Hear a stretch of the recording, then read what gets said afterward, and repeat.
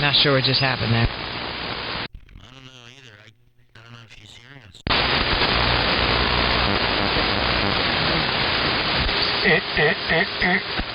What? I'm always confused no matter how you look at it. Well, Jim, you just hit me with 40 over, so that was pretty astonishing. Well, I guess that's a good thing. Hey, Clark. Be consistent. How about that? Oh, breaker. Hey, Clark-a-roni. Sorry, my fault. I thought I tuned off. W2BNY. Sorry about that. No problemo. So this hairnet night, is that what we're going to call it? The hairnet night.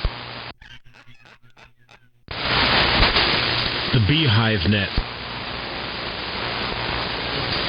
Oh, I don't know. Clark came up with well, he didn't mean to, but he said the astronet, which is pretty funny.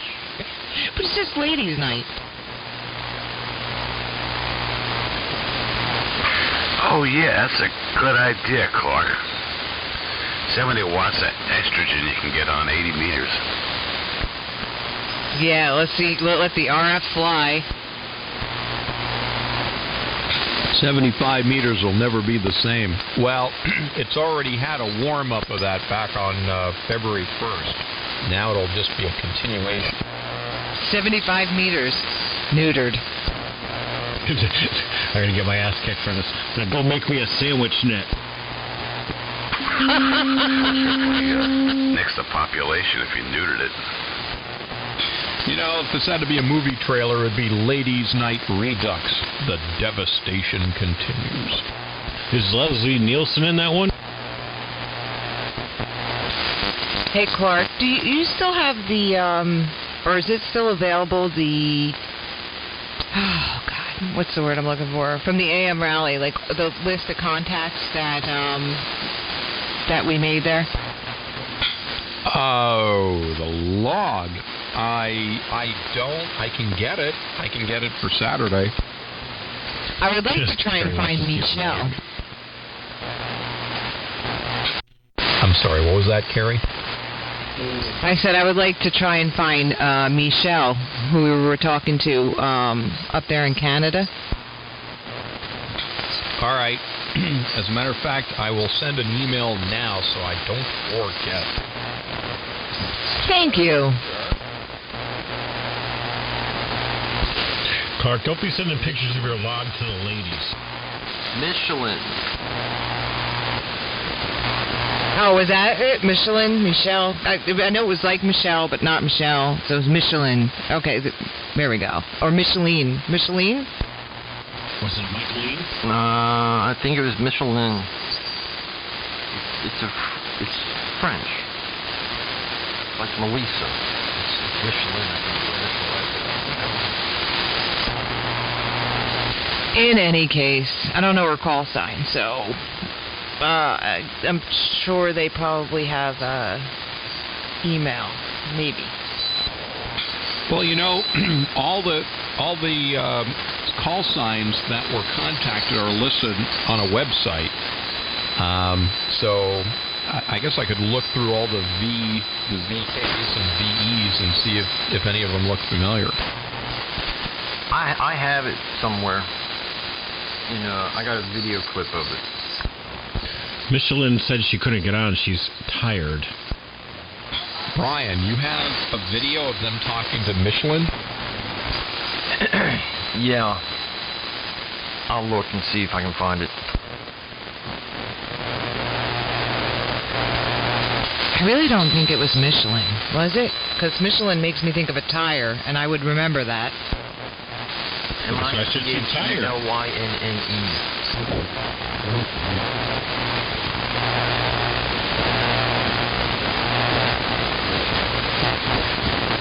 I'll find it, because I looked her up. Steve knows who it is, because he speaks to her husband all the time, whose name I think is Howard, on the gray-haired net all the time. But let me see if I can find that. Because I had just left Sunday, and when you and Stephanie picked her up. and I shot a video of the receiver in the truck for the audio.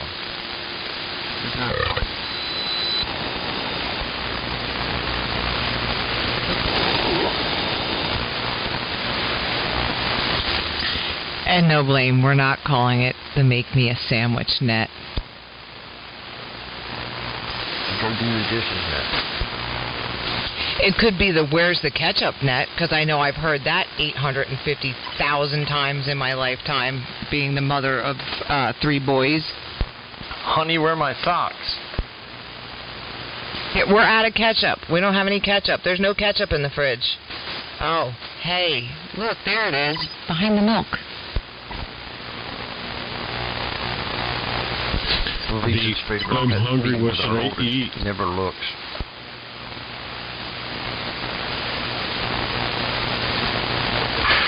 There's a whole refrigerator full of food, and a couple of closets full of food. I don't want that. I don't like that. Yeah, there's nothing to eat. There's nothing to eat. There's nothing to eat here. Well, you have this, this, and this, and this. I don't want that. That was a double. Sorry. No, it wasn't you. It was 2 other stations, and I heard the station ended. That's KB3OUK. KB3OUK, good evening. And who was the other station? Never mind. What's happened, OUK? Oh, nothing much. My wife has been sitting here on the floor with our daughter, listening to this whole thing. When she heard the comment about finding the ketchup, she just this is an evil look. Well, she needs to join us this Saturday at 7 p.m. on 3885 for the ladies' night, and we can discuss it further. I'm just feeling sorry for all the ham radio operators who are getting clocked upside the head right now that haven't said anything. Oh, she's got her own microphone, so she could join in if she wants to right here, right now. Yeah, I'm sitting here watching my husband. He set up an extra microphone so I can get him on the phone. And I got Terry talking, and I'm like, hey, I want to on this. There you go, Carrie. You're the maitre d'. That's right. The more, the merrier. You're like the B. Arthur of the Golden Girls on Frequency. Oh, thanks. B. Arthur. Really? You're going to be B. Arthur? She's in charge on the Golden Girls. She was like the pack leader, you know? So that's Terry. Not that you look like B. Arthur, my God. Well, she's more like Sophia from the Golden Girls. B. Arthur was... Oh, no, sorry. B. Arthur was Dorothy. That's your favorite show, so you ought to know. Yeah. See, she said B. Was that B. Arthur? I thought they meant Aunt B from Mandy Griffith. No, B. Arthur's Dorothy. Now, speaking of all 4 of them, yeah, I'm not sure which one she is. Probably like Dorothy, yeah. Oh, see, I'd rather be like Sophia, full of smart-ass comments.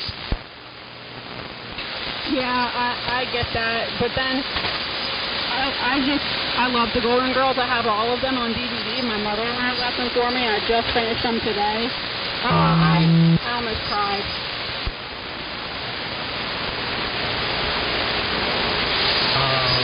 Boy, now we know we gotta look forward to on Saturday. This is gonna be awesome, and I'm gonna be recording every bit of it. And who's going to be Blanche? It's going to be the Golden Girls on here. This is going to be great. We're going to be live streaming on multiple different channels, on multiple different platforms. This is going to be epic. Yes, how can we make our significant others squirm while we're in the operating chair? So I'm glad I'm single right now. What's that, Steve? You can do it. Television, then when you left. Lynn's got to come now, Rob. Yeah, get Lynn down here, Rob. Yeah, I know. She's tucked in upstairs there today. She had to go into work there. Yeah, with her channel surfing. I asked her, stop or go back. There's no going reverse back to the other channel. It just keeps going forward. So I get my bathing suit on and my surfboard out and prepare. My, what an image. People Thank you, still Brian. channel surf these days? Well, I will be back momentarily. I have to go do some mom stuff. But I'll be back. KC2UFU. You're going to look for the ketchup, aren't you? No, because I don't have to look for the ketchup because I know where it is. You mean not like the matter? You So open yeah, up the refrigerator and sit there KV3WFV. looking and go, where is it? It's right there. Where? And they reach right in and they grab it.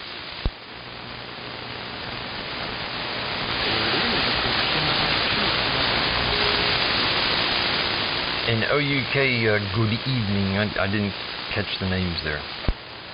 Yeah, this is Cheryl. Somebody, K2KM, is trying to check in there. I don't know if you guys heard him.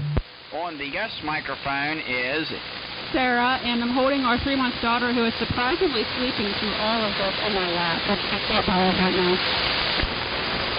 Very cool. I was playing with my 3-year-old grandson. Billy, who did you say checked in? Pick him up.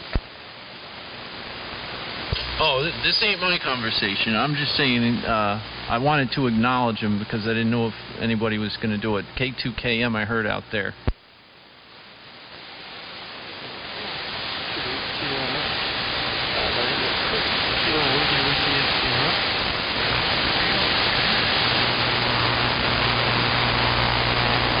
Hello, Chris, from Alp, N1F down in Greenwich here.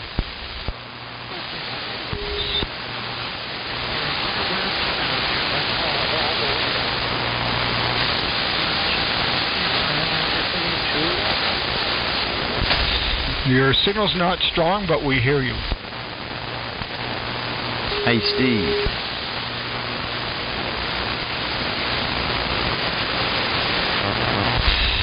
If you have a linear, it would definitely help. Hey, Steve, what's Michelin's call? Yes, hi, Brian. What is her call? Do you know Michelin's call?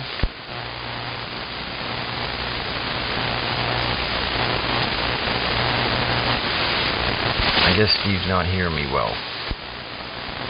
He may be looking up. Yeah, Chris, if you can get a little more fire in the wire, it would help there, but we are hearing you. Yeah, Brian.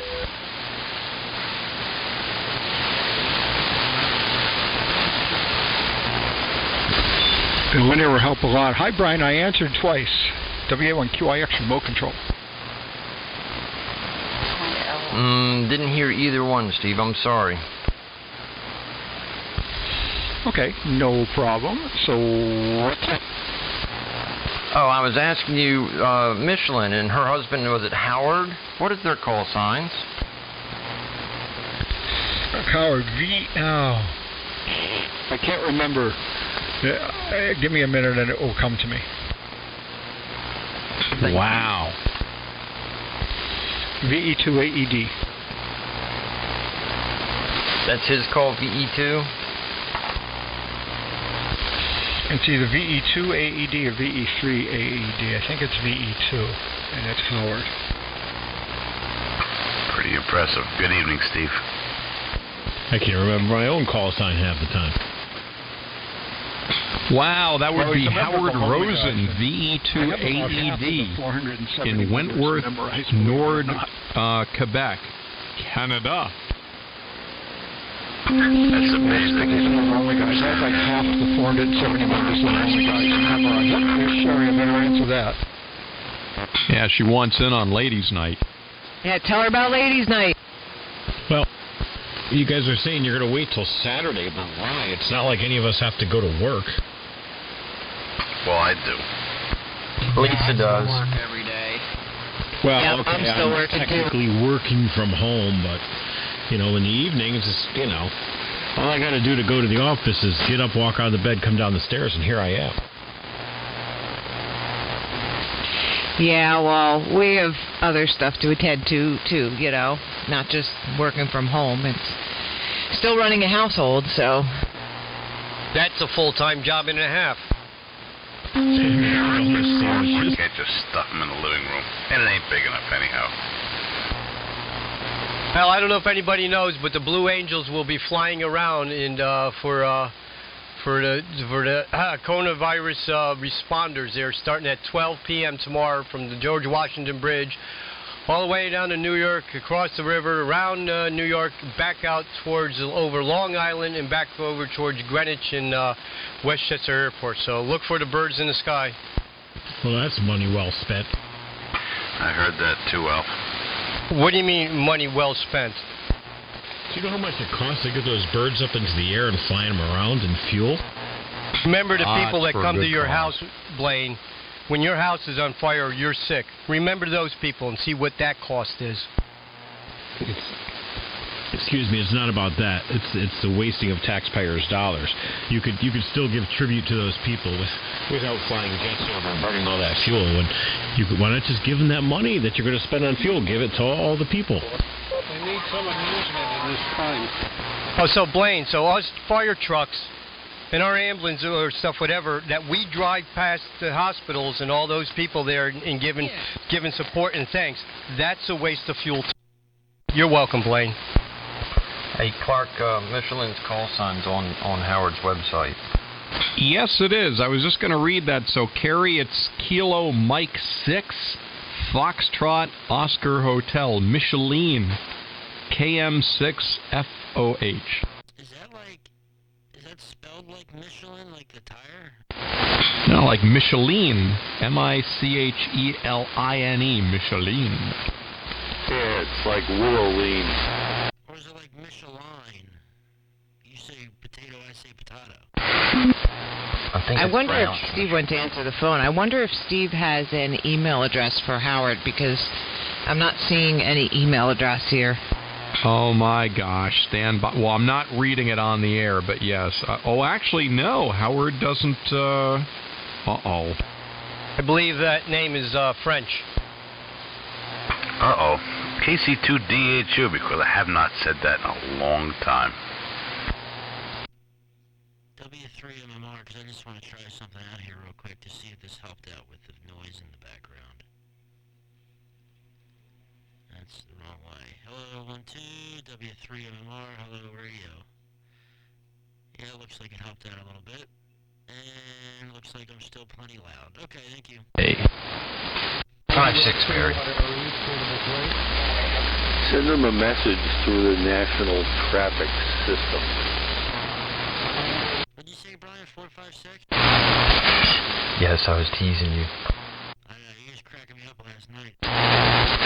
Oh, hold on a second. There's somebody that's going to bust a gasket if they don't get in here. Who's the braking station?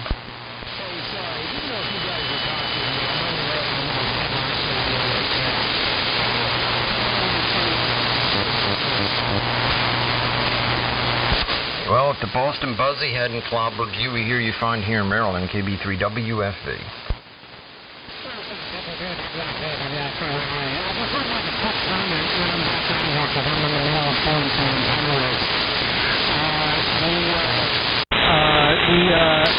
Planes flying over New York City, not exactly a waste of taxpayers' money, because those pilots have to fly so many hours in order to keep current.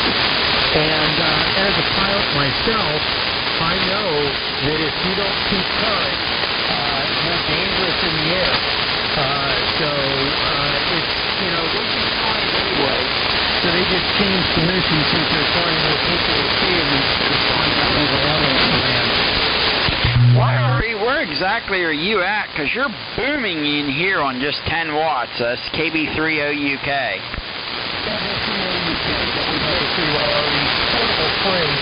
I'm in a little town called Strongstown, Pennsylvania. So it's 70 miles north-northeast of Pittsburgh on U.S. Highway 422. And I'm running a full-size inverted bull up at about 80 feet. Okay, so you're probably about between 100 and 150 miles from me. I'm down here about in the south central part of the state between Bedford and Chambersburg. So, yeah, probably about the closest to you. All right, I'll let everybody else jump in here. KB30UK. Yeah, airline, we're probably about 75 miles. Oh, testing. Here, I may be back in, but I'm burning daylight, and I gotta finish tying some things off on my 40-meter antenna. WA31 report the boat. See ya later, KB3WFE. See ya. W3MMR. Have a good evening. Good hearing you out there. KC2DHU. You're giving me flashbacks. I'm giving you flashbacks, sorry. We want Clark. W2BTK. Now you're going to learn the lesson behind the expression, be careful what you ask for. Do it. I'm ready for it. Go for it. Clark, was it you that... Were you and I in a Walmart or something with the pink BB gun? Yeah. I don't know what the hell you were looking for, but we walked through the guns section. I think you were looking for a howitzer, and they were sold out. But I look over, and there's this pink gun, and I said, "Hey, who the hell's gonna buy this? What? They really think that that coloring their guns pink are going to appeal to women? Is that crazy?"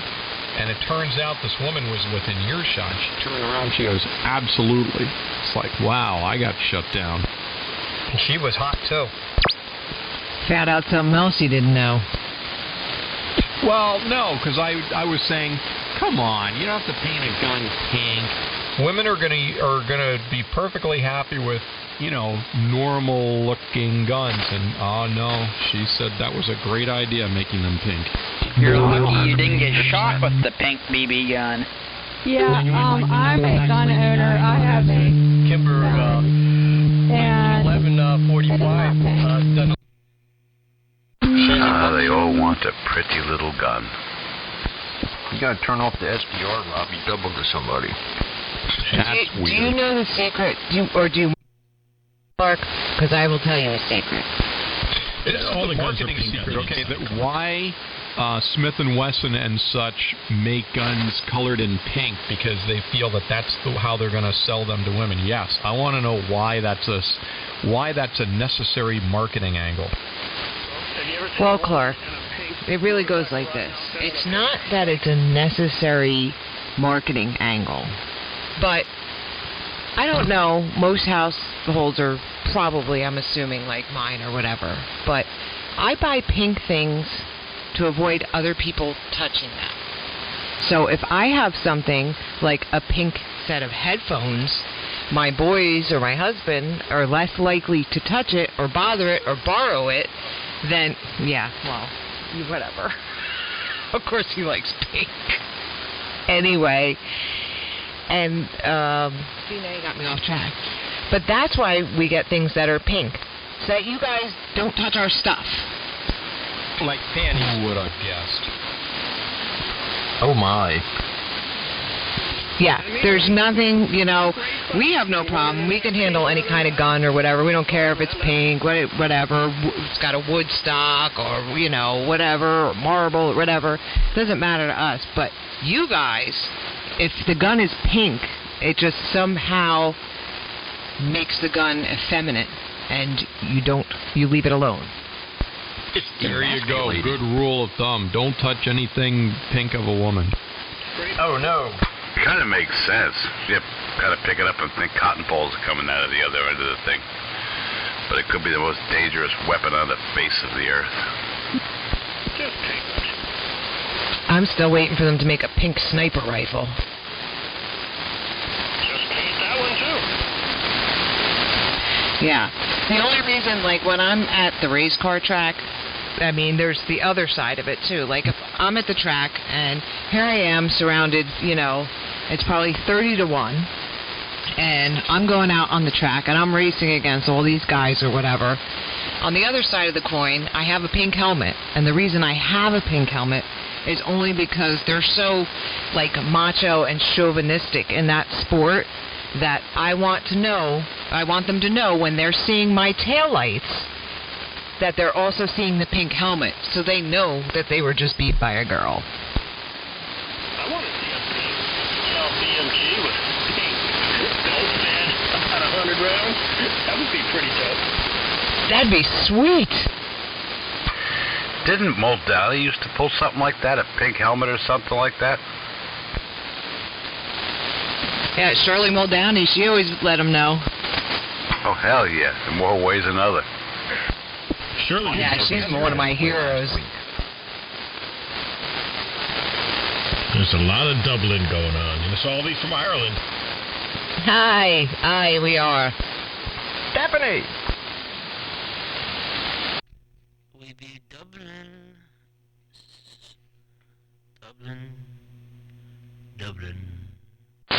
Good evening. Oh, there's a heck of a lot of good crack going on here tonight. And the lick of that, you know. I just picked up on that Dublin thing. Man, let me go get my Guinness. And you see? And that's the thing. We could be sitting on the ham radio and making some Irish soda bread at the same time, because we can multitask. Drink Irish beer at the same time.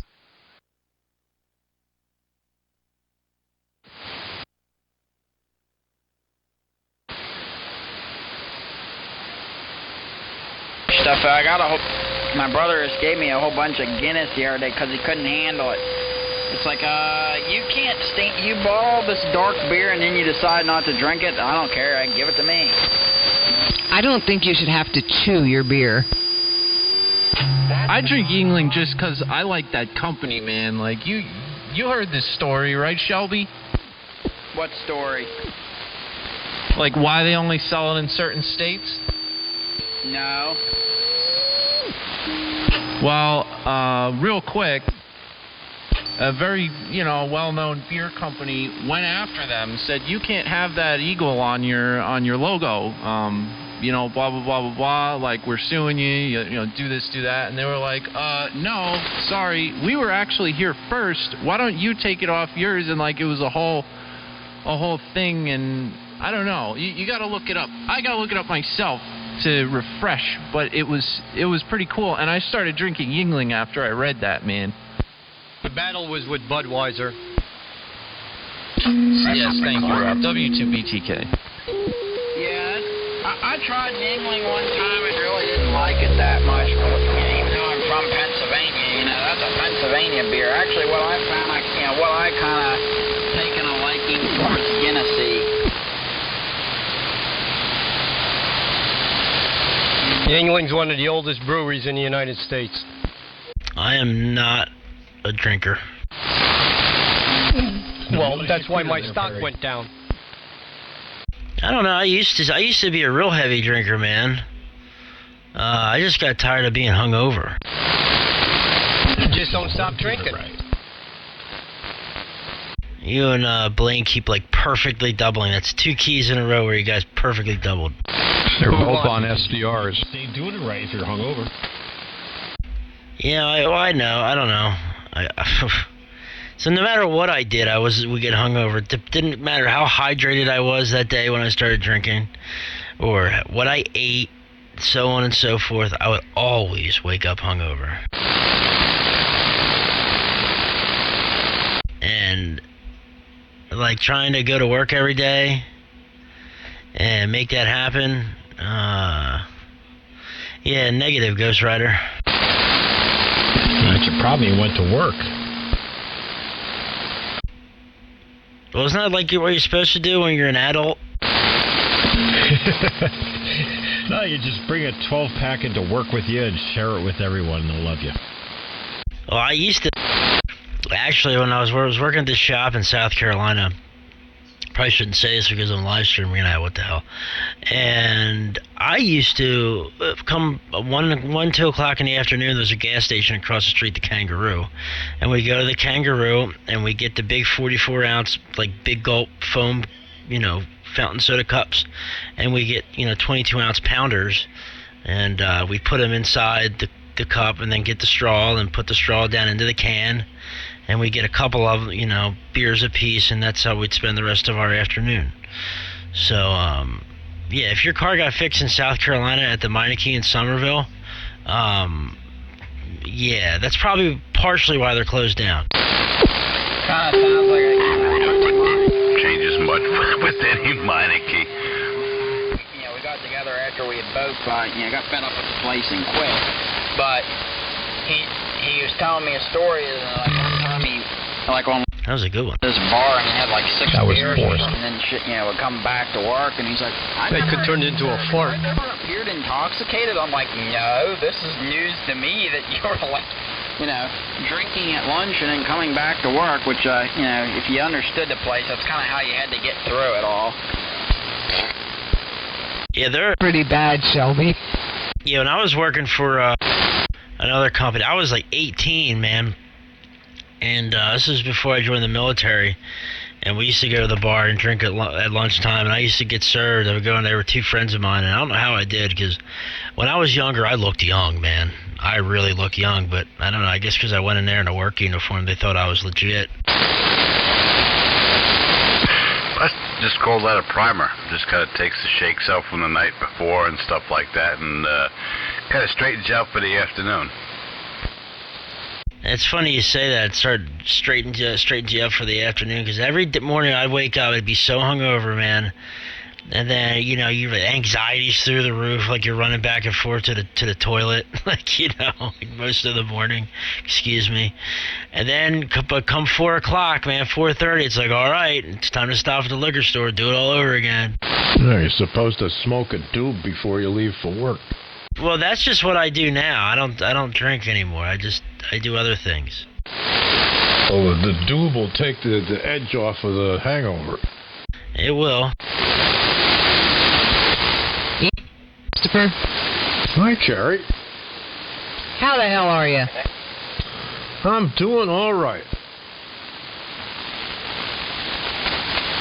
Can't complain other than it's cold and wet up here. Nasty. Yeah, better days are coming. Better days are coming. KC2UFU. Yeah, big signal up here. There'll be a 2 JBL. You hearing my...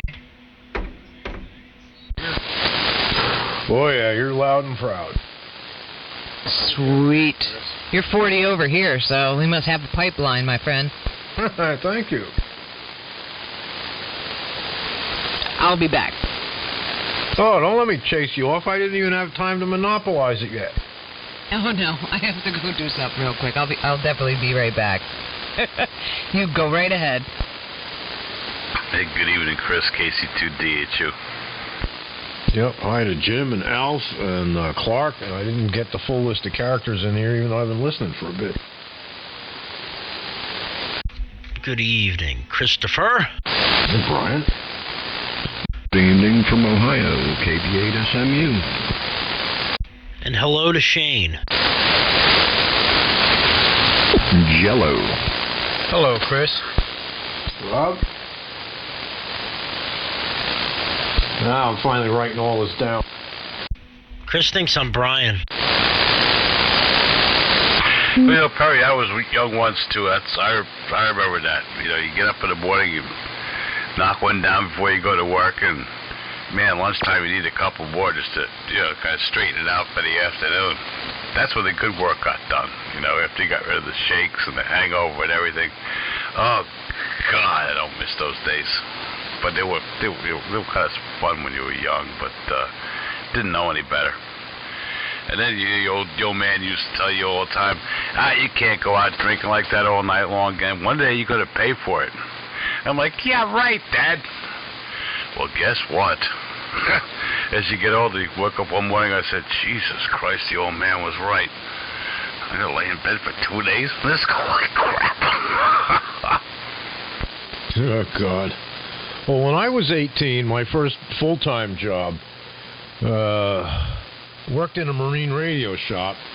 This is nice because I'm fixing radars and navigation equipment. I mean, people could go aground and have serious accidents if their navigation instruments aren't calibrated. Well, right next door to the shop was a bar, a dive bar, and I used to go out for lunch. The guy. What?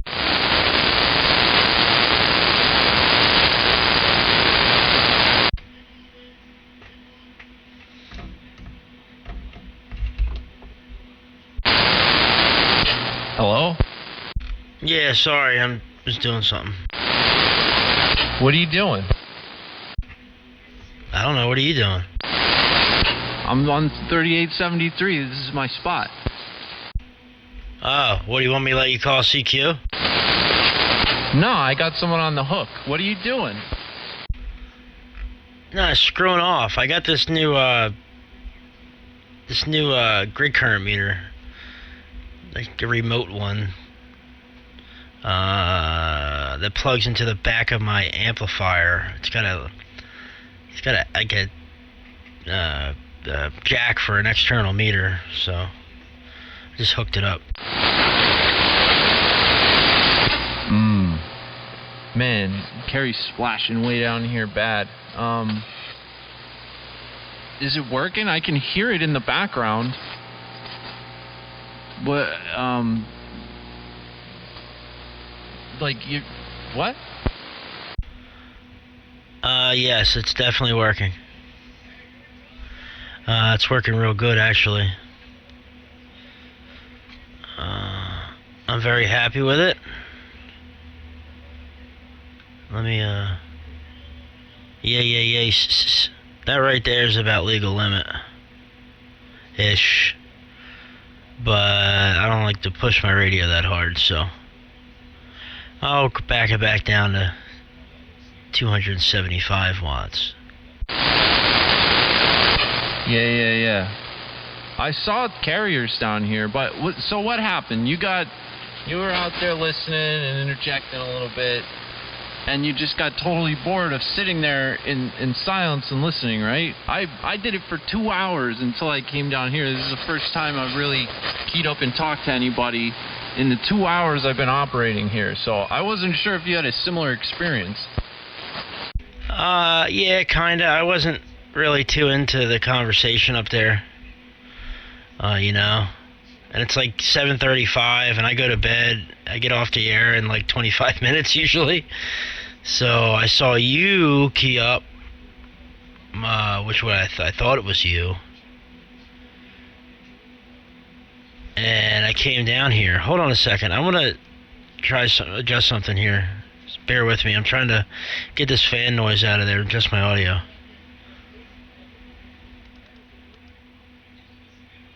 Alright, hello, 1, 2. Alright, God, the TV's like loud in the background. Did that help out at all any? Mostly what I can hear, and there's like a tremendous amount of splash in there with you, but it's like a high-pitched fan noise. It's not the sound of air moving. It's like the sound of, it's high-pitched, like woo, woo. It's in there a little bit. Why don't you just drop your mic gain completely? Or, dude, do what they do in recording studios. Put a sound barrier between you and that amplifier. It'll attenuate stuff maybe just enough to where you can get it really, really low in that noise floor. Holy God. I have like 15 dB of attenuation in line with my receiver right now, and it's almost 40 kC wide. If I took that stuff out, I don't even know. But, just to rule out any distortion or products that my receiver might make, I want to make sure that that's actually what's being transmitted. So usually 15 dB is good enough to be able to see that. And I threw 20 dB in there, and it was still out there, 5 dB down from where it was. NYXPM. Hey, Bob. Yeah, I usually run with 20 dB of attenuation here on this band, and I cranked it up to 30.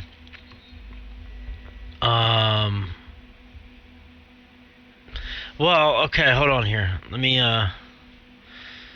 check here. 1, 2, test. Hello, 1, 2. Alright, hold on. Let me back the mic gain down. Alright, I backed the mic gain down some. Backed it down even more. Hello, 1, 2.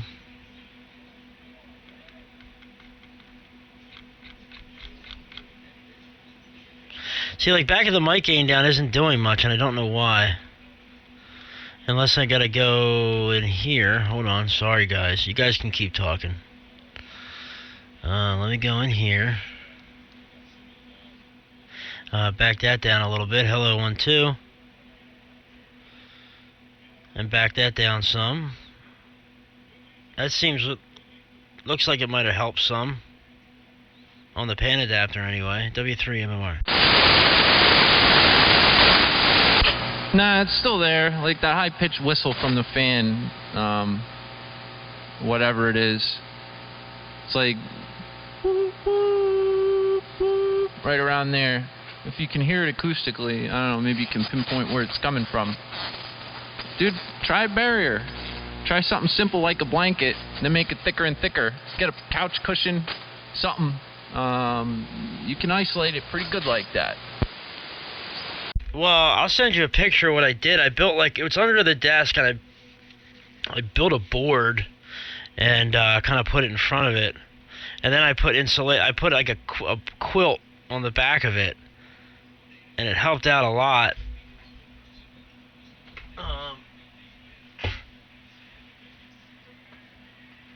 But is it like a... Was that what you're hearing? Dude, no, hold on. No, it was a birdie in my receive. I thought it was you. It's not there. Key up again.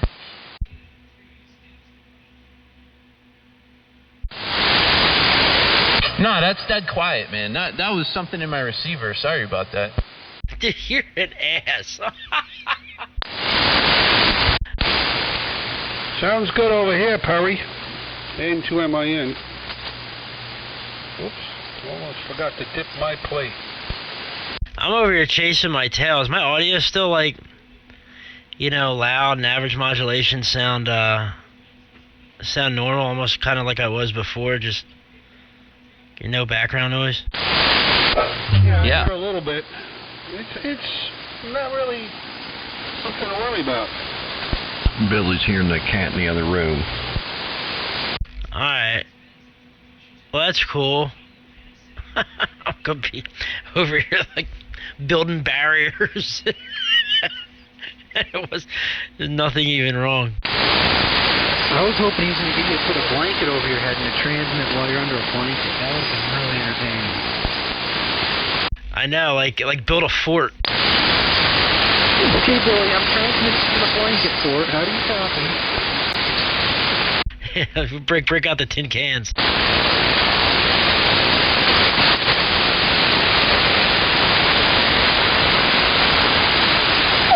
I was parked here 33 going out fuse a little while ago, but no one was down here, so I gave up, and then I heard life on the radio. I've been down here until 3.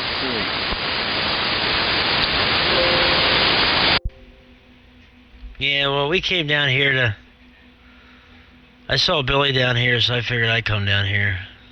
You know? Hello, radio. Alright. Now I'm going to put things kind of back to where they were, because there was no need for me to even bring it down, I guess.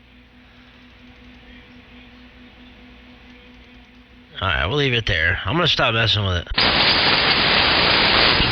Yeah, don't mess with it too much. You'll go blind.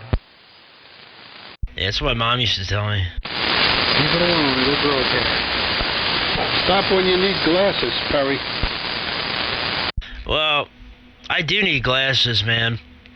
When I was in basic training, I got my eyes checked, and they were terrible. And they gave me BCGs, not in any relation to Clark. They called them birth control goggles. You know, them big, square, brown, you know, military glasses. And I had to wear geek straps with them. Geek straps are the things that, you know, they held them tight to the back of your head. You know? And I since lost my BCGs and never went and got my eyes checked again. And here we are, 9 years later.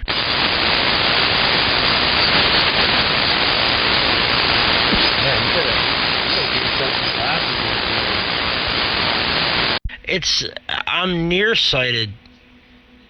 No, I'm farsighted, so I can see far. No, I can see. No, I'm nearsighted, so I can see close. But like when I'm driving, especially at night, like trying to read street signs and highway signs and stuff like that, forget about it. I mean, they might as well not even be there. Try LASIK. Well, my sister got LASIK, and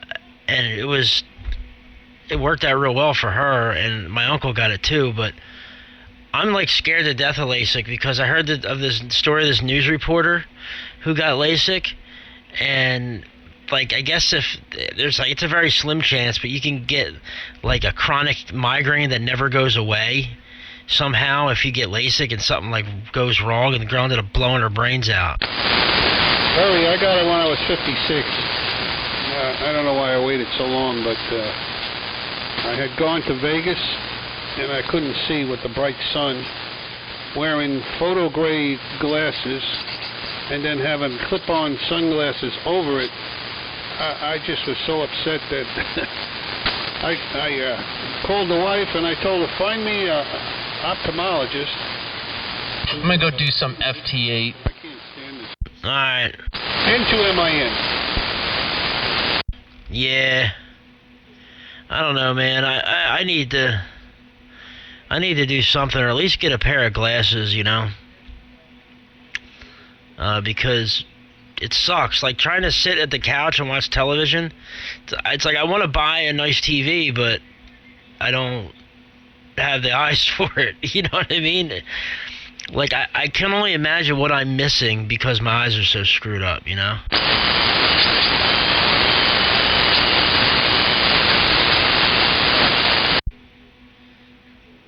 Anyway, how you guys hear me? Like, you hear me all right?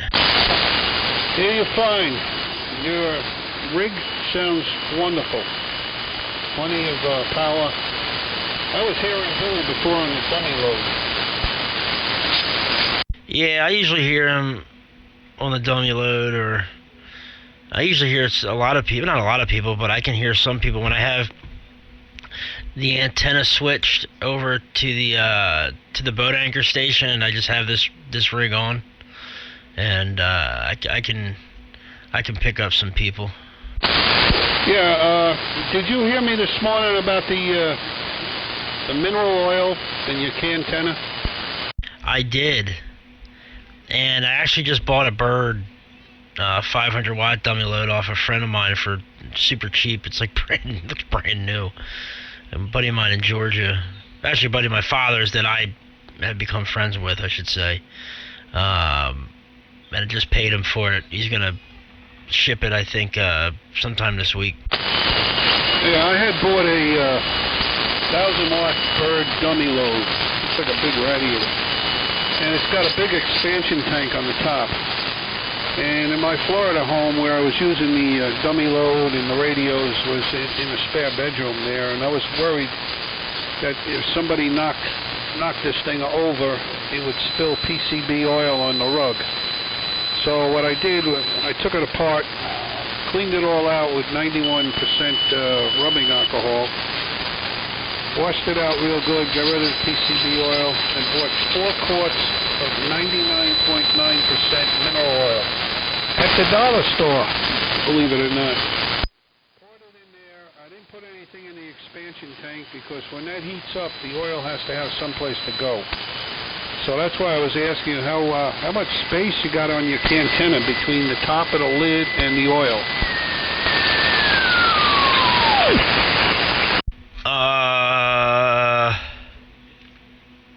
I don't know, a few inches. The thing's like 3/4 of the way full.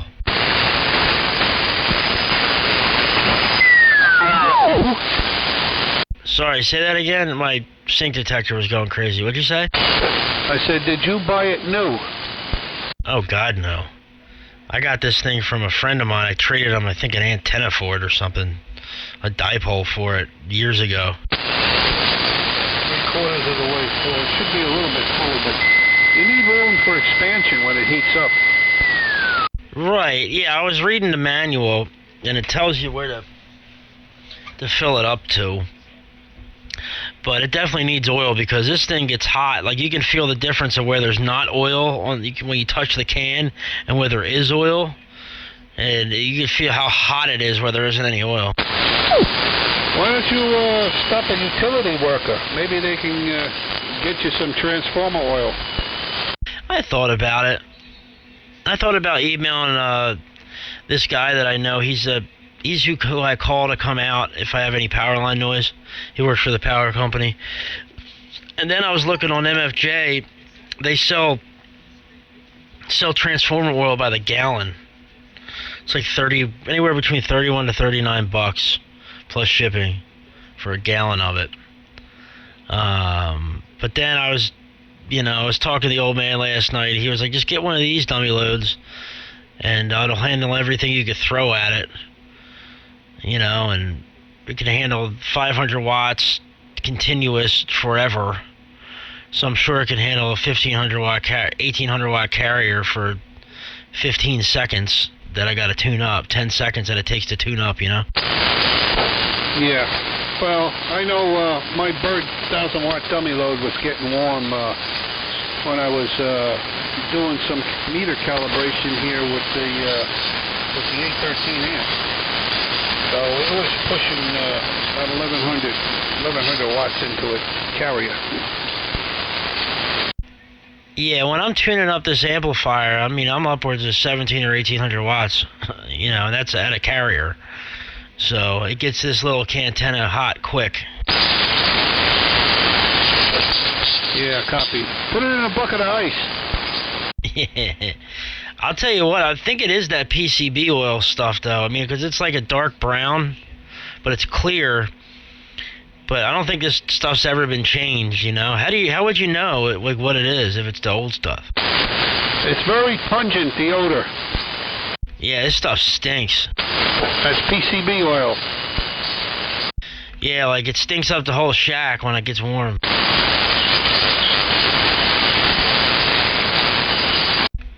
So I guess that stuff's bad for you? Well, they claim it's a carcinogen, so I don't know.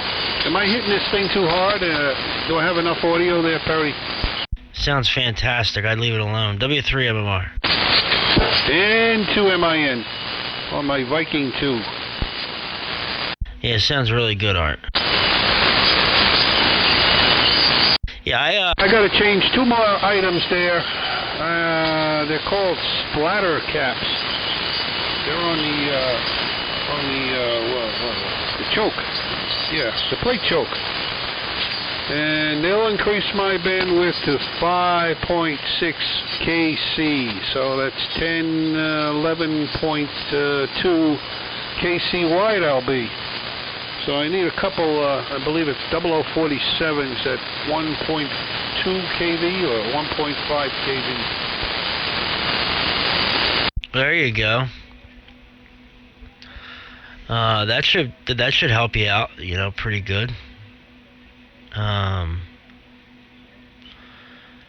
I think it sounds good now. I'd be interested to hear what it sounds like after you do that, though. Yeah, that, I got to look up some diodes there. Order them from Mouser. Some Dina diodes and, what is it? I forgot. 2000 PRV or something, diode I need. Put in a negative peak limiter across the mod transformer. That's about the only other 2 mods I'm going to do. I'm not going to do part 2 of the mods, changing the tube complement to 12AU7 and putting in I don't know whether it was a Darlington transistor or just 2 transistors with the emitter follower as a splitter for the 12AU7 in the audio chain. Pull them over, they open up, and you got the twin triode. So I don't know whether I want to really do that. I don't want to change it. I think this is as far as I'm going to go, except for the splatter caps and the negative peak limiter. Everybody says the radio sounds fantastic. And the guy I got from the email was a 7 call sign. He's up in Connecticut. He wanted me to send him the information that I did. And he was going to pay me for it. I said, what, are you kidding me? So I just sent them off the articles. I said, this is what I did. I didn't do part 2. I don't think it's necessary. It's not going to get any better. It is what it is. Yeah, you're about AKC total bandwidth now. It's pretty sharp. Because when when with your siblings there, it doesn't go out much further than 4 kilohertz. So and it's pretty sharp. So yeah, widening the frequency response on the top end should help out a bit. And you are using a D104? Yeah, D104 with the JFET source follower mod in it. That's what we're doing. And well, anyway, yeah, I'm happy with the way my mod meter is working. Oh God, it's too high. Hello. Oh, no wonder why I was going over 100. Had to recalibrate it. Hello. So I do about 80-90% modulation on this thing. That's all this thing is rated for. It's only rated for like 80% modulation. They tell you to reduce the carrier or the plate voltage down to 230 milliamps, and you get more modulation out of it. So it gives you more headroom, I guess. I don't know. I'm running it maybe 125 watts. I got it loaded up pretty heavy. What am I running on plate? 50, 60, about 270 mils. That's what I got on the plate after I dipped it. So I heavily loaded it. And it seems to be working fine. So I'm going to leave it.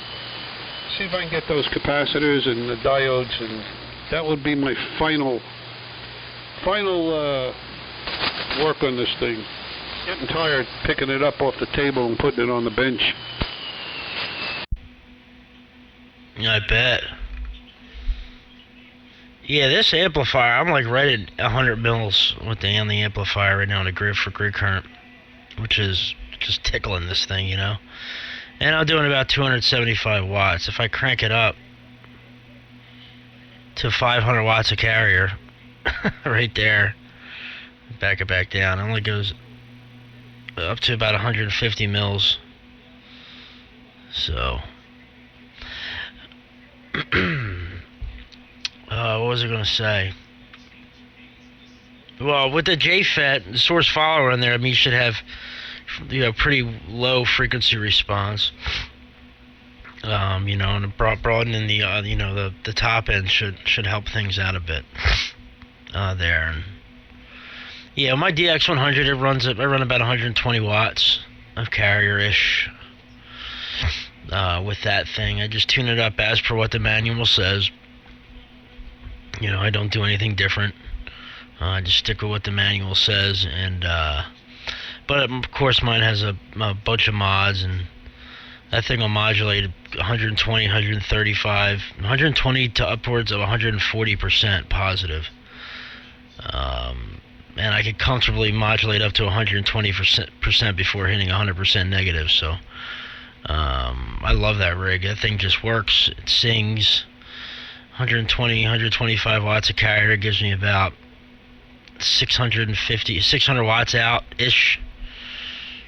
Peak maybe a little less. And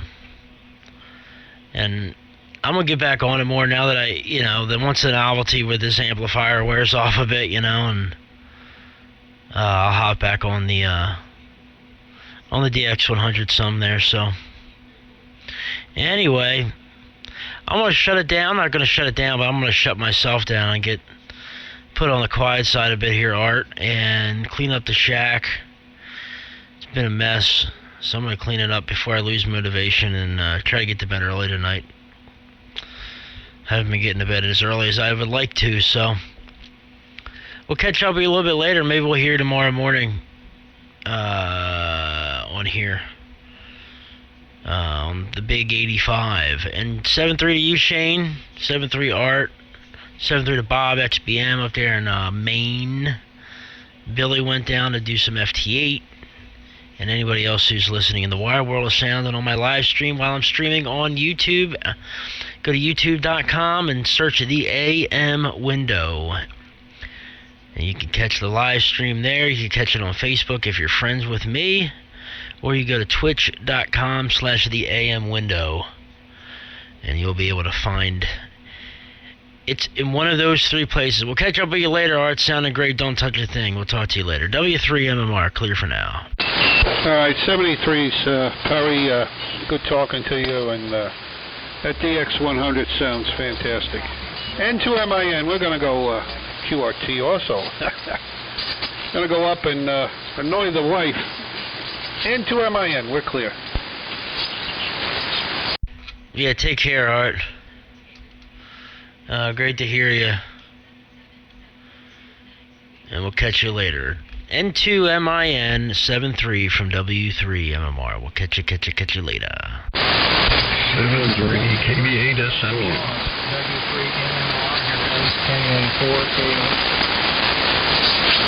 Is that you, Philip? Yowza, yowza.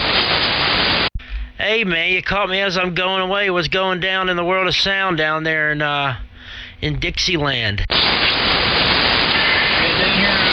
here in Empire in the Fort Call region, Georgia. We all inbred. Not much. Just trying to keep from losing my marbles. You know how it is. That's funny. Yeah, I hear you, man. Well, I'm fortunate to be working, so I haven't quite. Well, I lost my marbles a long time ago, but the coronavirus hasn't made it any worse. We'll put it that way.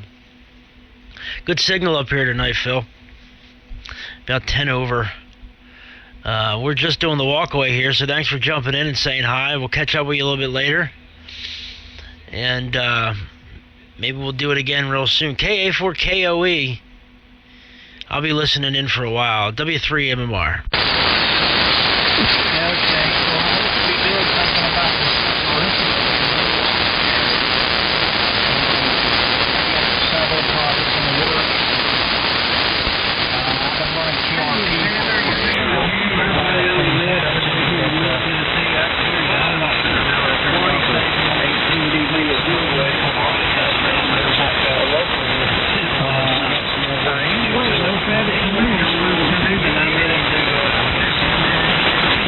Local area set. I'll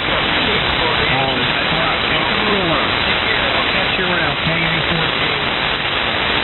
Yeah, all right, Philip, real good. Yeah, the damn Texas traffic and that came in there with you pretty good. But nevertheless, man, take care. Great to hear you. Hope all is well with you and the family. My best wishes to you and yours. And we'll catch up with you a little bit later on. KA4KOE 73 from W3MMR. We'll catch you later, Phil.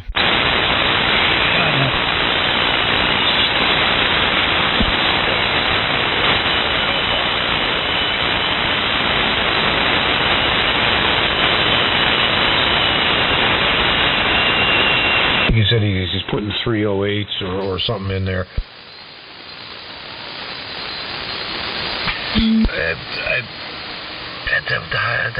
My friend of mine got married, and I had that 60 Land Rover. It was like, what, 82 or something like that. So I had this, so I had to wear a freaking tuxedo and all that crap that I don't like to wear. At some place. So I get gas, I put gas in the damn thing. And there was a lot of people around the gas station, one of them gas and go places. They're all out there. So I said, I'm gonna make them look at something. And so they're looking at this old Land Rover anyhow, because it was, really didn't have a good paint Wrapping job my or belt anything. It had a little the rack differently on the now that I'm top and starting all to that stuff. spend a little bit of time So I under get the the gas hood in the thing and I reach under the and back seat getting and people are looking dialed at me. I pull out in, the as you crank. want to say it. I shove the So, crank in the everything front of the looks thing and whip good. it over with the crank. Cooling fan's cooling. Oh my Green God. belt is spinning. And the people, the jaws started dropping Kind of on nice them to things. finally have a We green used to belt. go I've out been to waiting the, a long time to get one. I don't know if you ever Get heard to a of it. certain Probably amount heard of it, the so many grasshopper inches, and in then you can Pearl get River. them. And there was one girl We'll that see I how used these to hang out conditions with, skip around a little bit, because they're up in we had Wisconsin something right going now. on in the bar one So night. waste So we of go key. start this car with a crank. And I gave her the crank. I said, go ahead, give it a shot, Tracy. Tracy goes out there. She whips that thing over one shot, and the thing starts. And this kid, Kevin, that worked in an auto parts store down in New Jersey, I think it was called All Points Auto or something like that. He says, okay, I'm going to try that too. I can whip that over in a half a crank like her. He was out there cranking that thing like it was winding a freaking clutch before it kicked back down and farted, started, and everything else. Started. She nailed that thing with one crank over, and off she went. And one BCG, Greenwich, Stamford, Colchester, and beyond. And when I got to run the dishwasher, I'll see you later. Yeah, watch how you handle that crank. It'll break your arm. Oh, yeah. KC2DHU, because I've been walking and talking. No, not walking, just talking too much. W3MMR, I'm just listening. When you used to start airplanes like that, K1MB. Yeah, switch on, contact. Times. You mean you break the rubber band? Oh no! I had the battery, the starter battery was almost dead. So I said, well, I'll just push the prop to the point where you get to the compression part, you know, where it's hard for the motor. And I had my friend kick the starter motor over, but the problem is it was on the left magneto only, so it had automatically advanced the spark on the single magneto. So I pushed the prop up to the compression point, and I hear a click, and the damn thing started up, and I'm standing right next to it. Frickin' near-death experience. Jesus. Don't you have manual control over the advance? No, when you the starter switch for the plane has got several positions. There's off, there's left only, there's both, which is magnetos, and then there's start. And what happens is when you put it to start, it actually just switches to one magneto, which becomes advanced. And then when you let go of the key, it goes to both magnetos. Well, when you hand prop it, you put it on just the left magneto, which has got, I keep forgetting what it's called, but anyway, the spark is advanced on that. So I thought it was off, but it was not. It was in the left magneto. It was basically in the manual start position, although the starter motor wasn't engaged. Don't say off. So yeah, so I pushed the prop up, and that's it. Literally, I heard a click, and the next thing I know, this propeller is whirring. I was so close to it. My right side was, because I used my right arm to push the prop over. It was in the wintertime. My ski jacket was getting sucked into the propeller, so the bottom edge of it was like on the propeller, but it didn't catch anything because the front side of it was smooth. But anyway, my friend quickly turned the engine off, and we're like staring at each other like, wow, what the F just happened? Yeah, I would think when you want to prop start that thing, you want that thing retarded. You always retard an engine when you start it, and then you advance the timing after it's been running. You're lucky you didn't get sucked into that thing. Yeah, I was going to say the same thing. Like a Model T or a Model A, your spark is your advanced retard, whatever. Your spark is on the steering wheel. You always retard it or set it to, top dead center before you start. Otherwise, it artificially raises the compression. It's harder to turn over. Anyway, and, don't want to start. Babble. Thank you for your patience. I'm trying to think of the name. It is the damn it, I'll have to look it up. But anyway, you know what's funny about that? Although it's hard to say what's funny. After that, I was convinced people get killed by this stuff. And so the next time we got together, I brought a video camera and a tripod, and I set it up, and I said, we're going to make a video about just how dangerous these things are. And every single time I tried to hand start that engine, it would not start. I'm sitting there like throwing the propeller over and throwing it over and throwing it over. The damn engine would not start. And it was only after a while we ended up going to the aviation shop, and I explained to these guys, I'm like, I don't understand. When I don't try to start it, it starts. And then when I got a video camera set up and we're trying to show how dangerous these things are, it never starts. And they said, yeah, that's right, because you had it set for both magnetos. You have to have the switch in the single magneto position, which is for starting.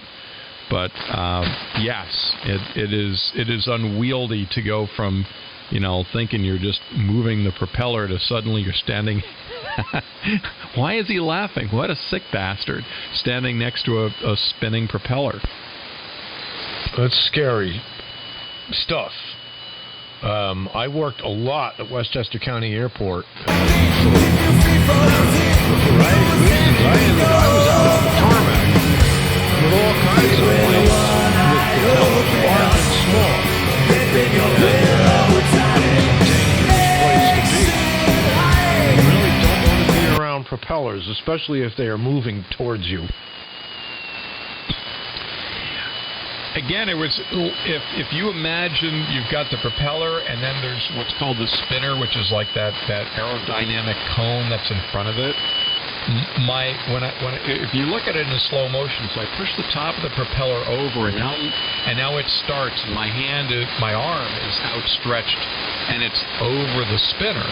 The propeller it spins counterclockwise. The propeller's now coming up under my ski coat, and it's like sucking the right side of the coat into it, but I can't grab it because I'm too close to the center.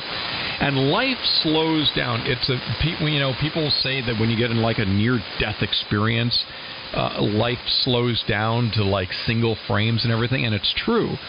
All of a sudden, I'm like seeing each blade just sort of like slowly pass by, and I'm thinking, okay, what just happened? Oh, I don't really have time to think this. I'm in this surreal moment between, something that seemed so normal, and now this thing, this food processor, which is just to the right of me. Oh, look, my jacket's getting pulled into it.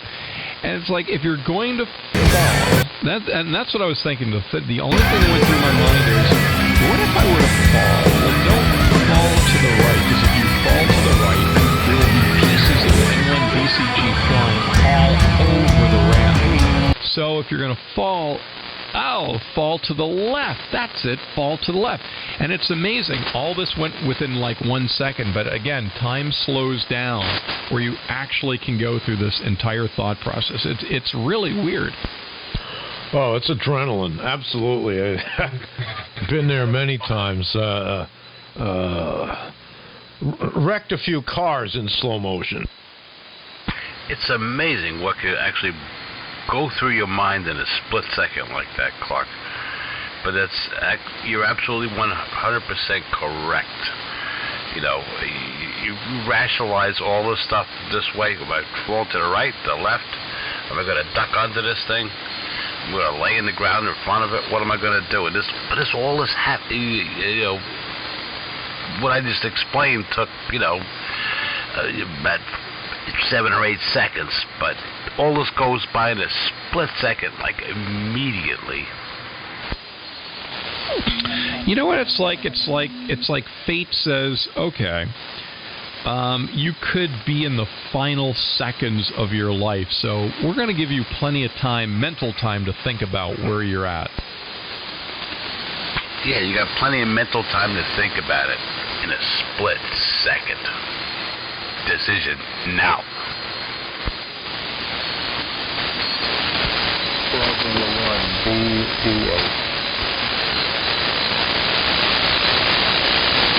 I heard a BDH out there. Whiskey 1, Bravo Delta Hotel in Chesapeake, Virginia. Name is Brian. How's it going, guys? Hey, Brian, I'm hearing you. KC2DA2. A little muffled, but got you here in New York. Well, this was making some menu adjustments on SSD, and they gave me, they told me to throw a little more bass in there, so that's probably what's going on. Go ahead.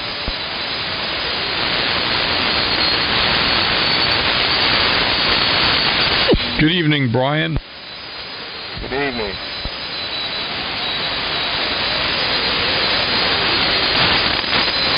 Didn't mean to interrupt your deep discussion there. I just heard you talking in there. I was on 75. I figured I'd jump up here to make sure I wasn't flattering you.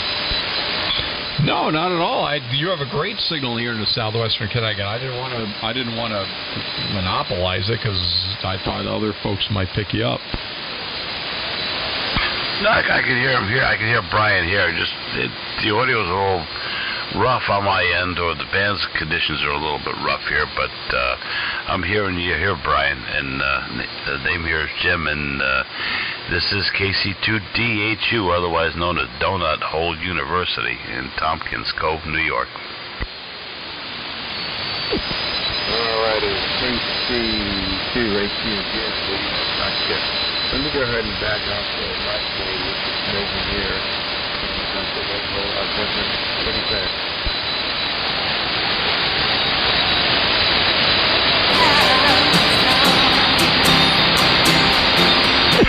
What are you running for a rig there, Brian?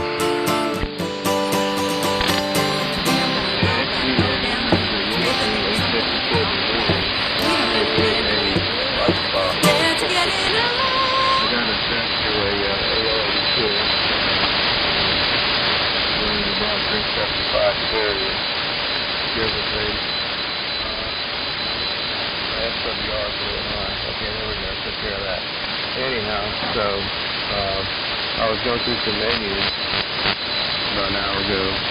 Got a little more bass in there. I guess I could try to reverse that.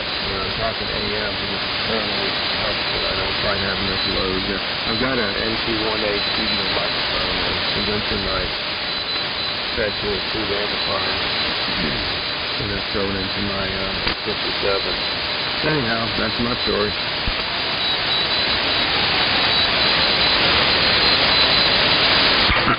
Yeah, okay, Roger, Brian, yeah, seems like you're running a little high on wattage there, carrier watts.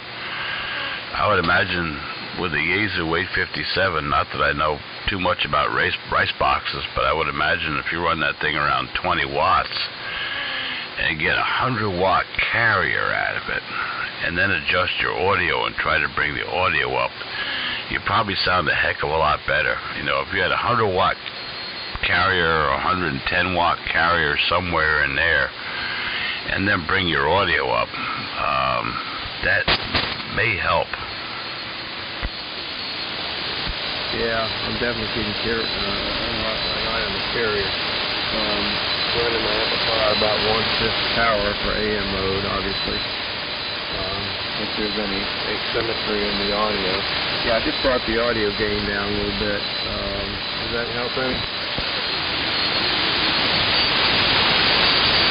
No. Well, people out there with more discerning ears than me, but just by fiddling around with lower powered radios, which I am on right now, I'm running about 18 watts and I'm running a Dentron amplifier and running about 100 watts carrier.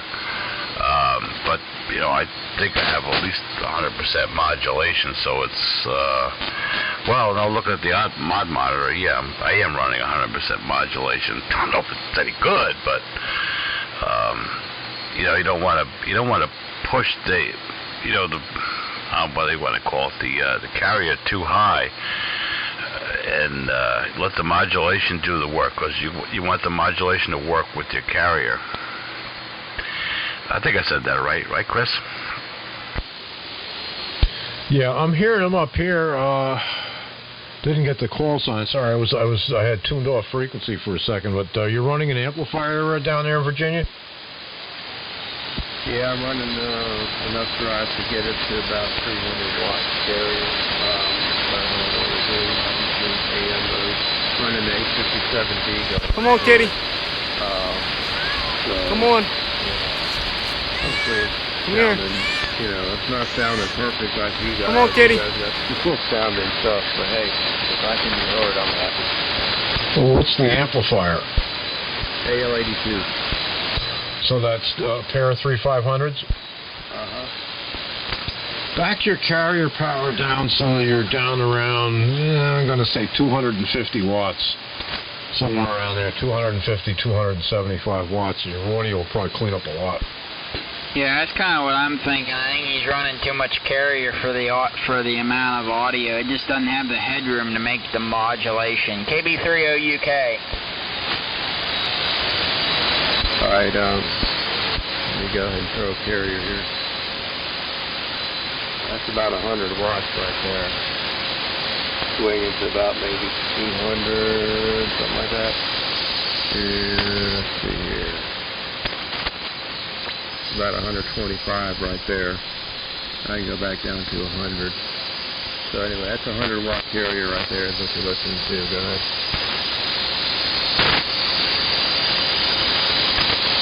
Yeah, you went into a fade. It was a little tough to tell. No, so you don't have to turn it down that far. Somewhere in the vicinity of 250, 275 watts. In that range, because when you had it higher, you had it at 375. There wasn't a lot of audio. Excuse me, your audio cleaned up a lot when you turned it down. Yeah, that doesn't surprise me. You definitely want to run this up, lower position, SSD, and run the full throttle, but not so with AM. That's for sure. I'm sure you guys know all about that.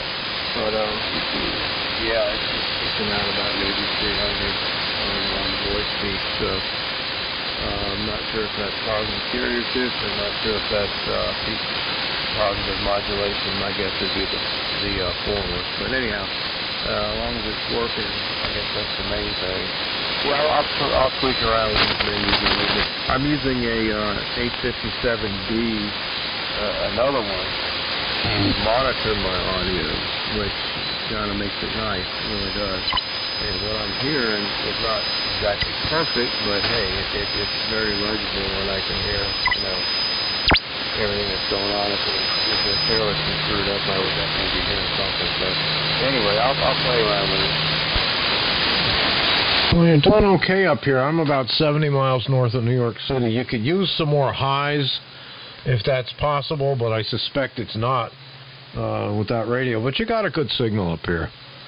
Nice to meet you. It's Brian, I believe. I'm going to sign out of here, Jim, and the whole crew in here. I'm going to get out of here for now and go hang out with my friend Miss Gibson guitar for a while. So 73 is KC2DHU W1BDH, I believe, in Chesapeake, Virginia. I heard KB3OUK in there. Well, I don't think I've ever worked. Well, I might have worked here before, but I see you post on AM phone all the time. 73 is all W2JBL. Chris, before you leave, yeah, it is Andrew into YKX. I'm going to send you an email. I have some questions about the 32V. If you don't mind, I'm going to send you an email through the QRZ if that's okay. Oh, please do. Yeah. Right, 73.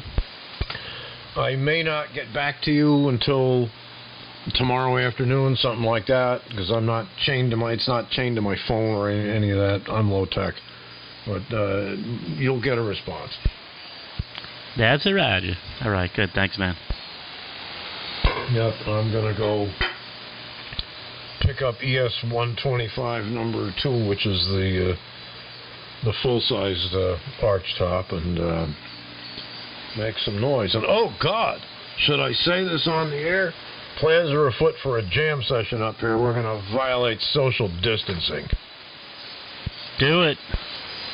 You play guitar? Cool. 7-3, Chris. Have a good night, man. Yeah, oh, gee, and we're on 446-925. Good evening, and thank you, Jack, N1 BCG. I'm not totally down with that being rebroadcast, but I'll have to look at Part 97. Sorry, Clark.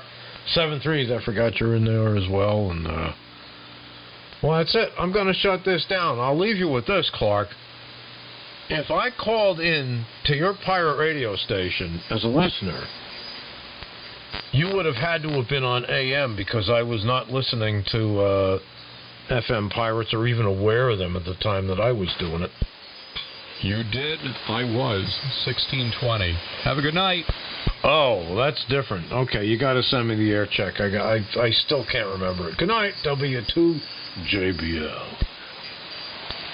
73 from KF2GV. Radio.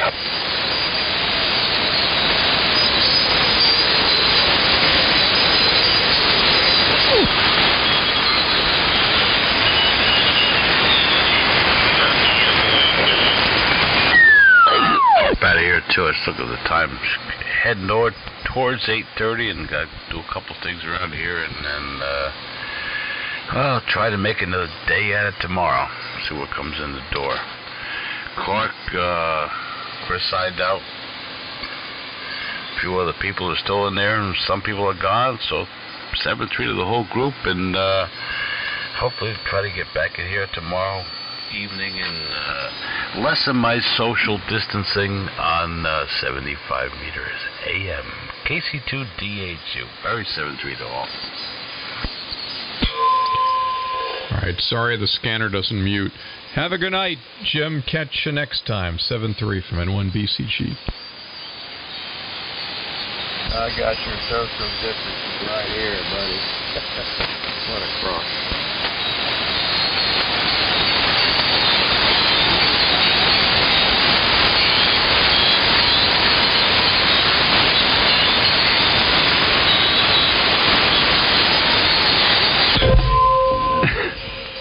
Well, that's exciting. Everyone went away. You know, what you really need to do with that scanner is put it into an external speaker and put the line to the speaker in series with a normally closed relay that you have connected to your transmitter. That way, when you key up the transmitter, it opens the relay and then effectively mutes the speaker. Well, Shelby, you're absolutely correct. But, I mean, the thing is it's more of a novelty. This is sort of a new thing. I didn't realize this. Just one day, in case the 446925 crowd is tuned in. So, weeks ago, I'm driving around. I had the scanner on, and it picked this up. And it was a UHF repeater that was carrying HF. I thought, wow, this is interesting. So I ended up listening, and it was on for hours.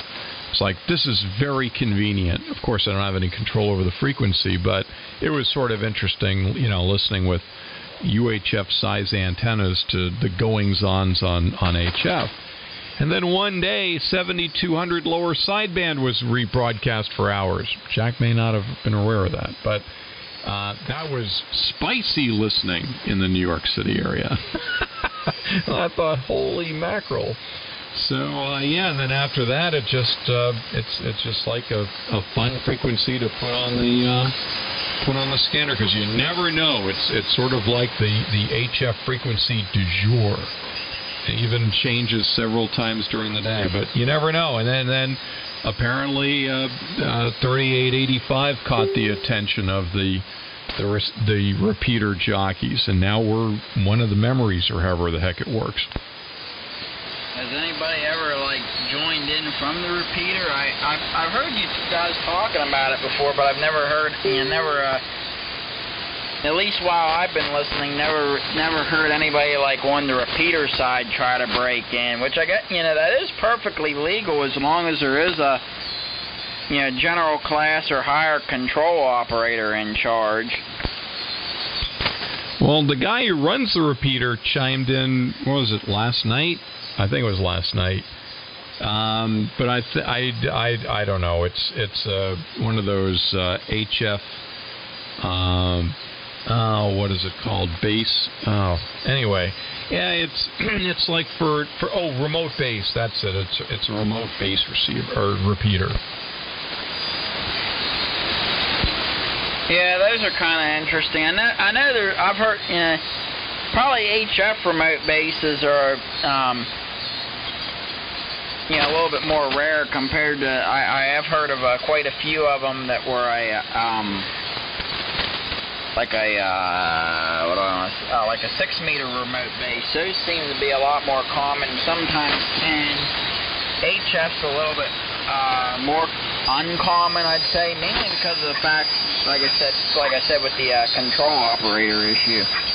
Yeah, because theoretically, basically then, if it was VHF or at least 10 meter sideband, there wouldn't be as much of a problem. Say if a technician got on there, technically speaking, they would be the control operator of the through via the repeater of the remote base, but you run into some legality issues when it's on a HF frequency like this. But 7200 wouldn't be exactly something I would want to put out over the air. I have skimmed past that frequency and just tuning around the bands, and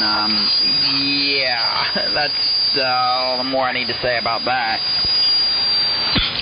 Well, it's a closed private repeater, so I don't think just anybody can get on it. Yeah, well,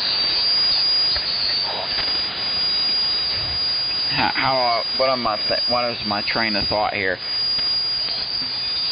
The only time where you would run into problems is say there was nobody really, say it was tuned to a HF frequency such as this one, and there was no person acting as control operator per se. Kind of basically the repeater's operating under automatic control. And say somebody would a technician license started transmitting through it. Technically, I think that is not considered legal in the eyes of the FCC. I don't know, that part of the Part 97 rules is kind of a little bit vague, but that's something we definitely don't have down here. Is anybody running any remote base stuff? It's 2 meters is pretty much dead around here. 2 meters, 2 meters is dead, and 440 is non-existent. Mainly because of the mountains. You might run into some 440 activity in some of the bigger towns, but where I'm at, there's no UHF activity at all, and VHF is pretty scarce too. There's a couple of guys I know that get on Simplex every now and then, but that's about it. Well, I don't think there's a worry about the technician class, because the thing is either the repeater's going to be rebroadcasting the HF frequency that it's tuned to, which means that it's going to be generals or higher, and then because it's a private repeater, you don't have just anybody being able to key up. It's not like, well, here's the input and here's the PL, just have at it. It's a private repeater, so there's filtering there. And in your area, you would think that the 10-meter repeaters with that mountainous area would be a big deal. I mean, you could get away with having even a UHF repeater if you were able to get up on a summit. But I would think 10 meters would be able to get around pretty well in this terrain. What 10-meter repeaters? I think the closest one to me is out in Pittsburgh. And there might be one in York, Pennsylvania, if it's even still on the air. There's not even many 6-meter repeaters around here, which is a surprise. Years ago it used to be like all the public safety stuff around here was low band VHF, which did great, and everybody decided to start moving to UHF, which you would think that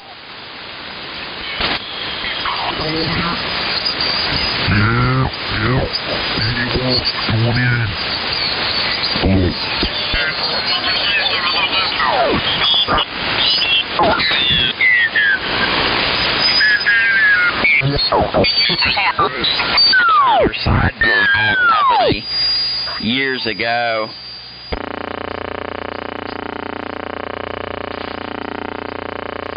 Around here, I'd like to try out some 6-meter AM, but there's not too many. There's not too many people on AM around here. There's me, and then there's one other person I know that occasionally gets on the air. and he's like 40 miles away. I've talked to him a couple of times here on 75, but that's about it. No, there are a couple down in Maryland. There's some a handful of AMers, but not too many right around me. I seem to be by myself. Years ago, there was a guy who used to get on here. I haven't heard him in a long time, but there was a guy who used to get on here. I think his call was KA3STN. He used to, I can't remember his name, Peter, I think it was. He would stay on during the weekends at like a buddy of his place, and he'd get on the air from there. And it turns out he was only like 5 or 10 miles away from where I'm at. So he'd just come booming in here because he was so, pretty much ground wave coverage. But it's been years since I've heard him, so. And I've heard a couple others around here, but that's it. I seem to be by myself, just in general, at least the county I'm in, there's not that big of a ham population anyway. Maybe at the most, less than a dozen people. So finding ones that are into the same exact, kind of the same on-air niche activities such as this is even more rare. KB30 UK. Well, Shelby, then you need to become an AM evangelist. You need to pioneer the use of AM. And, forget Brother Stare. You can be Brother Shelby and your evangelical church of the promotion of AM radio. How about that? Feedback from a scanner. That is so funky. All right. So anyway, there were a mess of people on this frequency earlier tonight.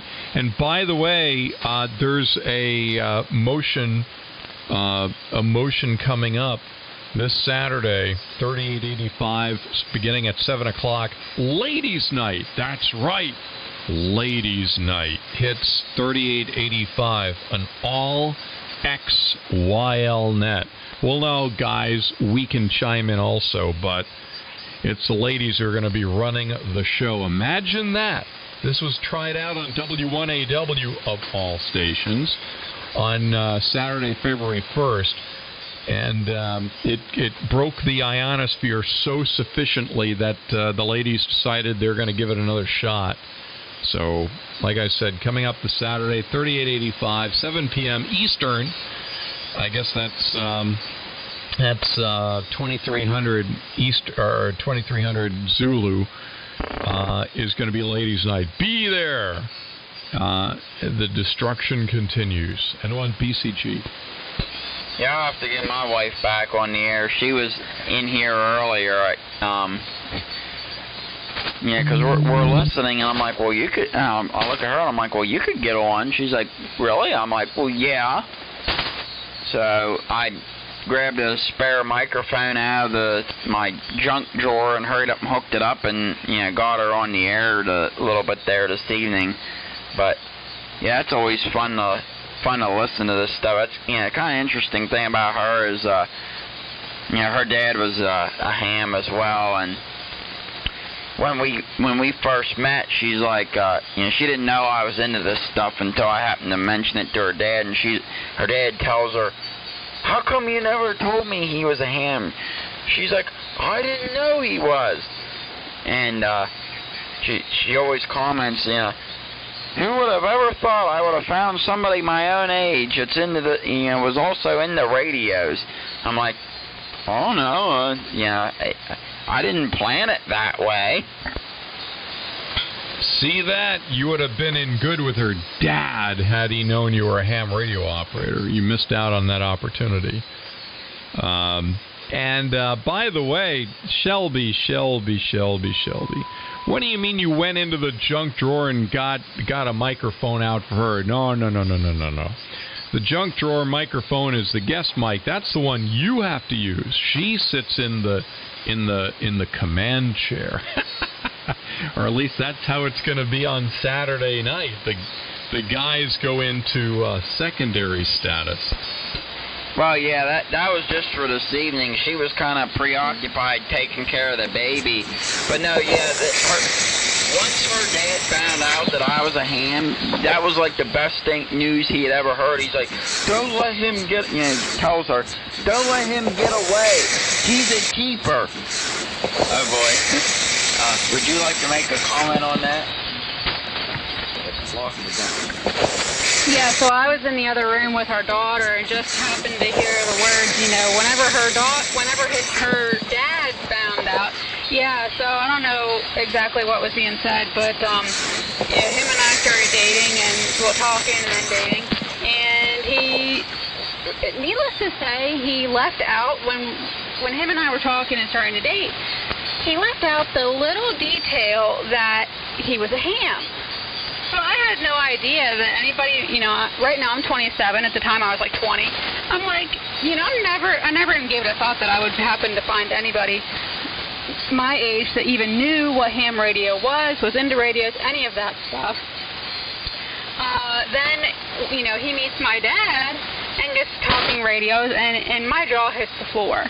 And my dad looks at me and says, why didn't you tell me he was a ham? And I'm like, well, gee, Dad, I would have, but, he never told me. He seemed to leave out that small detail. So, and then it just all went downhill from there. Well, no, I totally get that. Shelby left out that detail because he really wanted to, wanted things to work out with you. Listen, not you, but every other woman, if you say, I'm a ham radio operator, that's the last date. That's how you ensure that something is the last date. So, I get it. Shelby did the right thing. Yeah, Clark takes his radio out of the car before a date. Darn right. I had an old KDK, early 1980s KDK 2-meter rig in my Jeep for the longest time, and it had the big red LED frequency displays and only 10 memories, so it would scan through that stuff, and it was fun listening and all that. But I had a policy: if I were going out on date night, that rig, the antenna, the magnet mount, all that wires, any ham radio stuff out, because it just, that and dating just don't mix. Well, one night I screwed up, and I went over to this girl's house, picked her up, walked her out to the car, and as I'm opening the door, I look up, and there's the magnet mount antenna, the freaking 2-meter magnet mount antenna. My heart stopped, because I knew that, if the antenna's still on the roof, the rig is on the freaking dashboard, and it's probably on. Oh my God. And this one was a total worthwhile. Like, this was going to be the greatest night ever. She's so hot, I can't blow this, and I just blew it.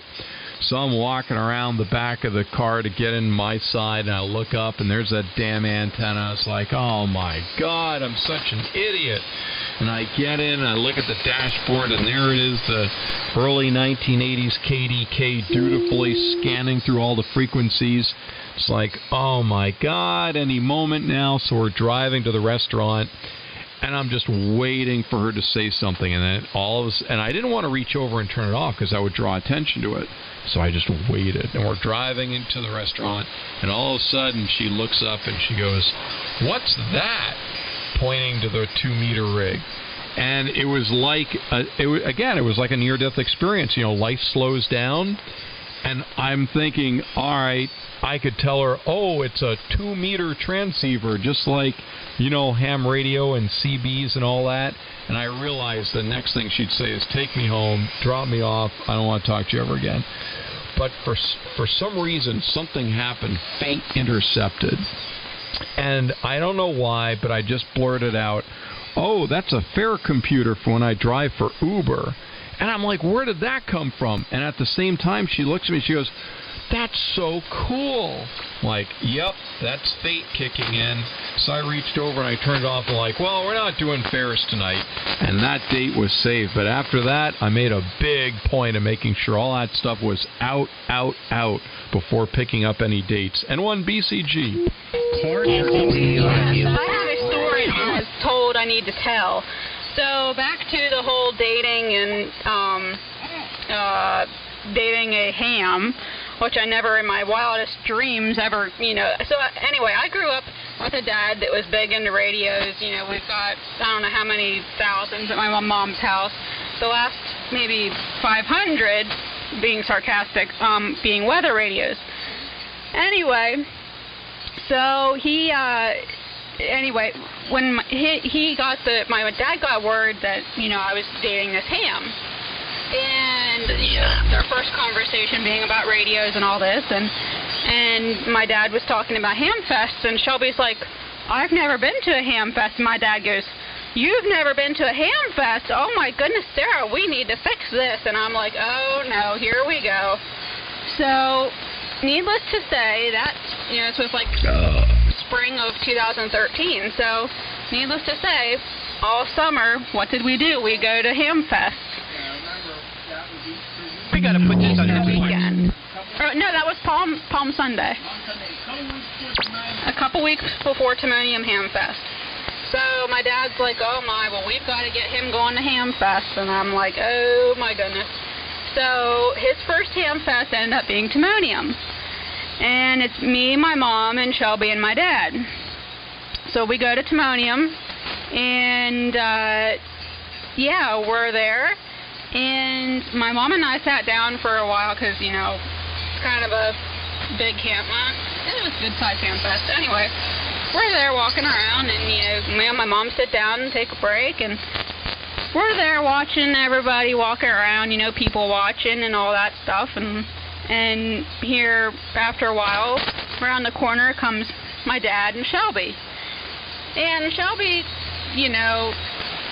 dresses like my dad dressed 40 years ago.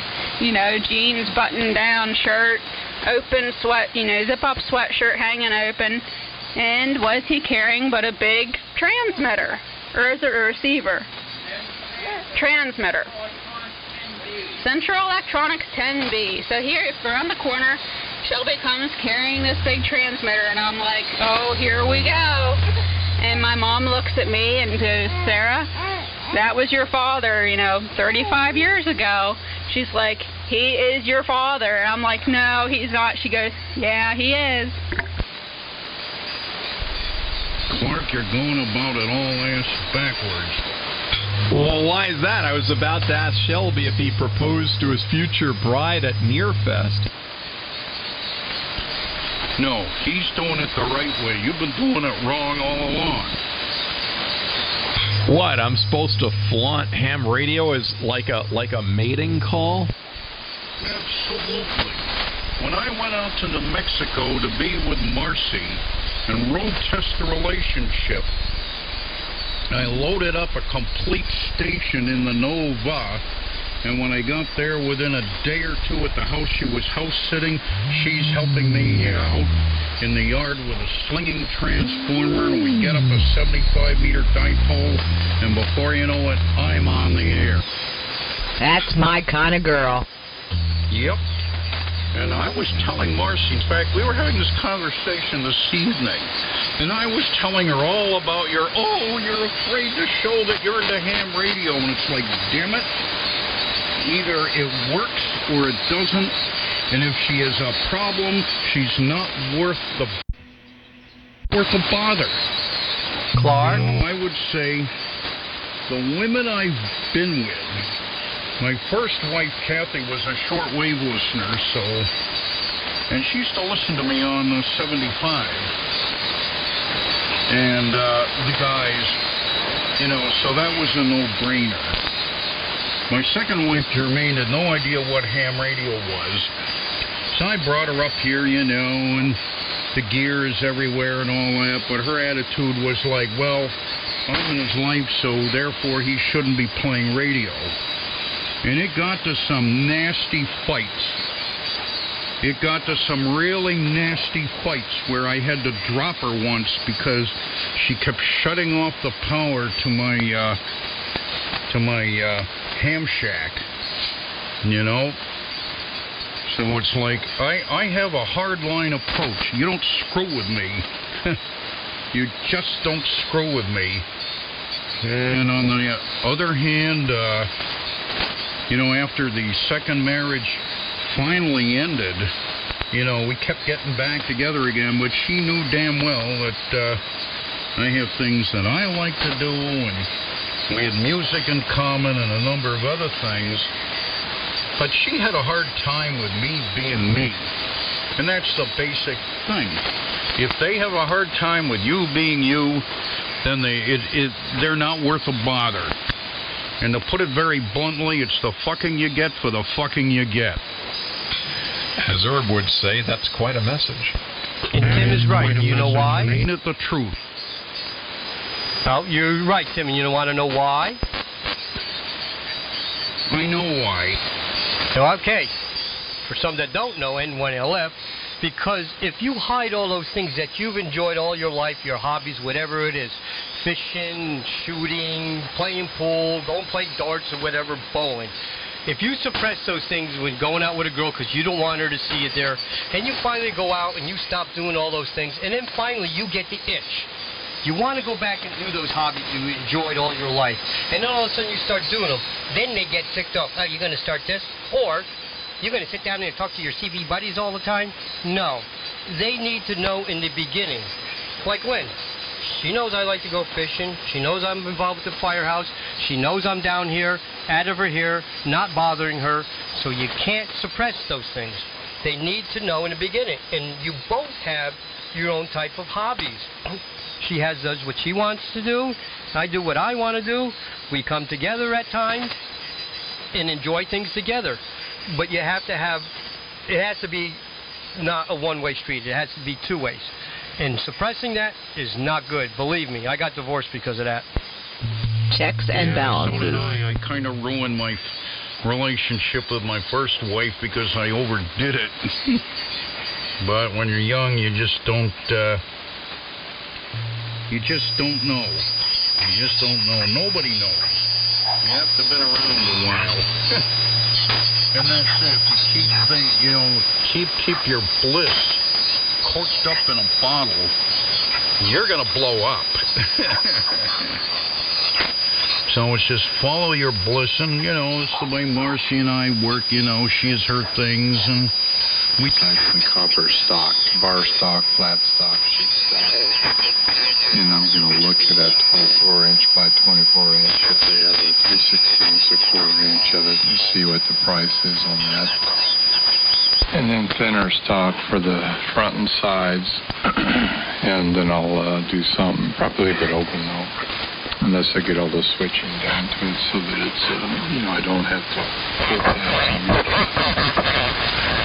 But, that's your description of testing is about the way I do as well. I'll put the analyzer on it and do that. In fact, I got a vacuum variable that's I think it's a 5 to 200 picofarad that I'll put in series on that high impedance or high Z cap, so I could dial through that, find the right place, and just measure it and see what I need. Or I may leave it up that way. I've got it as a spare for that. But and I misspoke on butterfly. I thought I corrected that. They're air variables. They're big ones, so it's wide-spaced air variable caps that are 500 to 50 picofarads is what they are. They're nationals. And, I kind of termed this the Rolls Royce because it reminds me of the long block Rolls Royce.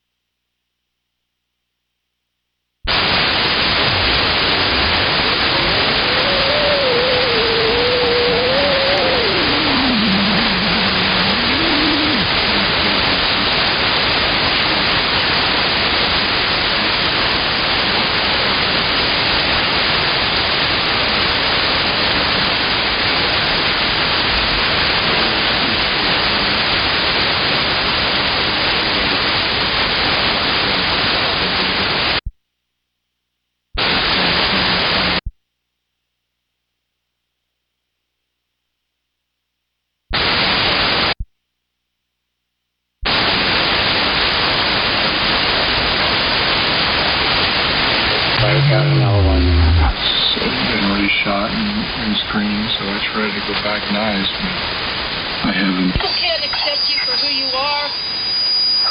Screw them, you know.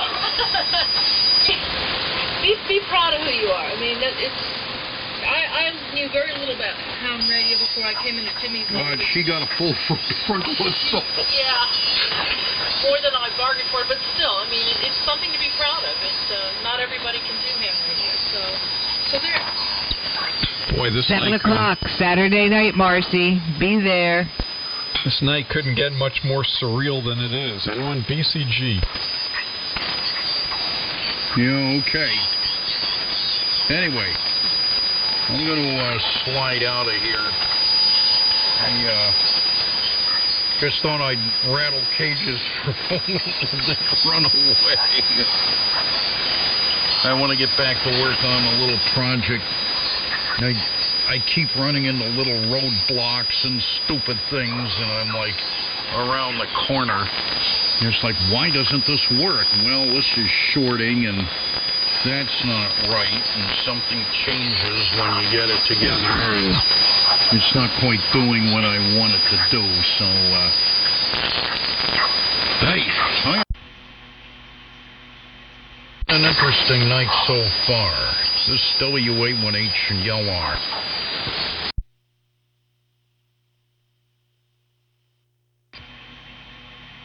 Be there, Marcy. It'll be great.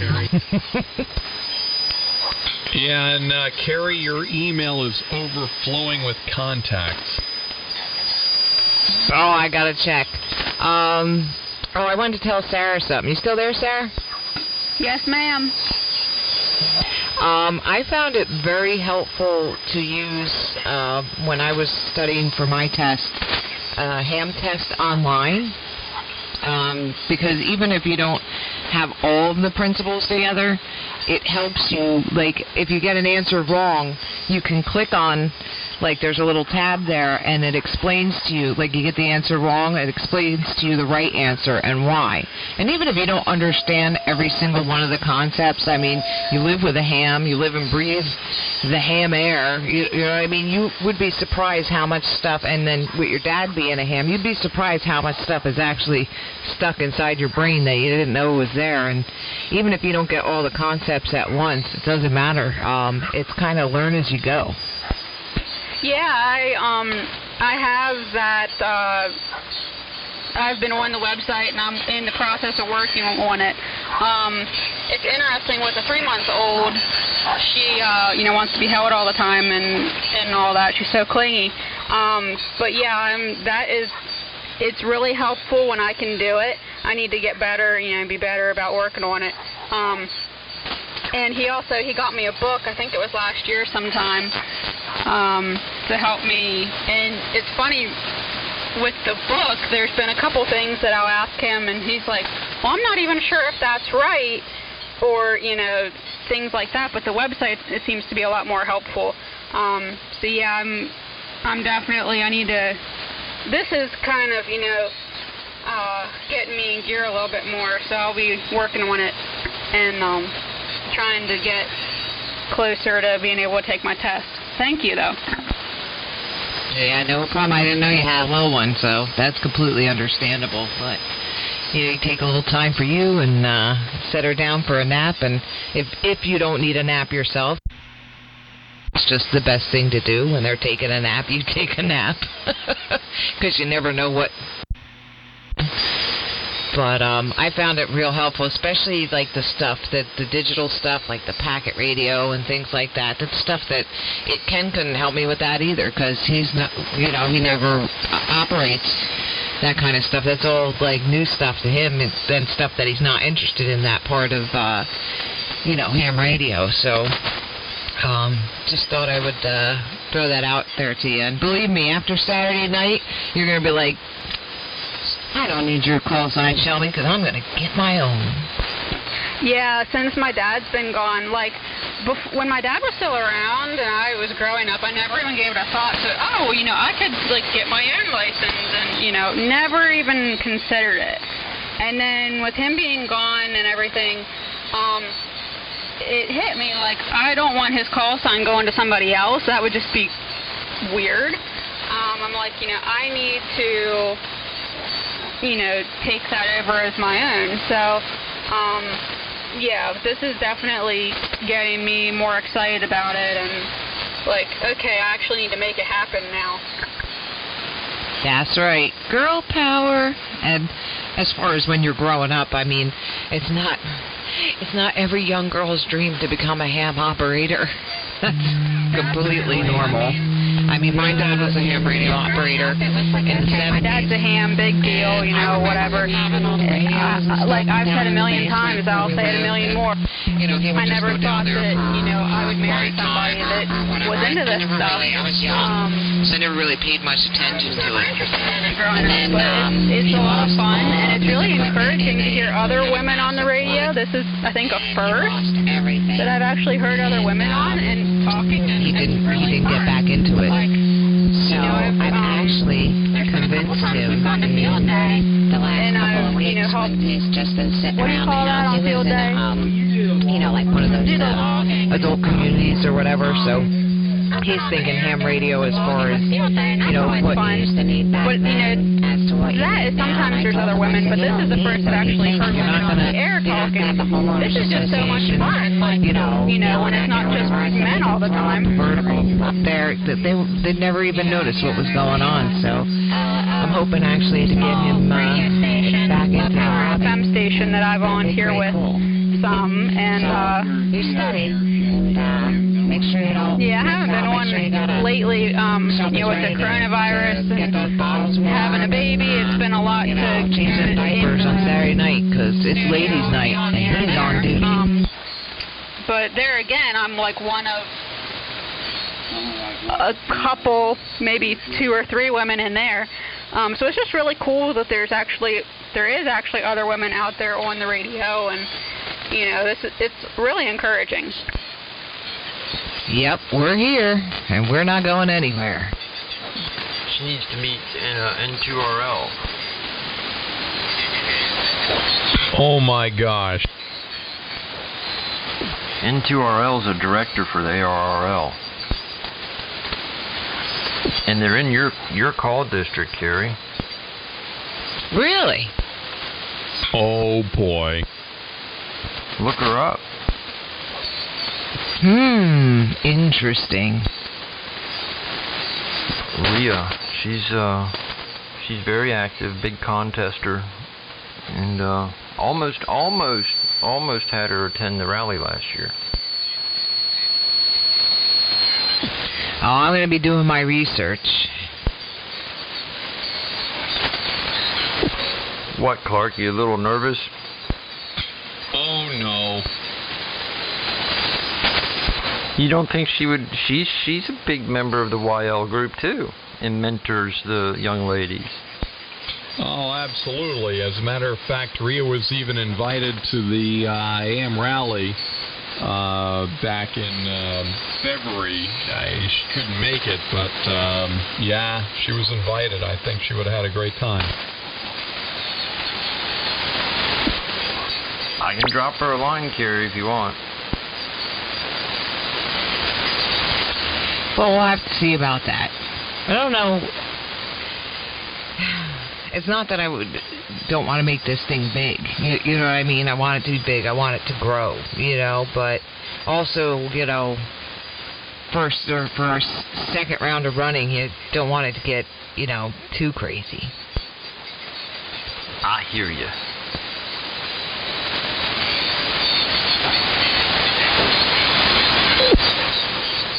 Sarah, are you hearing everybody okay? Yeah, we are hearing everybody really well, I think, aren't we? Yeah, he's shaking his head yes.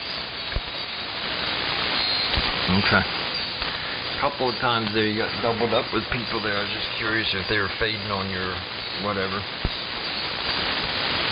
Tim was a little weak. Besides that, I think we're good. Yeah, signals are coming back up. Sound good down here in Maryland.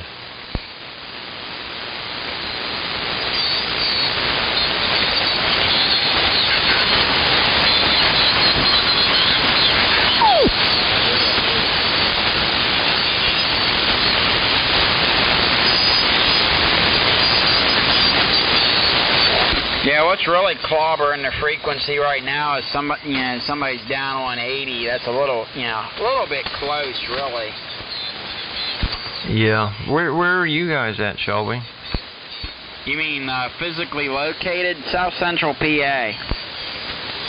Yeah, well, you're right under their umbrella, unfortunately.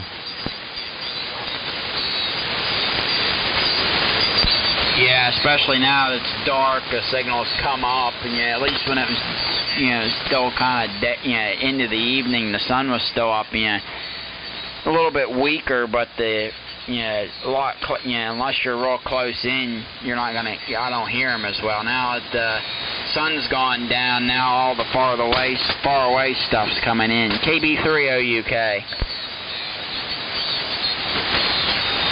Yeah, what rig are you on?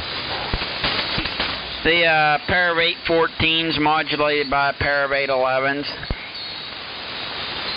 What, home built? Yeah, I've been working on it since like 2015. Just finished it last spring. Sounds pretty good.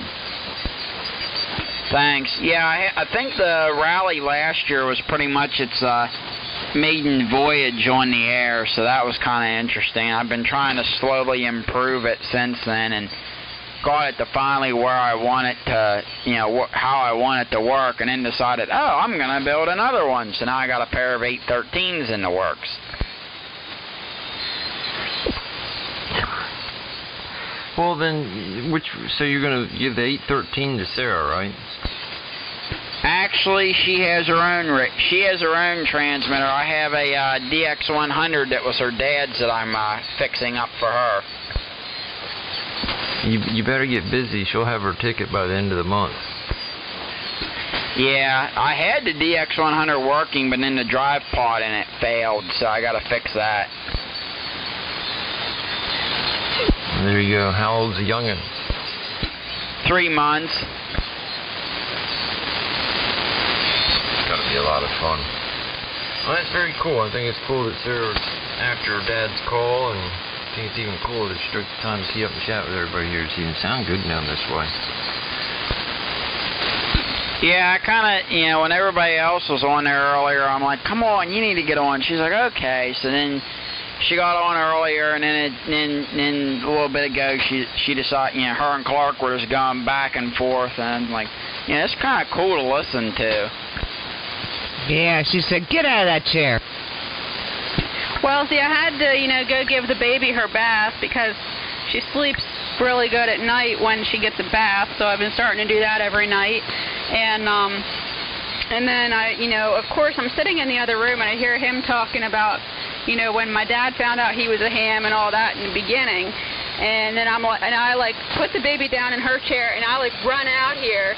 And I'm like, okay, let me on. I need to give my side of the story because this is it still blows my mind, 7 years later and almost 4 years of being married, that, I'm married to a ham, being a ham's daughter. Like a little bit ago, they were talking about the XYLs and stuff, and I'm like, I'm an XYL and a harmonic. It's kind of wild.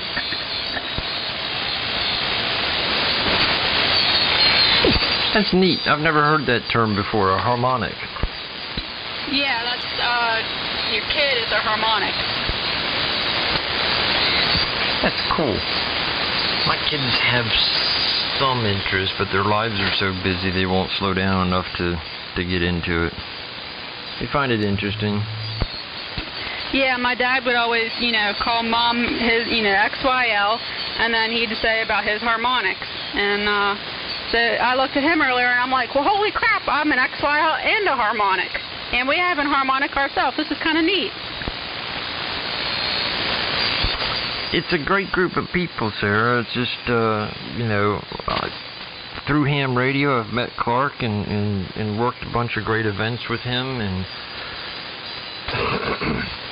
Ken and Carrie and their barbecues or their picnics, and then being up to the ARRL, the headquarters, and operating as W1AW. So it's a great hobby. I can probably travel from here to Florida or from here to the Northeast and know somebody from ham radio and be able to catch up with somebody. It's a great family, is how I look at it. Yeah, it definitely is.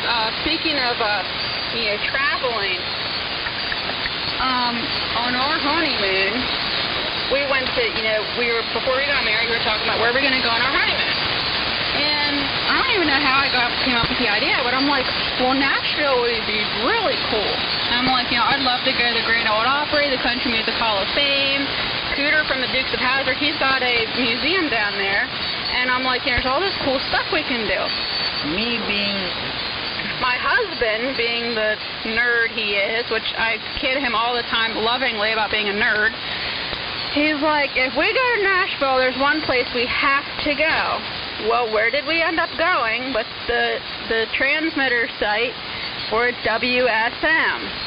And I took pictures of him standing, of course they have, fenced off. You can't get close to it. But I have pictures, and it was very hard to try to get him in the picture with the tower, because it's so, it's like 800 and some feet tall. But that was significant. It was significant, but that was so, to him that was like the best thing ever. And then he, now he talks about where else we want to go, and he's like, this place out in California has, I think, another one of them, and all these, there's a couple other places, but now we've got to take our daughter down to Nashville to see the WSM tower. But yeah, on our honeymoon, where did we have to go? Yep, that was us.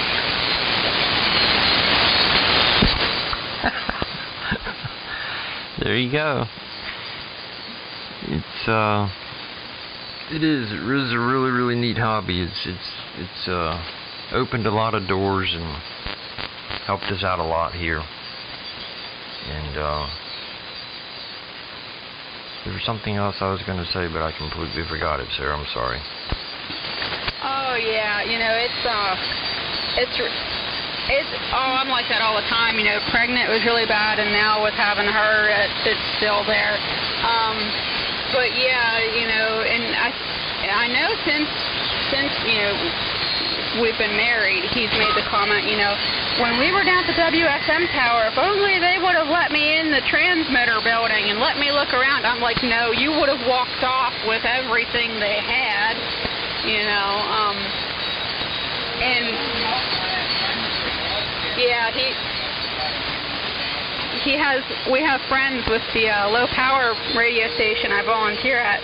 We're friends with the engineers of the station, and one of them also, at least one of them knew my dad, so one or both of them, but anyway, they are smart enough, thank God, that if they want, if they have spare parts or radios or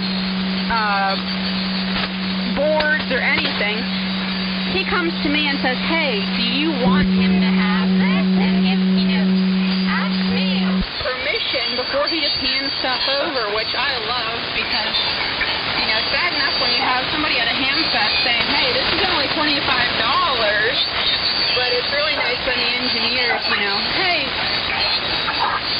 Oh, and it's really good when he has his coworkers that a couple weeks ago he walks in the door and I heard him set something down, and I'm in the other room and I'm like, yeah, that's not just him. He brought something home. I'm like, what is it? Sure enough, one of his coworkers gave him a radio, and I'm just like, oh no. And they knew my dad too, because ironically he now works at the same place that my dad worked, with a lot of the same people who are the same hams. It's just a big revolving door. Sounds like radio's been in and around your life all your life there, and you just can't get away from it. So you might as well just jump in and get your ticket. Yeah, I guess I've just been doomed from birth, because I grew up surrounded. Like, okay, so back 1999, Y2K. My dad was like, all the ham radios, oh, Y2K's coming, we gotta be ready. So He sets up a rig, a whole little station in the kitchen, okay? This was with the understanding that it was just a temporary deal. This temporary Y2K station stayed in the kitchen until, 2017, 18, whenever my mom took it down. And she was going to, put it in a box somewhere. And I said, hey, I'll take it home. Yeah, I've been doomed since forever.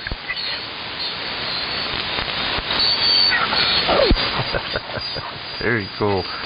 And on a homebrew rig at that. So I think that's the Ham family. That little girl will know Morse code before she turns 7. Yeah, I wouldn't be surprised. I mean, she's a third generation, so she's gotta be in it somehow. What's funny is that, our daughter Andrea is sitting here, pretty much within inches of the speaker and not fussing at all. Every time, all the static crashes and everybody else coming on and all that stuff. She doesn't care. She's like, she'll doze off and get to sleep and then maybe wake back up and then doze off to sleep again while all this is going on. I've had her out here a couple of times, like sitting on my lap while I've been, just listening maybe, and you can tell she starts to recognize some of the voices because just like certain people will, key up and start talking, and you'll kind of see like a change in her reaction, or see her like,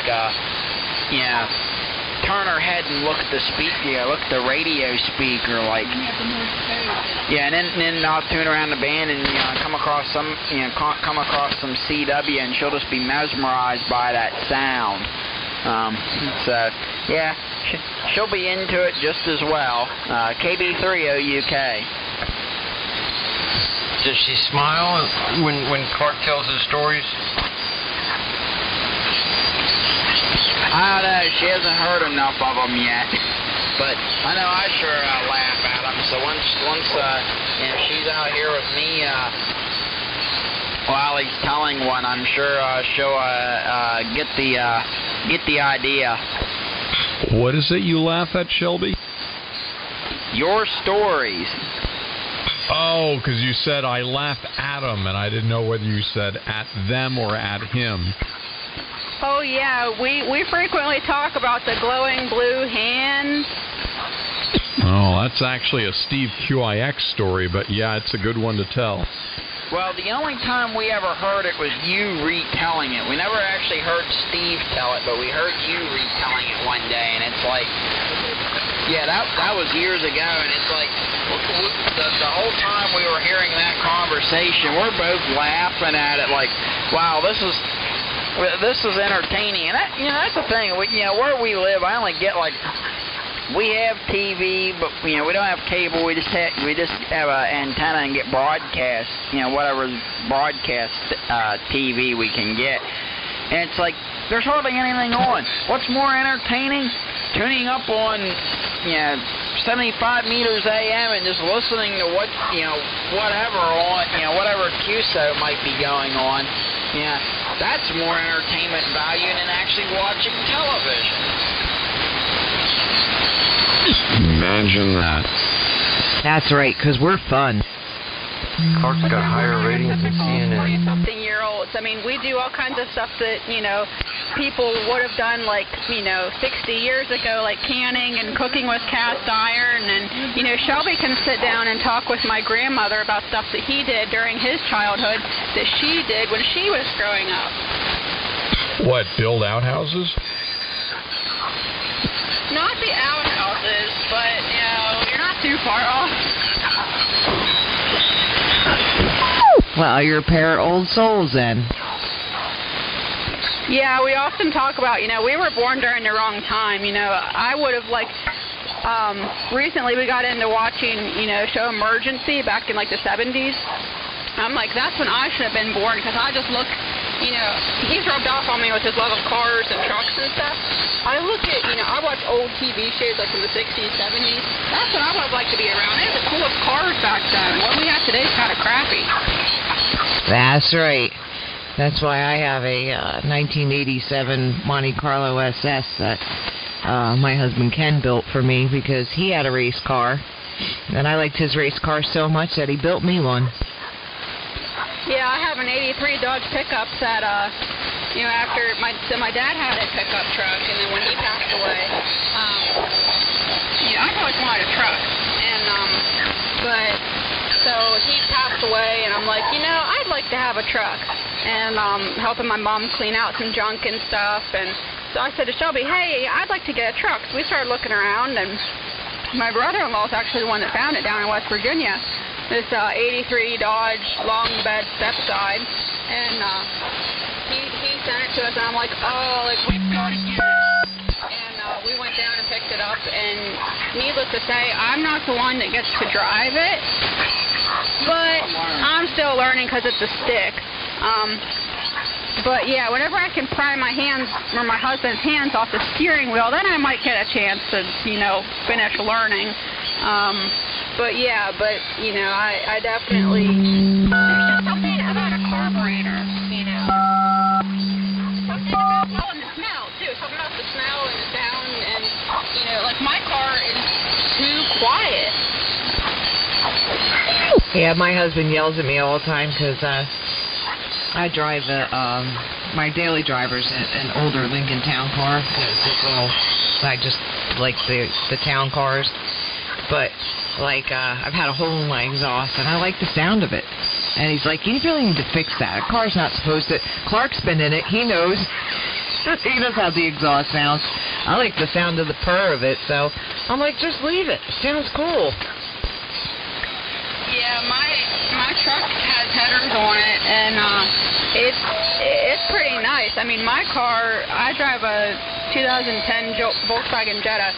It's a diesel, but that thing is way too quiet. Like, it's silent. And now my husband has an 05 Jetta. Now that thing, it has no muffler, but it's a lot louder anyway. But yeah, my car, I keep telling him, take off the muffler, just make it blow smoke, make it loud, It's too quiet. My mom's like, why do you want it to blow smoke and be loud? I said, because it's too quiet, that's why. I already know it's running, Mom. You just don't understand. Yeah, we got a 98 Dodge pickup. We got a 82 Dodge Ram Charger, an 80 Dodge Ram Charger, a 1970 Dodge pickup, and needless to say, I don't know. We have 16 vehicles here. Anything from a Volkswagen Beetle, a '69 Volkswagen Beetle Baja Bug, to the two race cars, and all which we've collected, over the years. But I love my Dodge pickup truck. My Lincoln's great for traveling when you want to go somewhere or whatever, and you want to be comfortable. But I'd still rather be in my truck. Is that 16 running vehicles? Yes, ma'am. My jaw just hit the floor because between him and I, we have 4 that, well, I think they all run, but his truck needs some help. But wow, 16 that all run. That's well, and then my dad and all the other stuff on the farm. Well, 20 vehicles, but not only about. Well, between everything else on the farm, that's too much to count. Plus, a lot of those are just junk cars anyway. Well, and half the stuff across the road is not even ours. Anyway, my brother-in-law has a friend that has decided, I'm going to use my friend's house as a parking lot, so he's got a couple junk cars sitting over there. But I can't imagine 16 running vehicles. I mean, if we had 16, I guarantee that we'd only have a couple of them running, and the rest would just be in pieces. Yeah, well, the part that I didn't mention is that I have 3 boys, and my oldest is about your age. He's 24, and then I have a 21-year-old son and a 19-year-old son. So some of these vehicles, they're here on the property. They don't technically belong to us, but they love Woods trucks. They love quads. We got like 5 or 6 quads. I don't know. We have the trailer for the race car and everything else or whatever. So it's kind of, I would say we have 16 cars in the family. So there's 5 of us. So you split it all up. That's like what, like what, 5.5 cars a piece or something, or 14, yeah, 3.5 a piece. Yeah, that's more understandable, and I completely get that, because I was in a family, there was, 4 of us kids, but none of us, we weren't all driving at the same time.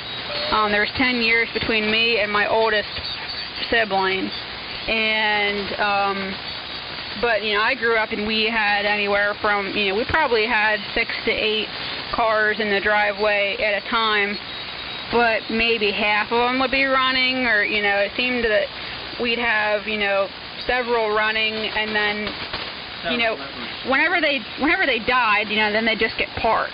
And then, and then once my dad passed away, then we had the fun of cleaning out, because then they also became storage. So then you had to clean them out, and, oh man, it's been a circus. Yeah, well, we try to keep everything running because we don't live on a farm. We live in the burbs, which they didn't used to be the burbs, but everybody built their houses around us, so now we're kind of in the burbs. So we really don't have room for that many vehicles, but we added a second driveway and all this other stuff, and got two in the garage or whatever, but everything has to move because otherwise you block each other in. You know what I mean? You want to get to one project, you got to move 4 cars in order to get to that project, because maybe you want something, in the garage or whatever. So I'm blessed to have my husband's a mechanic, and my youngest son is also mechanically inclined. So they keep the things going. I have nothing to do with it. I know what's wrong with them, or what's happening with them, and sometimes I'll come outside and there'll be, a Dana 60 rear sitting, in the driveway. They got to step over to get to my car because they're changing a rear out or they're doing whatever. But, at least I know where they are. I know they're home. I know they're safe. And they do these projects together. So, to me, that's it's good family time. Yeah, definitely. Terry, anytime a vehicle in our family needs worked on, 99% of the time, Shelby will look at me and say, "Oh, that's a simple, easy project. It shouldn't take very long." Then it turns into, well, he didn't have the right part, didn't have the right tools. Needless to say, he's not a mechanic. He's mechanically inclined, but not necessarily with cars. He repairs appliances for a living, so he does very well with them, and he usually does pretty well with the cars, but there are times where, a simple, should be, supposedly simple fix turns into, 2 trips to town, 8 hours later we've gone through, needing to get new parts, change, get some different tools, or he's broken something, or something's rusted. Oh, I know it's really bad whenever he gets the blowtorch, because I just walk away and hope he doesn't. It was really good. What was it you worked on the last time when I was still pregnant, and you lost your little screwdriver? That was my car. He was working on his car one day, and he has one of those little screwdrivers that you fit in your pocket, and your shirt pocket, and he was using that for something, and I come out to see how he's doing, and he's all mad. He goes, "I lost my screwdriver. Where is it? I can't find it." And I'm like, "Well, I don't know where in the world you stuck it." "Well, I can't find it. Help me find it." And I'm like, okay, and I'm kind of scared because, well, he's mad at me, but he's the one that lost the screwdriver. He goes into down the road to the hardware store, and I'm looking for this thing like, I better find it or else I'm going to be in for it. But yet, I'm not the one that lost it. And him and I had both looked all over the place. Well, he ended up finding it in a box, under a box, It was on the back seat of his car down in one of the little crevices. Him and I had both picked up the box and looked underneath, couldn't find it. Well, then I had found it. He comes home, pulls in the driveway, takes one look at me, and I'm holding it, and I said, "You're welcome." Yeah, that's how it works. It was in the fridge next to the ketchup. Just kidding. I think we have some break-in stations in there. Did I hear you, Mr. Brent? I thought I heard you. Go ahead and pick it up. Hi, Carrie. Been a while. I haven't turned the wireless on in a very long time. Just thought I'd say a quick hello. I haven't talked to you. I was talking to Mr. KBW and talking about Ken's projects that he's wanting to work on and so forth and so on. Been a very long time. How you been? I've been hanging in there. Just doing my thing, working from home, trying to keep everybody safe, and just chilling out and dragging these ladies out on the radio. We're having ladies' night on Saturday night, Brent. All the ladies are going to come out on AM. Isn't that awesome? I'm not dressed for success, so, and hello to the young lady. I love the lost screwdriver story, and of course that's what I did for a living. Work for GE and appliance repairs, so my hat's off to your hubby. But great to hear you, and I just thought I'd turn the radio on for a minute or so here and say hello. So that's it. Anyway, to the other station, my name is Brent up in Derry, New Hampshire, W1IA, IC antenna, and 350 watts into a 2-element wire beam pointed south your direction. So anyway, good evening. Yeah, hi Brent, this is Shelby, KB30UK. The young lady was my wife Sarah. Yeah, we've worked before. Yeah, nice to hear you. Been a while. Yeah, I just, I'll catch up, because I just kind of wanted to say a quick hello to Carrie. I'm not sure if I'm going to stay in here very long, but good signals tonight. It's the only reason I really decided to come back and say a quick hello. But looks like this junk is still working. That's encouraging. I haven't had the station on in so long. And the standing wave is good, so I guess the antenna's working. Sounding good here, Brent. Good job down here in south central Pennsylvania. Yeah, thanks. I'll give you a report on it. But, surprisingly, not too many static crashes, and it's pretty quiet, which is unusual. But, yeah, just a raw day. And I was doing some gunsmithing in the shop with a friend of mine today, working on some ARs. So that's all I've been up to.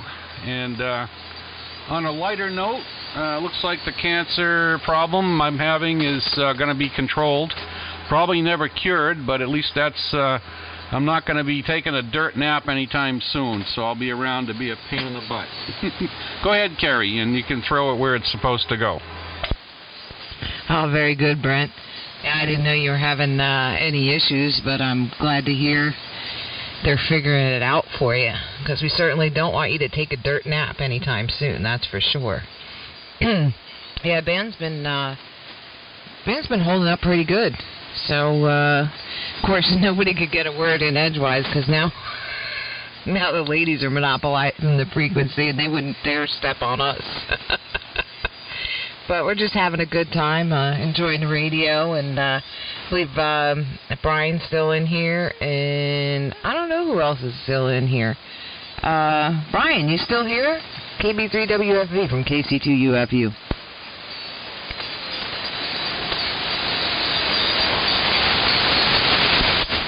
Oh, maybe he stepped away.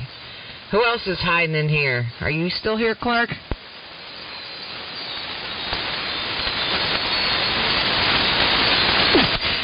Well, apparently, Brent, we've chased them all away.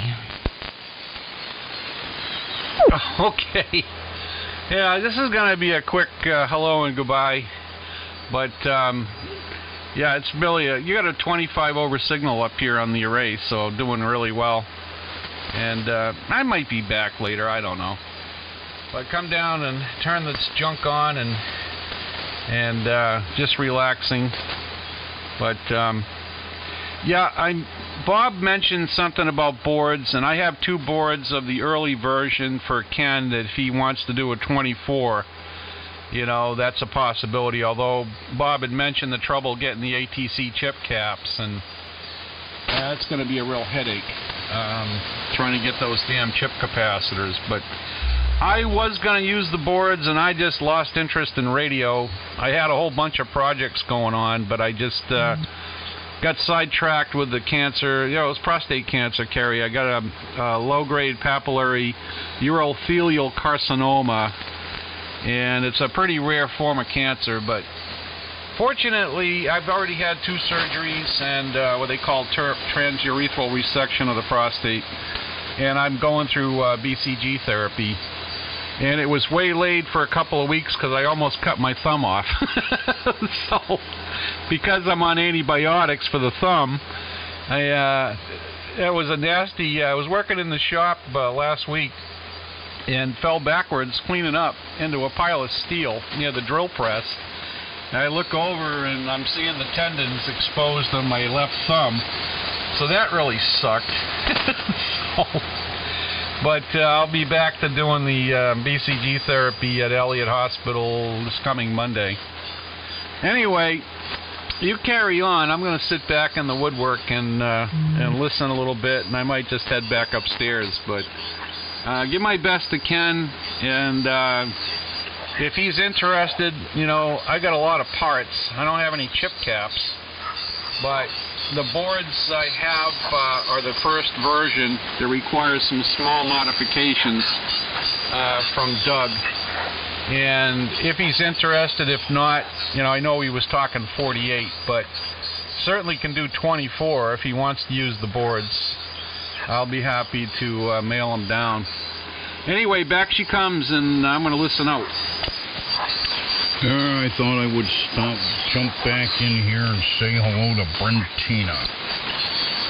Hey, Tron, how you doing, old man? I'm doing okay. Good to hear that you're doing better. You're not going to be worm food for a while, eh? Yeah. The head of urology from Mass General reviewed everything, and it'll probably never get cured, but it could be maintenance with this BCG therapy. Yes, Clark, I know. But anyway, things are good. And I've been in Keith's shop playing with firearms and stuff, and that's what I've been doing. I kind of lost interest in the radio. But man, the coldest bloody spring. Anyway, up to you there, John. I threw the array up north. Yeah, I was on the array earlier, mine, but I think it's too low an angle for the conditions. Well, I've been working on a little project. I'm not done with it, but it works. I got to hook up a few more things, like put a fuse holder on it and a suitable connector for the control relay out. And that's it. And then I can put it aside and get into these little projects,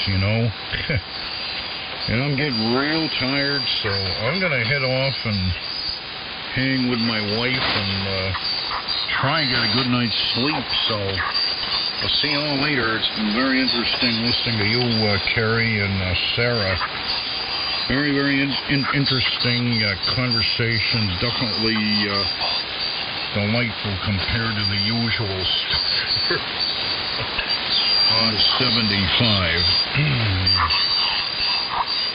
Anyhow, the radio home for little wanderers. Well, when you've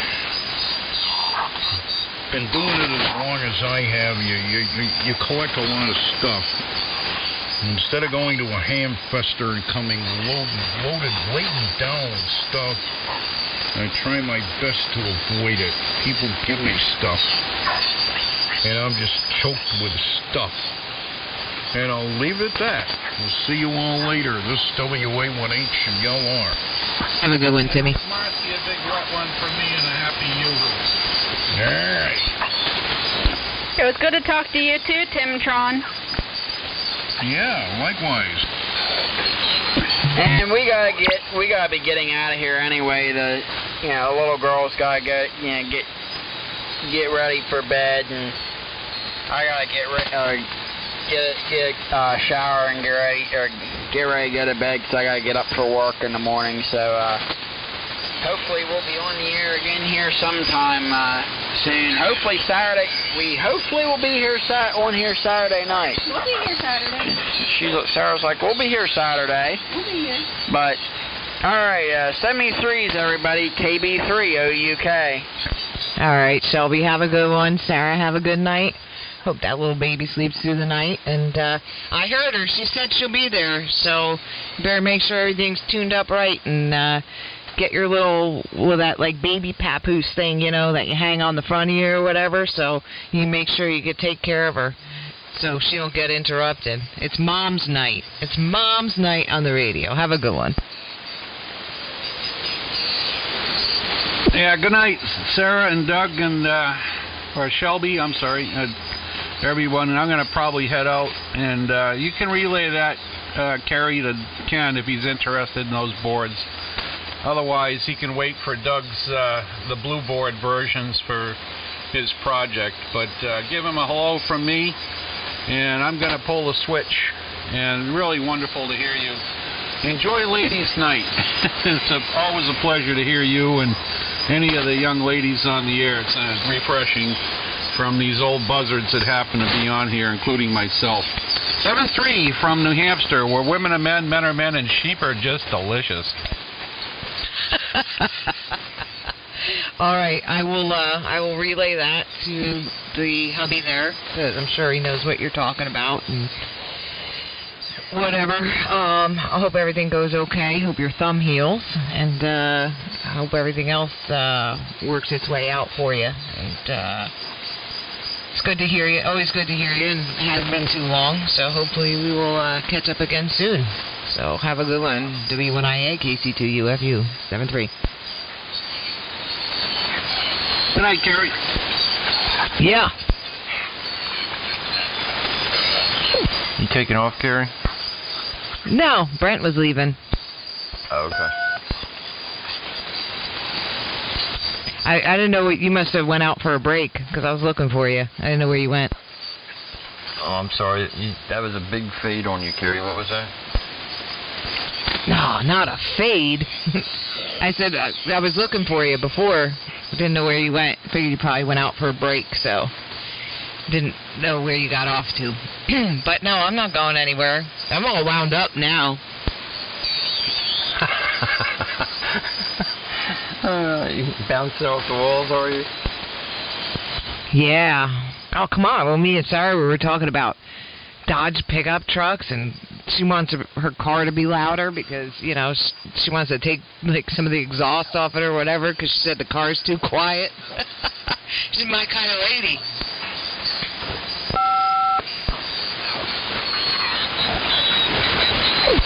So now you and Ken will have to find a place halfway between them and us. Yeah. Yeah, I don't know Pennsylvania's huge, so I'm not sure exactly what part of Pennsylvania they're at.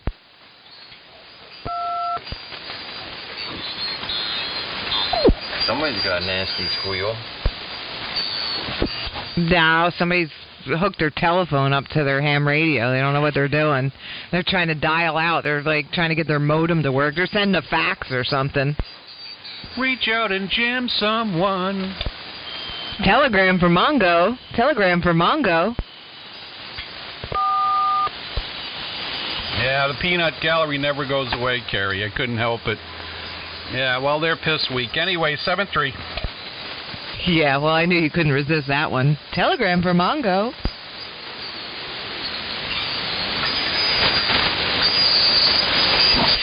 Oh, man. Well, I think it's just me and you, Bri. I don't know what happened to Clark. He disappeared. Maybe he went to go... I don't know. I don't know where he went. Delta 2, Echo Hotel on AM. Well, hello. Hello, how are you? I'm doing fine. This is KC2UFU, New Jersey. This is KD2EH, Dave, and I'm in Dansville, New York, a little town about 60 miles south of Rochester. And I do get on AM here once in a while. I'm a sideband guy, but I do like to come down and mingle with the AMers. Well, come on in and mingle, because I am in the mood to mingle. Name here is Kerry Kilo Echo Romeo Romeo India. And I'm about 30 miles north of Atlantic City, New Jersey. Running a Class E with a Class H modulator on it with a Flex 5000. It's got a center fed dipole about 60 feet up in the air there. And that's the news here. Okay, Terry. Yeah, very good. I'm not familiar with all the old AM stuff. The rig here's a 7300, very popular sideband rig, but it will do AM and FM, and I'm told it sounds pretty good. I'm running a 10-tech Centurion amplifier, about 500 watts, to an MFCA tuner, and that's powering an 80-meter off-center fed antenna, which I threw up quickly back in February, and it's only about 25 feet high. Hey, well, it's working here in Jersey, that's for sure. It sounds good. How you hearing them down there in Maryland? Over to you, Brian, there, KB3WFV from KC2UFU. I didn't catch the call, Kerry, but I hear them fine down here. I'm fighting Adobe PDF reader. I'm trying to read the manual on one of my transceivers for a receive antenna port before I hook something up to it and blow things up. And, well, the PDF reader is being uncooperative.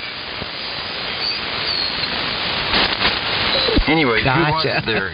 I'm hearing you here in Maryland. Well, your rig sounds good there. Bravo Romeo India Alpha November, and the call I didn't even Kilo know. Usually you could tell, especially, you know, if you don't come to AM all the time or whatever, you know, with the ICOMs or whatever, a lot of people run them, you know, a little bit too hot. But I wouldn't know if you didn't tell me that you were using an ICOM. You have a great AM signal here. All right. Well, thank you for that. Yeah. And what's the other fellow's name down in Maryland? Oh, that's Brian. Bravo Romeo India Alpha WFD. You both doubled. Go again. Go ahead. Go ahead, Kerry. Well, you go ahead, because he's talking to you, really. He's talking about me, but he's not talking to me. He's talking to you. No, the name here is Brian. Bravo Romeo India Alpha November. And the call is Kilo Bravo 3 Whiskey Fox Victoria, near Annapolis, Maryland. Okay, Brian, is that right? That's right. Yeah, okay. Well, yeah, I didn't get your call. KB3. Whiskey Foxtrot Victoria. King Baker 3, Washington, Florida, Vermont. Okay, all right. Well, you sound good too. As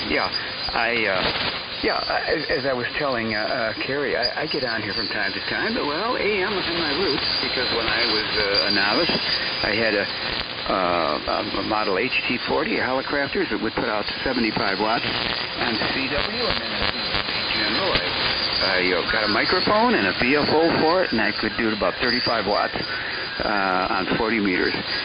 And that was all I had for about a year. Because I was a poor, struggling college student at the time. And, hey, I lived in New Jersey. I lived in Basking Ridge for about a year. Where are you in Jersey? Actually, I have an aunt and uncle that live in Basking Ridge. That's funny. I'm at exit 67 on the Parkway, right outside of Long Beach Island. Okay, all right. Well, I don't really know where that is, but it was a long time ago. It was in the very late 70s. I was doing some engineering work down there at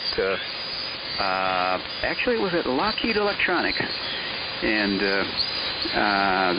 then I went and did some other technical writing in another part of Jersey. And anyhow, I liked it down there very much. Actually, I was renting a house one time on the Jersey Shore. It was called Avon by the Sea. Okay, yeah, Avon down by the sea. That's south of me. I'm about 30 miles north of Atlantic City, so I am, but I am part of the Jersey Shore community or whatever. I live like Seaside Heights, Long Beach Island. It's all like boardwalk in the summer and lighthouses and all that kind of stuff. Yeah, Jersey, very nice. I like the moderate climate. I always remember that. The winters weren't harsh, and the summers weren't extremely lengthy and very hot. I really liked, especially living there in that Basking Ridge area. So anyhow, I'm going to take a standby here and just putter around in my shack. Very nice meeting you. You know, it's very seldom that I actually talk to a YL or an XYL here on the HF band. So it's very pleasant, and you sound very nice. So over to you, Brian. KB3WFZ, KD2UH. Yeah, KB2UH, KB3WFZ. Again, I apologize. I'm kind of half listening here because I'm trying to find something in this manual. And every time I scroll down so far, the PDF document viewer jumps back up a page or two. So, it's somebody who programmed this took the one step forward, two steps back to heart. Yeah, that Adobe can be frustrating at times. I know I've had my fair share of fights, but I always like when I try to open something and then it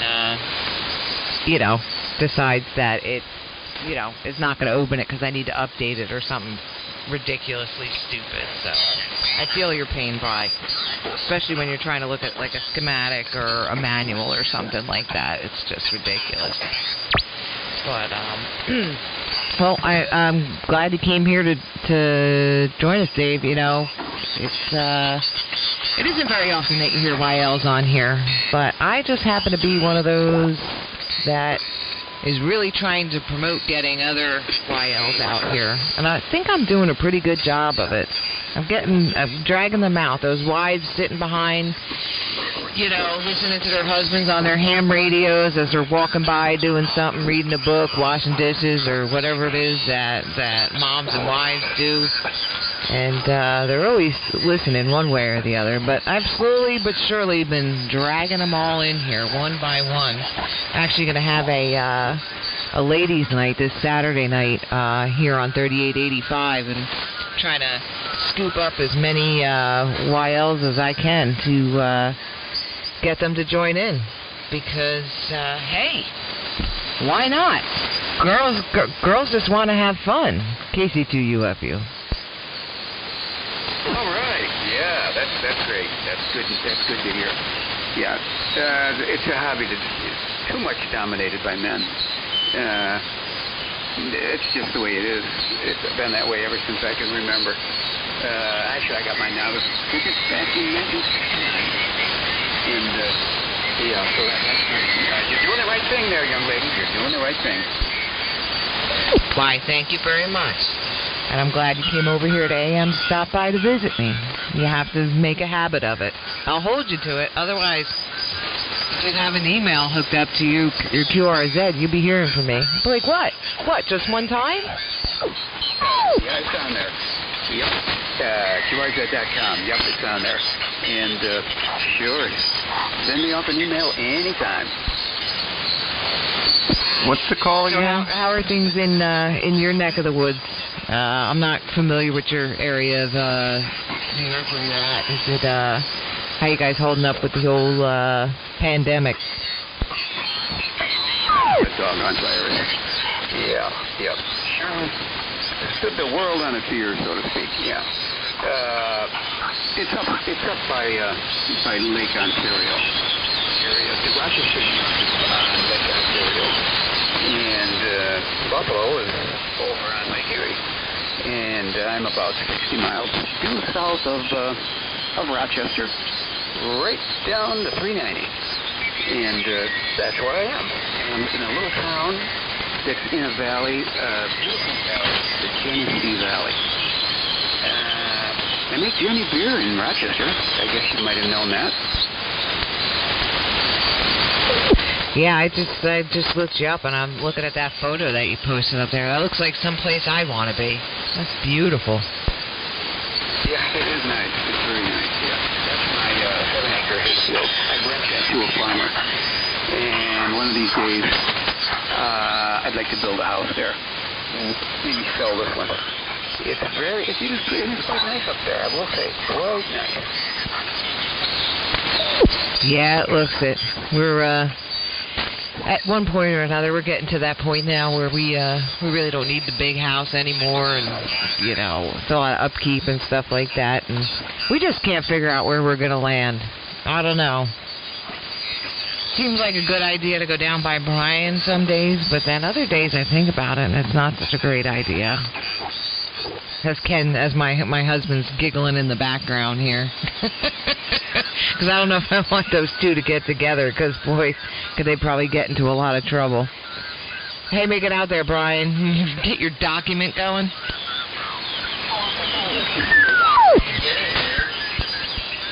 I got to the page that told me what the port was. It tells me what other page to go to. Don't you love that? I didn't catch the call up there in Rochester. Kilowatt Delta 2 Echo Hotel. KB2EH. Kilo Delta 2 Echo Hotel. And I lived in Maryland for about 15 months. Yeah. And I worked in a small company right in College Park, Maryland. Just down the street from the university. And Maryland's a beautiful state. A lot of white picket fences and horses. What did you say after Maryland was a beautiful state? The QRM got you. I just remember it as a rolling grasslands and hills and white fences and lots of horses running around. Yeah, when was this that you were down here? Oh, this was back in the 70s. Well, the College Park area has grown up quite a bit, and the rolling horse country is further south in Maryland now, and still out in western Maryland. But up there along 495, 95, and Route 1, there's become quite the college town, and quite congested and very, very busy with shops and stores and everything there. But yeah, you weren't when you were in College Park. You aren't too far from where I work, and just a bit further down the road to where I live. All right. Hey, it's a small world. Do you remember a company called Amacom, a subsidiary of Litton? No, I don't. But there's one of our vendors was up there. Several of our vendors were up there in that big industrial park here. But recently, aerospace technology companies have been going in there and taking over a lot of the buildings up there. The Department of Agriculture is up there with a lot of big buildings, and there's a lot of government agencies there near the university. I guess they're pulling students or interns from the university. That makes sense. Yeah, that's a good source of knowledge while we're there. Yeah. Yeah, so I have fond memories of those days. And I left that job. I sometimes think maybe I should not have done so. I left that job for another one. But anyhow, okay, nice meeting you. Nice meeting both of you. And I think at this point I'll say 73. And it's been fun getting out here and chatting on AM. I'm reaching over and feeling my amplifier. It's not heating up at all. Those little old 3-500s are doing their thing, and they don't mind doing AM at 500 watts. No problemo. 73s, and maybe I'll listen for Carrie and Ladies' Night here on this frequency. That'll be interesting. KB2EH. Oh yeah, it's going to be a hoot. I can't promise what's going to happen because I don't know what's going to happen when we show the YLs and XYLs out here. So it should be fun anyway. We're going to start around 7 o'clock on Saturday night on right here on 3885. It was good talking to you, Dave. I'm glad you popped over here to AM, and I hope to hear you again soon. It's KC2UFU, New Jersey. 73. 7-3's Dave, good hearing you here from KB3WFE. 82 RRU. I heard KB3.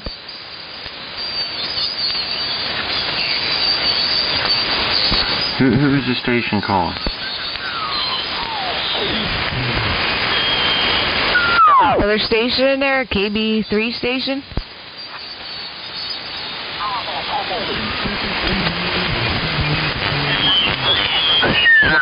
Somebody.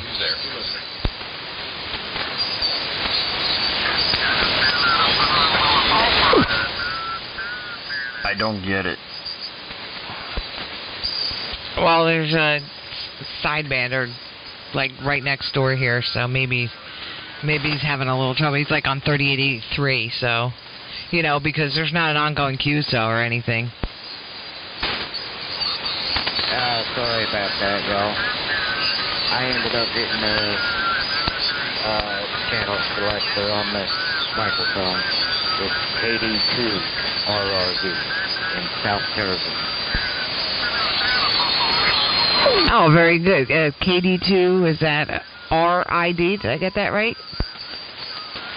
Kilo Delta 2 Romeo Uniform.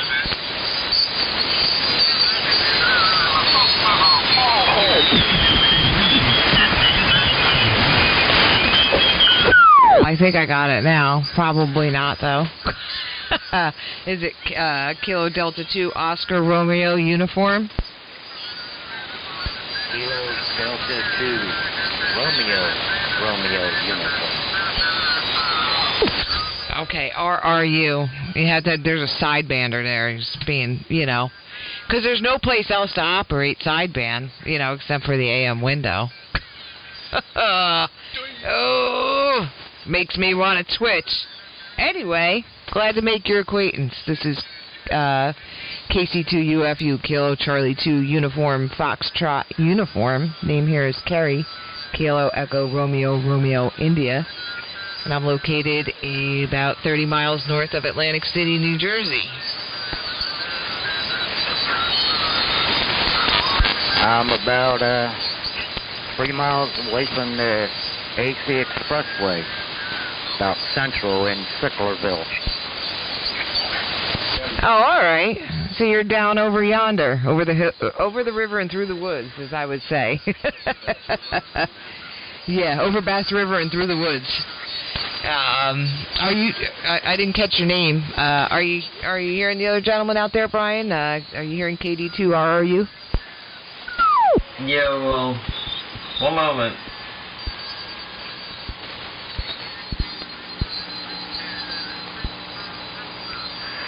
Yeah, I do, Kerry. The band's flipping and flopping here, and for some reason, between 80 and 92, there's like 6 QSOs going on. I don't understand that. I guess the band's stretched out a little bit. But when that settles and lays down a little bit, I hear him here in Maryland for a touch. But I'm starting to struggle here with the band stretching here. KB3WFV.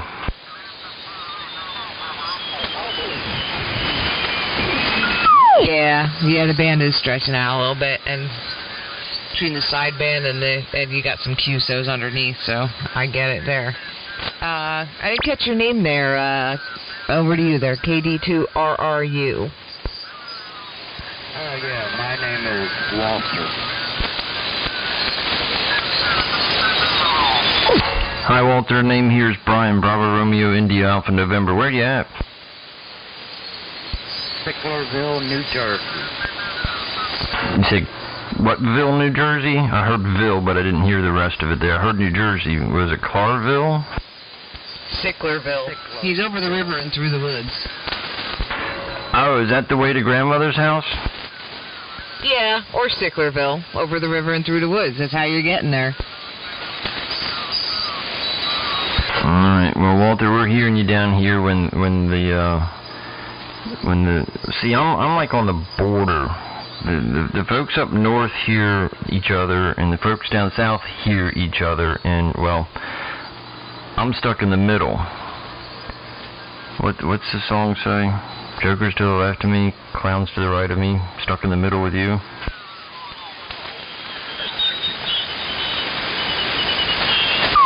Oh yeah, that would be the song. In fact, I love that song. It's the whole era of music I listen to.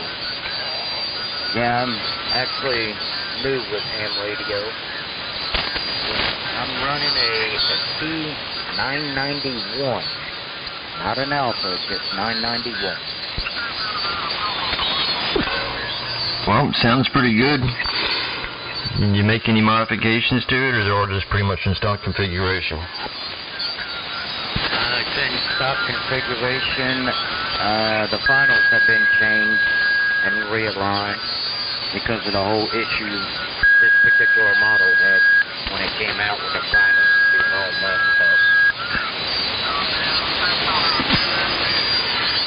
Oh, it sounds good. I think the only reason they had,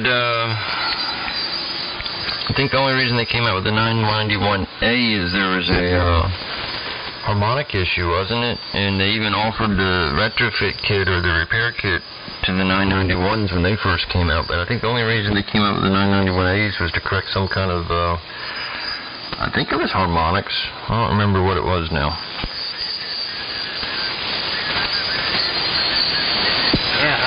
I can't remember what it was, but 991 Alpha, that actually has a live waterfall, whereas the 991 has just a snapshot for the meter. Yeah, but I've looked at them. I keep thinking about getting one. They're one of the few all-band, all-mode radios that I like. I think it goes, 440 to 160 in all band, all mode, isn't it? Yes. 160 to 440 all band, all mode. I can actually go listen all the way down to 30 hertz. Yep.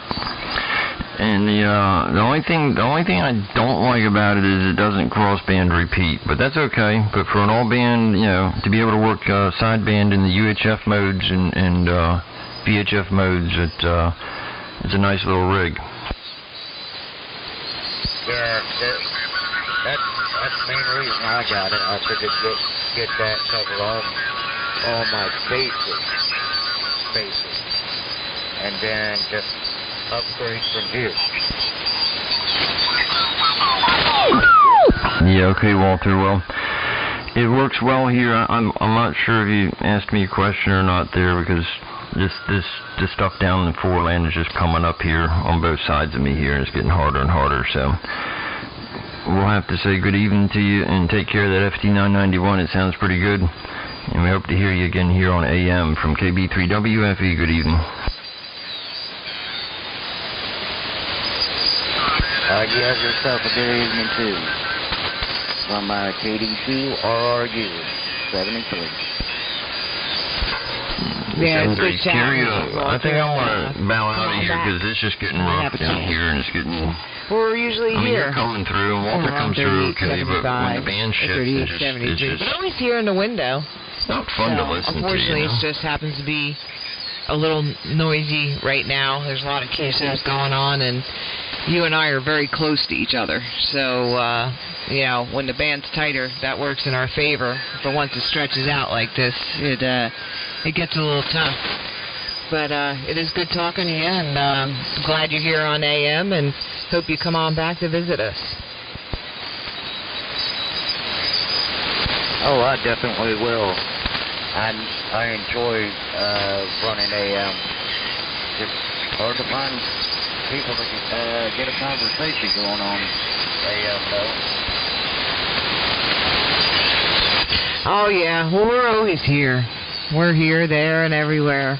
But sometimes it gets a little tough to break in when there's a lot of people on and stuff like that. But everybody gets their chance to make their turn, and we don't have any qualms about who's running what or where, or it's just the fact that you're out here, and you're out here to have good conversation with good people. It's a good group of people out here. And, you know, I've been in the hobby now for, we're trying to figure it out, I don't know, 12 or 13 years. Brian's been in the hobby, I don't know, since the Stone Age when they were writing on, you know, crossing out on tablets and stuff like that, you know, making all their stuff out of stone and, you know, when they invented the wheel, I think it was, something like that. But Brian's been here a long time, too, and he knows a lot about, you know, ICOMs and all kinds of... Brian just knows a lot of stuff. Me, I'm just I'm an appliance operator, but I have a really good engineer at my back. My husband, he takes care of me and builds all my stuff and makes sure my station's working good, so I'm very lucky that way. But nice to make your acquaintance. Yeah, I know my way around. I figure it out one way. I know if something goes wrong, I can tell you that much. And he knows, too, because I'm yelling from the ham shack going, Hun! I think I blew a fuse. But anyway, it's good to make your acquaintance, and I hope you come back soon. KC2UFU. Hi, Kerry.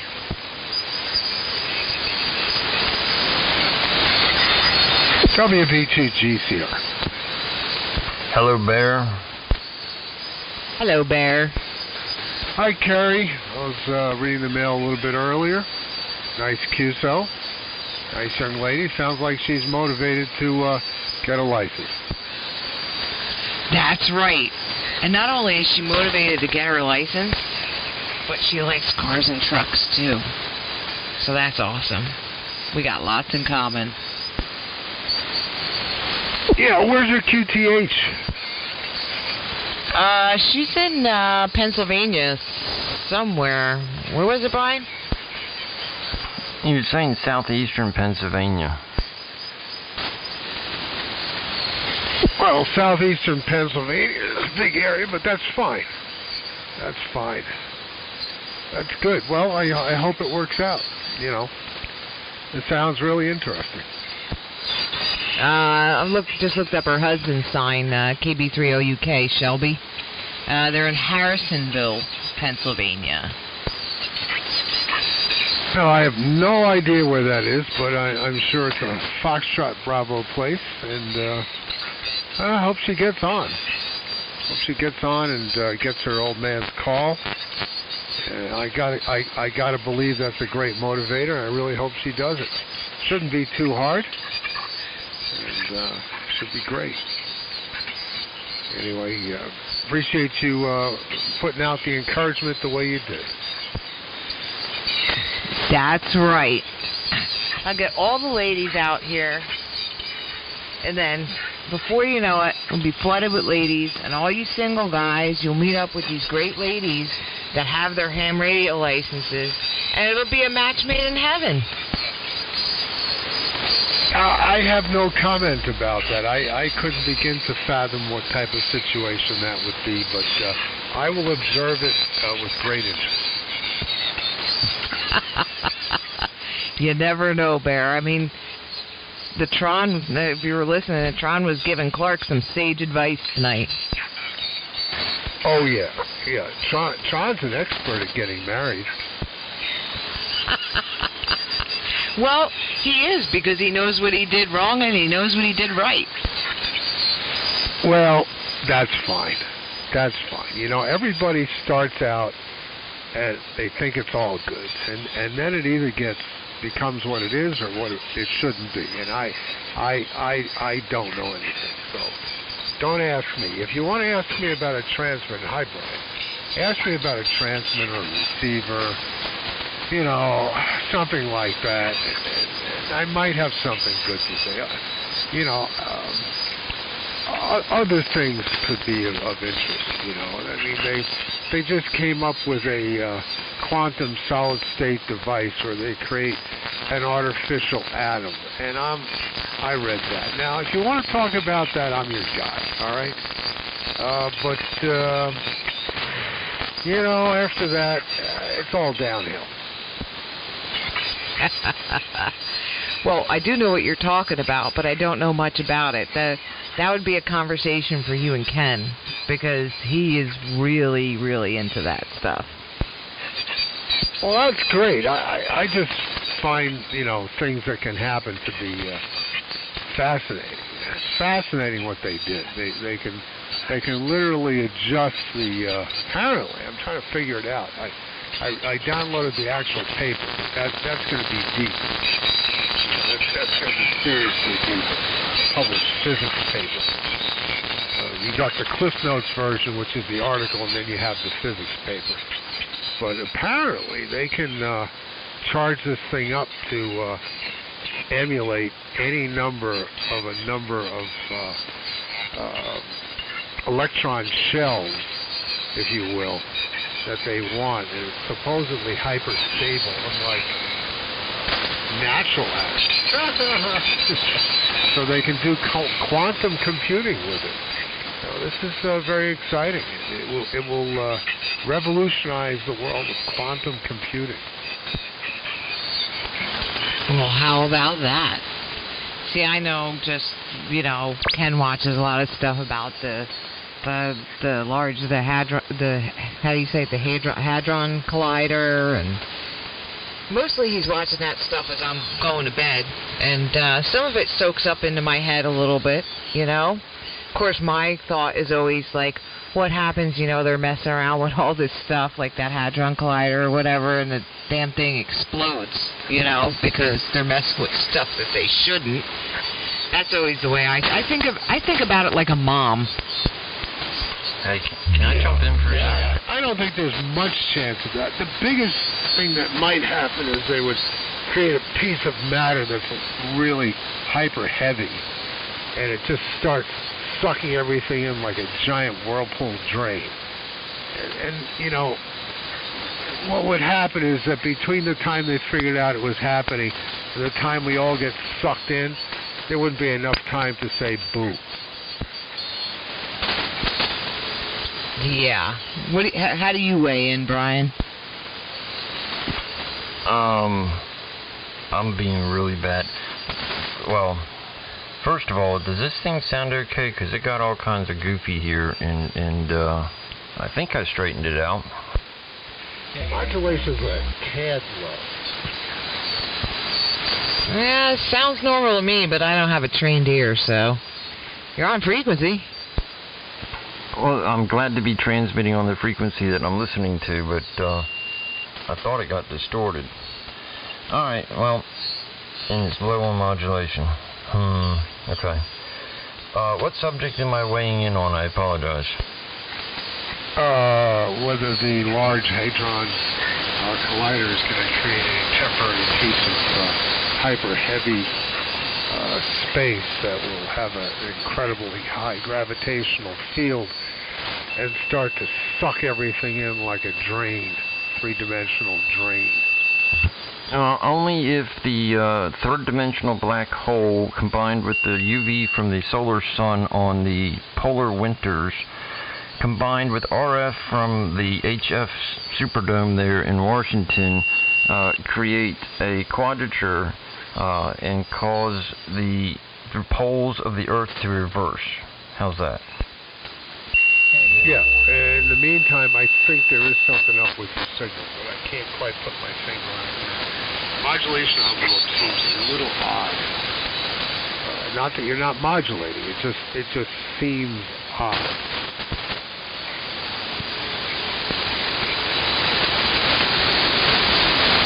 But it might be normal. Well, Bear, there's different states of normal.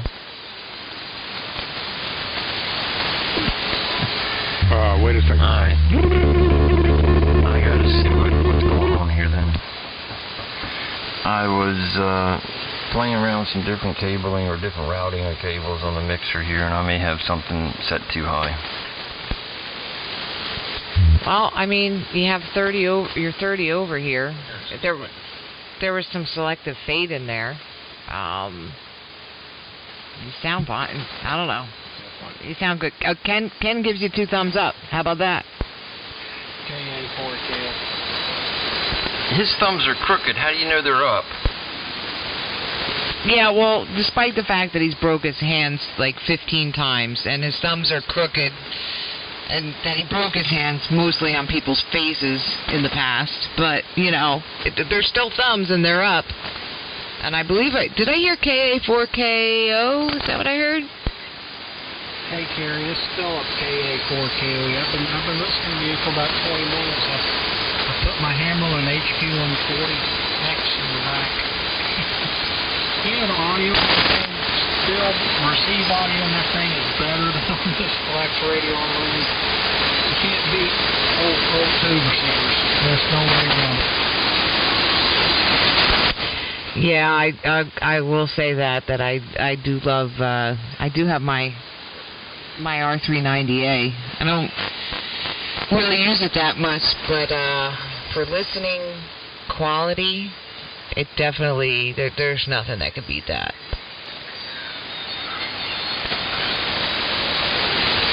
Quite as sensitive as this, but how is everybody doing? I'm hanging in there, Philip. You know, doing my thing, spreading the good word, getting the ladies out on the radio, you know, chilling with Bear and Brian, you know, just hanging out, quarantining or whatever you want to call it, staying home like I'm supposed to. Over to you, Bear. Go ahead. Philip, you copying this week's station? Over. Say again, you're a little light. A little light. Oh, man.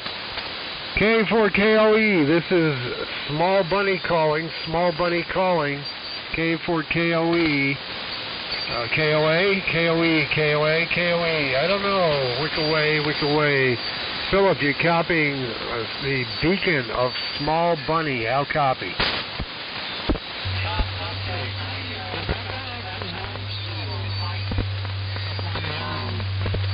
Running 100 watts of carrier here, so you know I'm not going to be knocking the doors down if they're doing okay.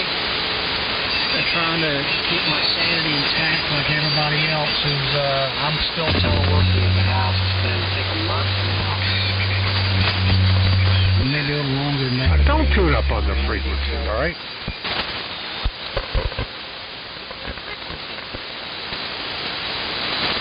Something wrong with the audio there. All right, station tuning up. If you can modulate, give it a shot. Go ahead.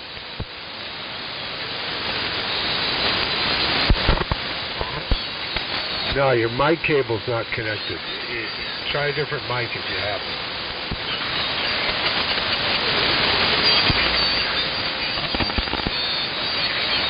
No, didn't work that time either.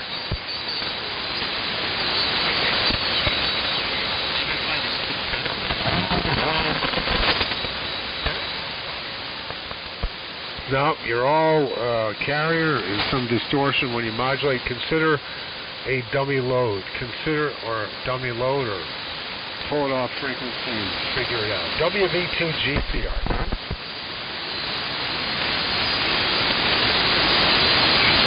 All right, and then come on back. Why not? Juliet India Delta. WA2KI.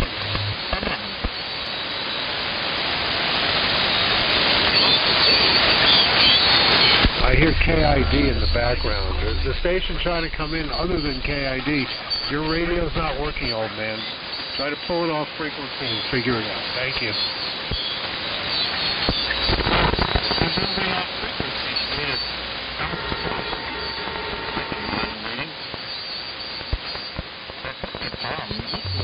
Well, this is KID, Whiskey Alpha 2, Juliet India Delta, upstate New York. I guess I'm getting out. Yeah, we hear you. Go ahead. WA2KID. Go for it from KC2UFU. Yeah, KC2 UFU, I think it is. This is Whiskey Alpha 2, Juliet India Delta, 10 miles west of Binghamton, New York. And we're running about full legal limit. And I guess we're getting out on a rainy, well, I guess it's not raining right now. It rained all day today. I'm Harrisburg, and we're located in Buffalo. Well, good evening to you. You're sounding good here in the southern part of Jersey, about 30 miles north of Atlantic City. And you got a nice signal here this evening. Good audio quality. I have another station on here that's obviously having some issues or whatever. I'm sure he'll figure it out. Not sure who it is, though. But, anyway, let me throw it over to you there, Brian. KB3WFE, KC2UFU. Yeah, and hello to the, was it GID station? We hear you here in Maryland, KB3WFV. Yeah, I'm not sure who that other station was, but the audio was non-existent, and when it tried to be there, it was very crackly, and if whatever syllables came out of it, it was distorted, so... Probably like this station's doing right now, at least the mod monitor's acting stupid.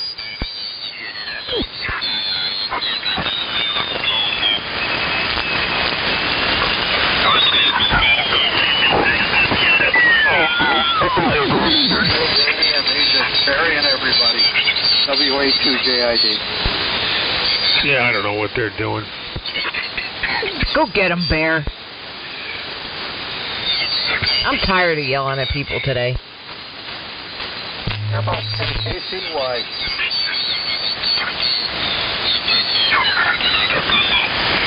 Boys from down south there.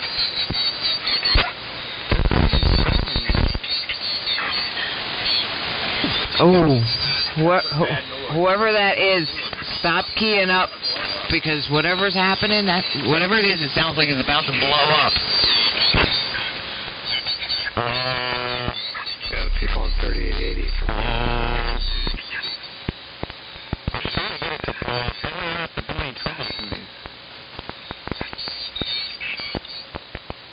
Well, this is the type of situation where I wish I had about an order of magnitude more power available and quite a bit more height on the antenna. Just don't have that, so we just have to play nice. Oh, well, you're fine, Bear. There's no problem. You're getting over the carrier. The station on 80 is not interfering with you at all. But I don't think JID is quite so lucky. I don't think that carrier or whatever's going on 80 is interfering with him.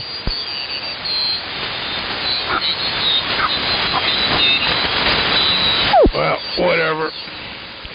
Yep, it's all good. Yep. So here we go.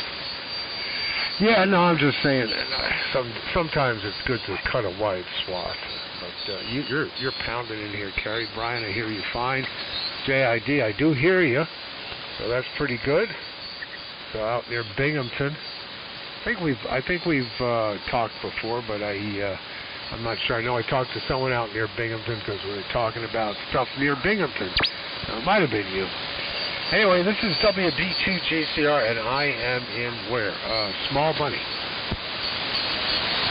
Yeah, I guess you were talking to me. Yeah, I just went up on 3880 and told the guy he was about 10 kc wide, and I don't know. I think he's coming down here to listen to us. Name here is Bernie. We're located 10 miles west of Binghamton, New York. We may have talked before. I didn't hear all of your transmission, but anyway, it's been a nasty day here today, and I just touring around and I heard everybody. Actually, I'm not on 3880. 3885, there I am. I'm running a Flex radio into an KPA 500 amplifier. I have vintage stuff out of it, but I don't have anything on the air right now. Anyway, if you look at my QRZ page, you'll see some of the stuff I got. Whiskey Alpha 2, Juliet, India Delta, and we're running about 3K wide, 6K most times. WA2JID. Yeah, you're running plus and minus 6, is that what you're running, or plus and minus 3? Well, right now I'm running plus and minus about 3. Yeah, why don't you widen that up to like plus or minus 4.5? You'd sound a lot better. Go ahead. Well, there's over 4 right there. I can run it up some more. Yeah, about 4.5, and you'd be gold.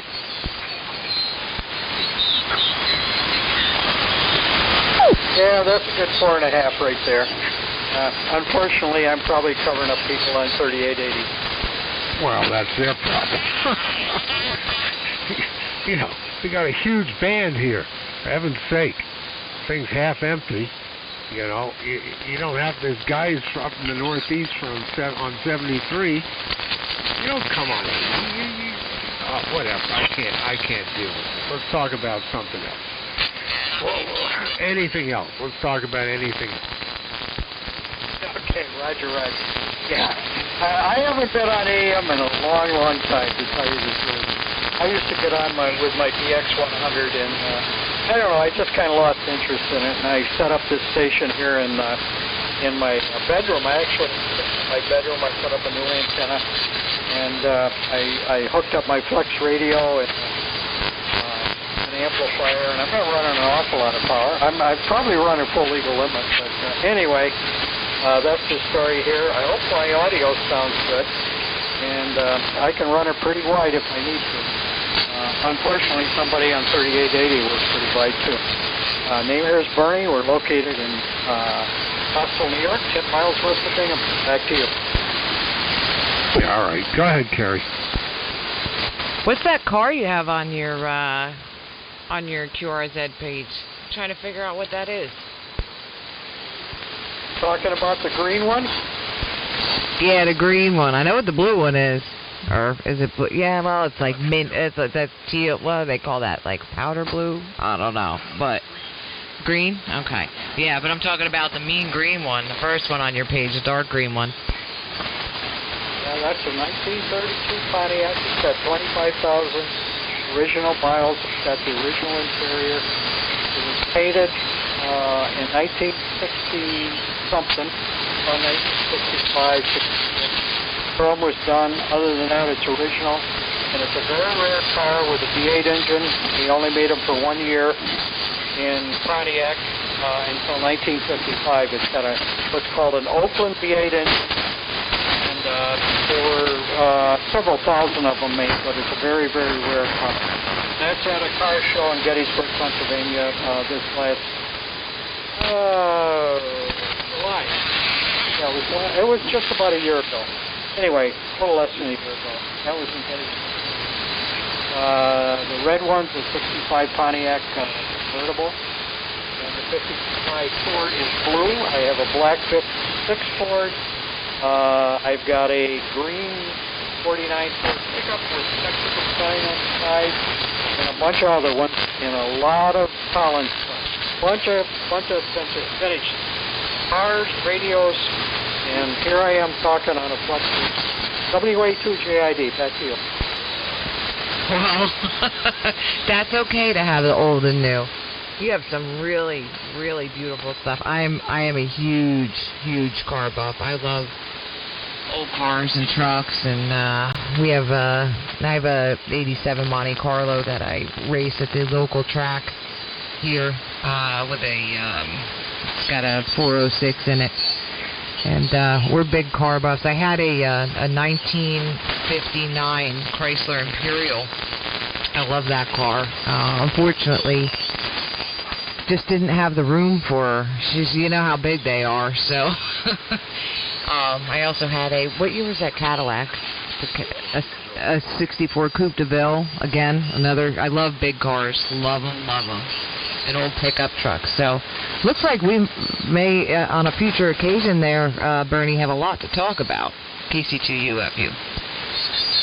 Yeah, okay, KC2 UFU. Yeah, unfortunately, I'm going to have to get rid of some of these cars. My daughter came down in my shop, and she looked at all this stuff, especially the radio stuff. Oh, this was quite a while ago. She said, what am I going to do with all this stuff? I don't even know what it is.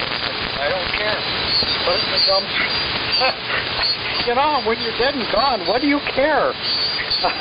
I don't know if I can say that or not. You know, I hate to leave my family with a bunch of stuff. But anyway, I've had a lot of fun over the years. Had a lot of fun with a lot of stuff. I love vintage things. Never had a vintage railroad train. I love railroad trains. I really have a lot of fun with cars. Unfortunately, I had a lot of plans to go to car shows this summer. I bought a new truck and a new truck camper, and I was planning to go to Tulsa, Oklahoma to the Pontiac convention out there and take the red convertible out there on the trailer. And I don't think that's going to happen. That's in July, and it may take part. You know, they may take part with the. I'm not. I'm just scared of this coronavirus. I think it's going to be around for a while. I'm just going to back off on all that. So I'm playing with radio instead. Delta 2, Joliet Indy Delta. That's for me. Kerry, you had a 59 Chrysler Imperial? Yes, sir. Oh, you don't have it anymore? No, nope, I sold it.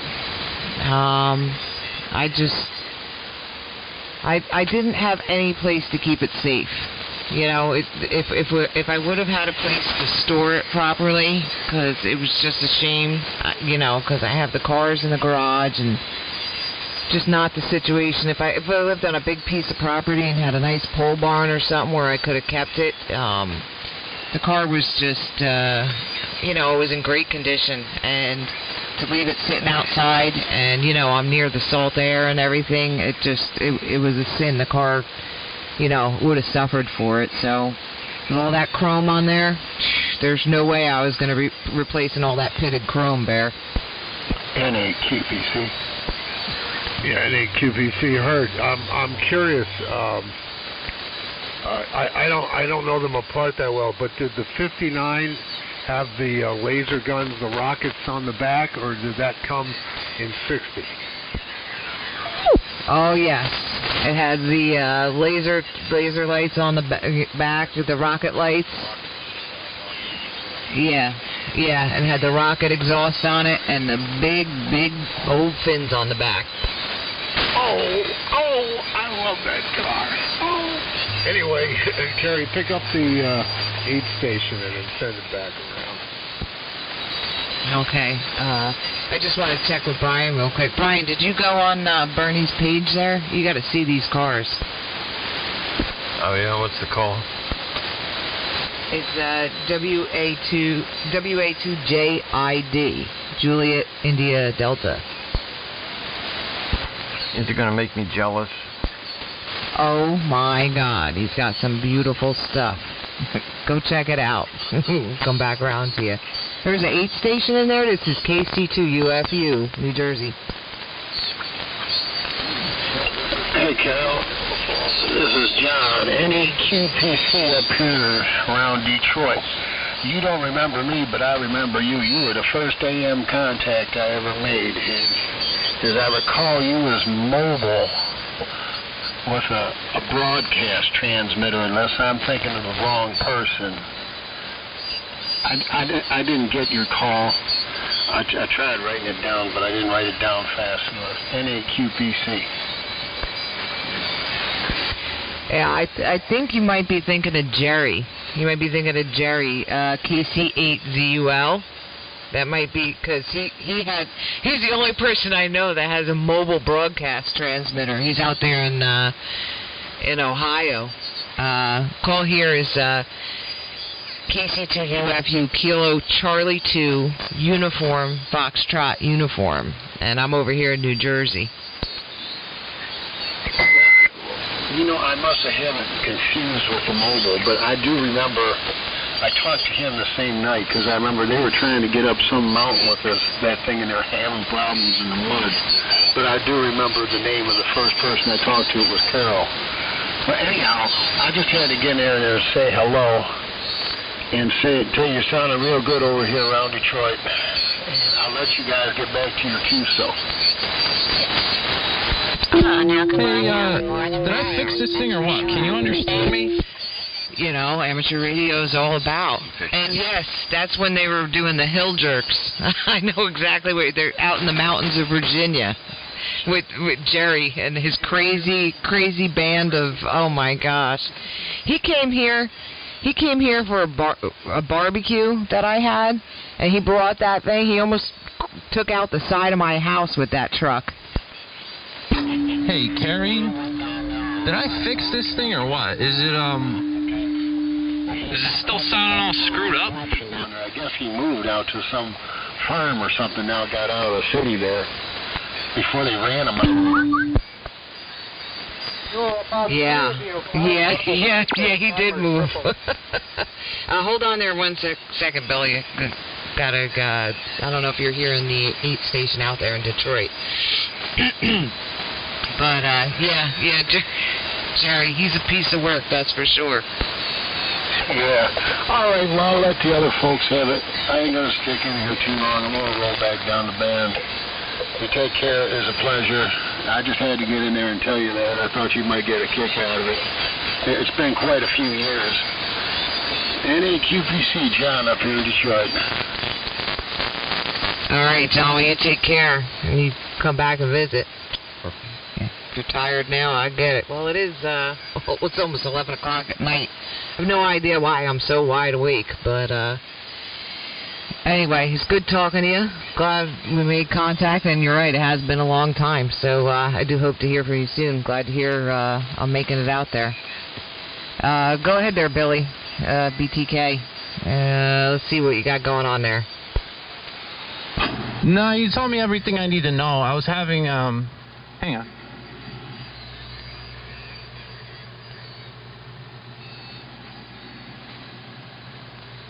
Oh, God, I was having an issue before. My antenna fell out of the tree, so I pulled it back up. Am I sounding okay? That's why I was all distorted. Wow, that makes more sense. Yeah, you sounded terrible before. Sounded like you blew everything up. Sounds okay now. Not quite your usual, but we can hear you, and that's good. All right, good. No, everything seems to be working how it should always be working. Yeah, the antenna, I had a really, really, really bad mismatch. Anyway, I go see what Louie's doing. Thanks for the radio check. No problem. Was that you, Bernie? Yeah, he's got a big signal up there. Yeah, big signal, probably about 20 over. Yeah, everybody's coming in good, even the station out in Detroit. It's pretty good tonight, really. Some static crashes, but other than that, it's pretty good. Hopefully everybody's hearing me okay. Yep, you're doing just fine. I'm still looking at all your beautiful cars. That's not all of them, Carrie. I've got more stored away. And some of them are in disrepair. Some of them are not too bad. I guess the best ones are on my Facebook or on my QRZ page. Yeah. Probably have too many. I got too many irons in the fire. Excuse me. Yeah, I just got this antenna up here. I'm sitting in my bedroom with my Flex radio, and all my other stuff is down in my shop about 200 feet away. And this winter I didn't want to go out there and walk through the snow and all that and get on my station. But I got a similar antenna out there. It's an off-center fit dipole up about 30 feet. And both of them are up about 30 feet. This one seems to work pretty good. I just got it up last week, and I got the station up here in my bedroom, and I can talk on the radio in my pajamas, and nobody can. Yeah, well, you're sounding okay here, that's for sure, Bernie. Yeah, I'm on the search for looking for an old pickup truck. A beat-up old pickup truck, something I can, we like to restore things, so, looking for something that doesn't need, a ton of work, but, it could have some mechanical issues or whatever, but as long as the body's, straight on it or doesn't need too much work, I'm always in the market looking for an old pickup truck. I'd love to be cruising around in that's for sure. My email is good on QRZ. I would really enjoy if you would send me some more pictures, show me your collection. 'Cause like I said, I can never get enough. Why are you misleading that man? Kenny buys $25 piles of junk at the 7-Eleven store from the guy that needs $20 to buy a pack of cigarettes and a Slurpee. Comes home with it, cuts the top off of it, and goes and beats it through the woods. Hey, Carrie, I do have one also. And I did a fuck up at one time. It's probably not the 77 F-250. It's got a 351M engine in it. And I do have a brand new 400 engine that I was going to put in it. I was going to use it for a car hauler. But I kind of set it aside, and it was pretty nice at one time, but I really beat the devil out of it. I'd take $1,500. It's a 2500 Ford, and a lot of people don't like it. Hey Lou, can you hear me at all? This is W2BTK. N9GTO, this is W2BTK. Just want to see if you're receiving me. Over. Billy, somebody is keyed up and talking. That one I'm going to sell. Sorry, wrong frequency. Under the second time. I'm keeping that. That's the second one of those I've had. I'm keeping that one. That's my. Everybody loves that. I do too. Anyway, back to you. All right, very good. Yeah, I'm looking for a nice 1950s, early 60s Dodge, Ford, Chevy. I don't care. It's just a nice old pickup truck. And Brian, that is not true. You take that back. Oh my goodness. I sent it over to you, Brian, and there was, I believe, N3JPP. I think I heard that right. So let me send it over to you, Brian, and then pick up the N3 station there. And then, I don't know, send it back over to Bear if we haven't put him to sleep. KB3WFV from KC2UFU. All right, Gary. Yeah, there are some beautiful vehicles, and I always kind of are envious of folks that take the time. Actually, I admire the folks that take the time to do that, and envious of the fact that they have the talent and the desire to do that. I spend all day long fixing other people's junk. The last thing I want to do is work on another one when I get home. Tried to take care of some of the older stuff there, but just never have the time or the energy. So hats off to you. There's some beautiful automobiles there, and thanks for sharing them along here, putting them up, the pictures up on the internet there. From KB3WFV, and the fellow there, N3, I think it was Papa, I think it was. Try again.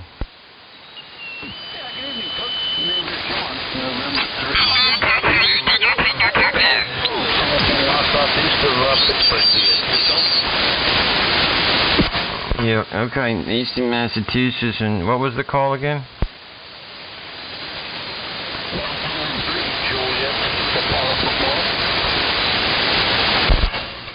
Alright, November 3, Juliet, Papa, John there in Massachusetts. I got it wrong, apparently. I thought he said N3, Juliet, Papa.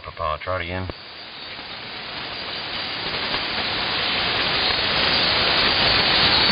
Just past your bedtime. I've been up since 3 a.m. this morning. Well, then what are you doing up? Let me ask you that. I have no idea. Anyway, good evening to you, Don, out there. N3JPP from KC2UFU.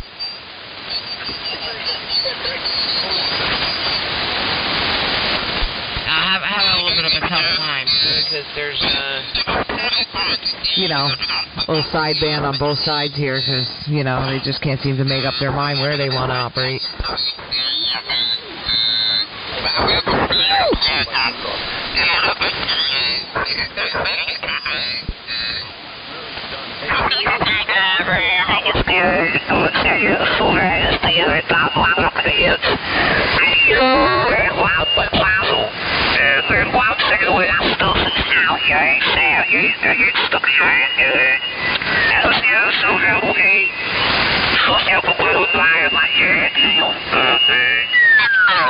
Really?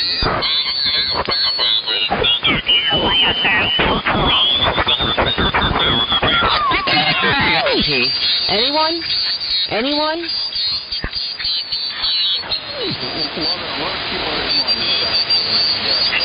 I'm sorry. This is some malicious interference, like 5 kcs away. So, I apologize for that, John. I didn't copy any of that. Why do these guys have to be so wide? I'm about 8 kc wide too, but why do they have to be so wide? They want to just bury everybody? It's, Bernie, it's just, hey, welcome back to AM. Yeah, this is crazy. I normally run about 6 feet. I'm sure I'm burying other people. I don't know. Yeah, well, some people are just ignorant, You still there, Bear?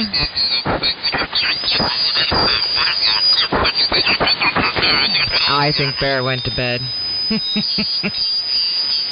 Well, everybody can operate a radio, Bernie, but not everybody can operate a radio, if you know what I mean. Yeah, it goes back to some of the CD days.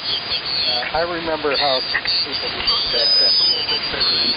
I think including me and probably some of the others too. But I've always been interested in this stuff, and if you look at my QRZ page, I was doing this stuff back when I was a teenager, and I really didn't get my amateur license. I'm 76 years old now. I've been doing this for a while. Yeah, I've done it all. Digital mode, AM, and back to AM again. How about that? See, you always come back. There's a lot of good people out here. You know that.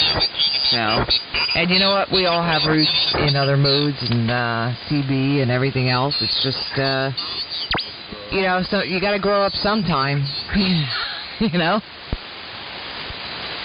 Yep, Roger.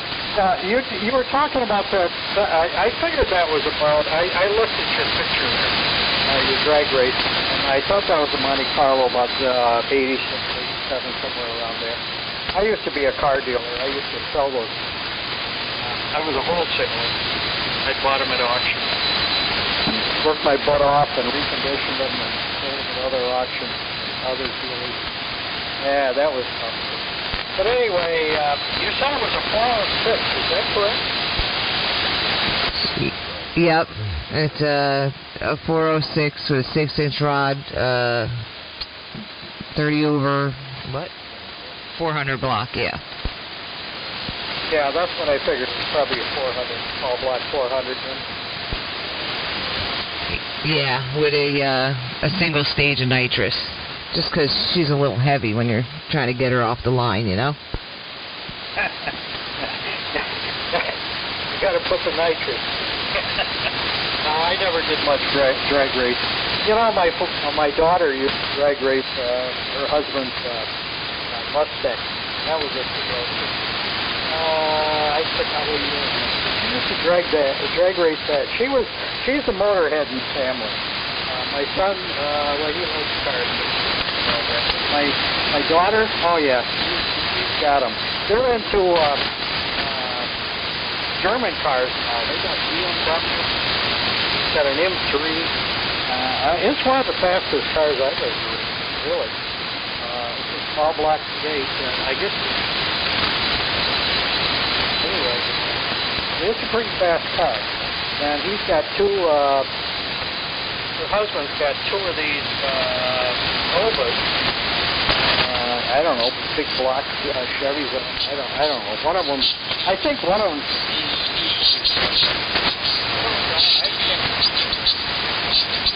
I don't know. I just can't keep track of it. And he beats on them, and I think he had to take one of them down. It was a I don't know, but he ended up putting 327 out of the other one. That one, I don't know. It's tough to just fix it. I don't know. I'm not in. WA2. Yeah, very good, Bernie. Well, we all got our thing. I like it all, and honestly, I've done enough racing. You know, I haven't gone to the track in years now. And I'm getting more into, I guess as I'm getting older, I'm getting more into cruiser mode, you know? That's why I'd like to find a nice old pickup or something. Or, you know, a nice Lincoln with suicide doors. And I could have had one. I had a choice when I got the 59 Chrysler. I had the choice between the 59 Chrysler and a, what was it, a 63 or 64 Lincoln with the suicide doors. And I went with I had to make the choice, and I went with the Chrysler. They were right next to each other. It was like, you could have this one or this one, and I was like, oh, you know, it was a tough choice, but wasn't sorry for it, because I like the Imperial. That was a very nice car, and I'm heading back that way now. You know, I'm done going fast. I'm done with the racing pretty much, or whatever. I mean, I still take the car out, but I do more cruise nights and driving the car around. I take it to Walmart. You know, I can drive it on the street, so it's completely street legal. So I'm thinking more like, getting a cruiser or something. Now, one of my favorite cars that I ever owned was a Plymouth Sports. It was a year old when I bought it. I bought it from I was young then. It was a 426. It was a 380, 330 horse, spark lights. I remember one night, my wife and I were coming from a movie with another couple at stoplight. Guys came up beside me in a 59 Plymouth. We're talking, 1965 or 66 probably. And they were racing me. And they took off like a bat out of hell in the right chain. I didn't do it. I got up the entrance to the highway, and they were sitting there waiting for me. And so I punched it, and I took it up to 65 in first gear. And that was 6K on the tack. And then I shifted into second, and I took it up to 95 in second. And as I went past the underpass to Country Club, I remembered that the sheriff used to sit there on weekends about after. And I just had to back off, and these guys in the 59 Plymouth, I blew them off, no question about it. But I got up to the end of the highway, and the two sheriffs walking out of the car up to this 59 Plymouth, and as they got to the back corner of the car, the Plymouth took off and kicked stones in their faces, and I turned around and went back and put the car in the garage, and I said, oh my God, I waited for them to come after me, and they never did. They never got my license. I don't know if it's something. For a 383, that thing really did. I could go sideways in the street at 30 miles an hour, 50 down into it. It was amazing. And it wasn't even a foot. That'd be way too good.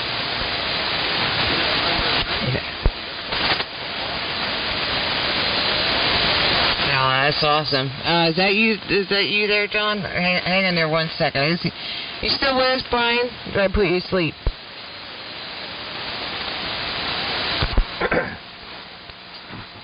Yeah, I'm still here. In body. I don't know about in mind. I think I'm going to punch out here, Kerry. And I'll catch up with Kenny about those repeaters here next couple of days or so. But, hey, at least Billy got those folks to move from 80 down to 75, so that's a plus. Alrighty, I'll catch up with you one way or another. KC2UFU, KC2UDZ in the background, and JID with all the pretty cars. KB3WFE. The next sound from this station will be the thud of my head on the desk. See you later. All right, Brian, have yourself a good evening. Sorry, I get carried away talking about cars. I'm like, oh yeah, hey, there's other people in here. Ken said to make sure you listen to those 2 frequencies he gave you. And good night. I'm sure we will catch up again tomorrow. I guess over to you there, John. N3JPP from KC2UFU. KB1 H-Land.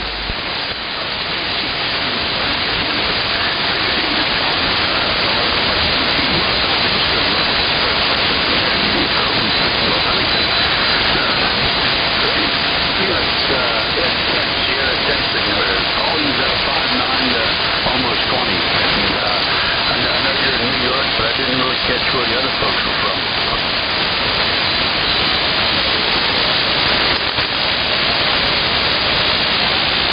Yeah, I'm sorry. I didn't get the call there. I just a little bit down in the. There's a lot of static all of a sudden.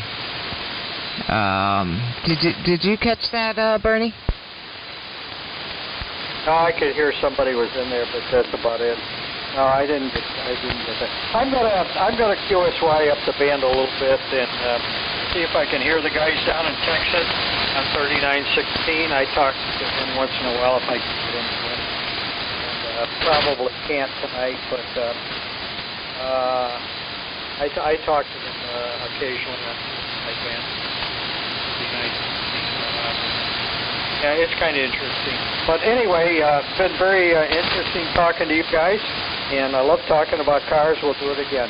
This is Whiskey Alpha 2, Juliet India Delta 7-3, and we'll catch you guys another time. I'm going up the band for a while and listen, and then I'm going to bed. 7-3, WA2JID. All right, very good, Bernie. It was a very enjoyable QSO there, and hope to talk to you again soon. Glad you got your AM station set back up there, because I could talk cars all night. Love it. Have a good one. Thanks for the conversation. Appreciate it. KC2UFU. Yeah, is that KC2UFU?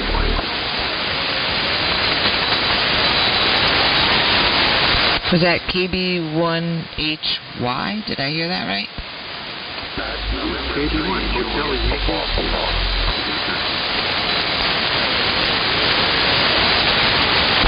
KD1 Hotel Yankee Sierra.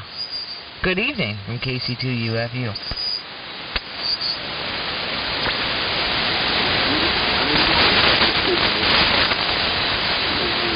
Working on DX100 here, which I picked up in a slot. I had no idea if it was.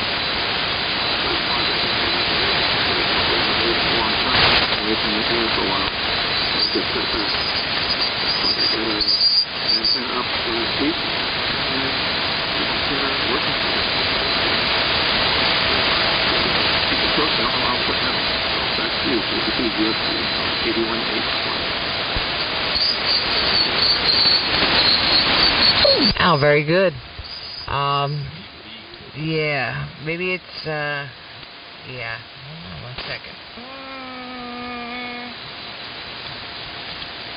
There we go. Now I got you. It's working. I always like to I always pop it into QRZ or whatever, make sure I got it right, because my ears are not so great. It's nothing, no offense to you in any way, but I don't hear very well, so sometimes when there's static, everything sounds the same. So I believe I had you. This is Ed in New Hampshire, yes?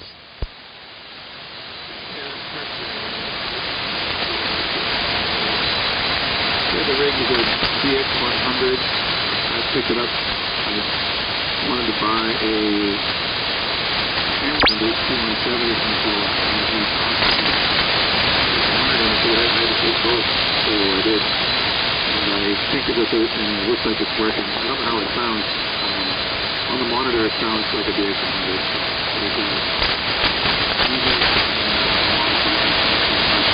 So this is like a secondary station. I heard you talking about cars a little earlier when I was thinking. This is pretty cool. Tried to rebuild high school at the time a few years ago. It didn't pan out. Took a lot more work than anticipated, and ended up growing up and joining the Marines and getting married and kids.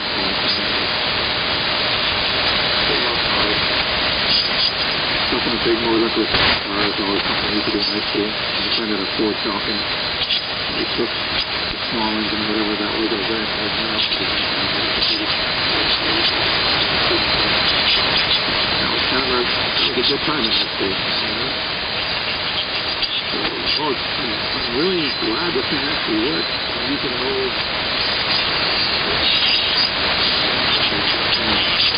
various microphones for it because we didn't have a mic that was connected to the key stick, like mic connector with a single pin and flash.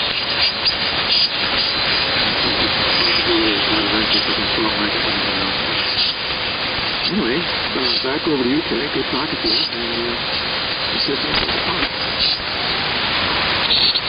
And very good, KB1 HYS and KC2UFU.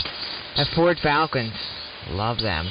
I love all cars. I can't really be partial because I love old cars. I love them all. But a good friend of mine had a Ford Falcon, and he turned it into a race car. But he didn't ruin the integrity of the car, so that was okay. But he did have it. That thing was pretty souped up, and I mean, other than changing the rear in the back of it to so that it could take the power from the drivetrain or whatever, the car looked like it should. He didn't tub it out or anything like that, but just all real nice looking cars. I'm a motorhead through and through. I talk about cars, fishing, whatever. I just like all that stuff. Unfortunately, I'm getting ready to get out of here because, with our current situation and everything going on, I don't actually have to go physically to work, but I do have to mentally go to work in the morning because I'm working from home right now. So I know, I already know what my day is going to look like tomorrow because I left the pile of papers on my desk about 5 hours ago when I decided to come here and play radio for a couple minutes. But that's just the way it goes. I really can't escape the work now, so hopefully everything's good in your neck of the woods. I know New York, New Jersey, getting our butts kicked here, so we're just doing what we got to do. KB1HYS, KC2UFU. Okay, very good. Work never makes it any better. It's still there waiting for you in the morning, staring at you. I'm working from home myself. Which, my back is surprising.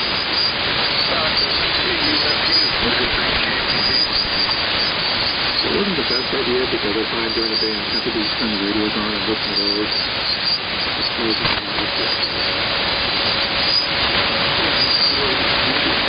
not doing as bad as Massachusetts or New York, I suppose. It's so,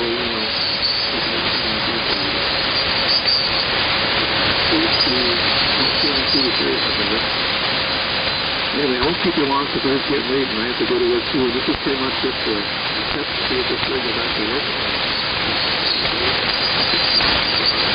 Hopefully, so you have a good night. Thanks for the segment, please. Thanks for the pizza. And we'll talk to you later.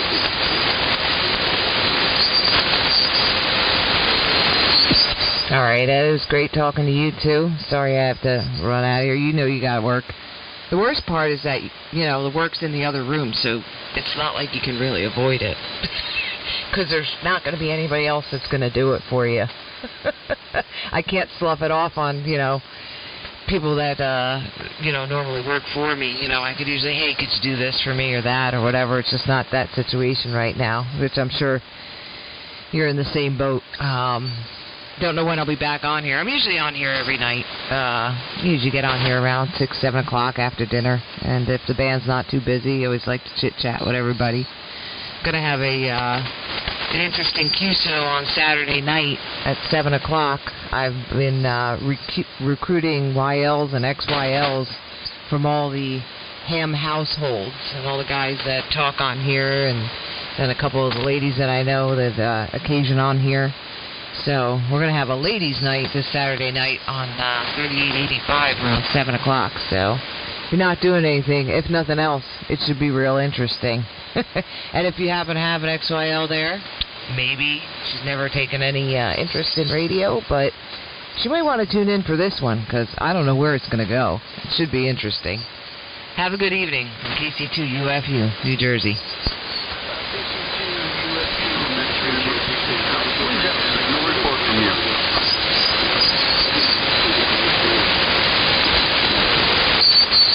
Absolutely. Yep.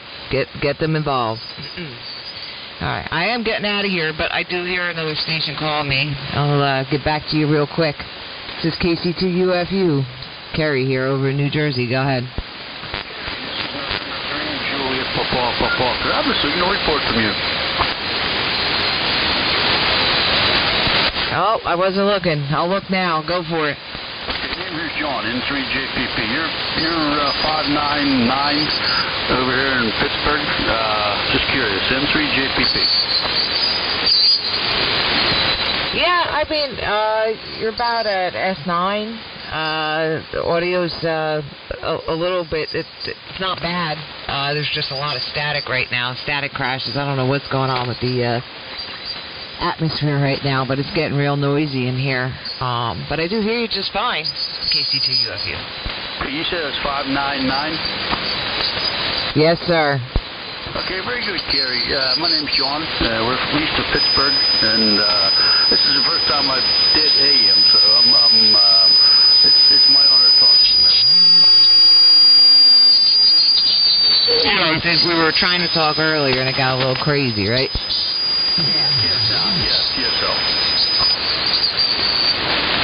Yeah. And now as it's getting noisier, all the sidebands popping up now. But I do hear you, and hopefully we'll catch up with you another evening out here. That's going to be having a YLXYL night this Saturday night, 7 o'clock. So we're here at 3885, if everybody will have me here. So we'll be around, and hopefully we'll catch you. This is KC2UFU. Saying 73 right for now. N3JPP, KC2UFU. KB3RQU.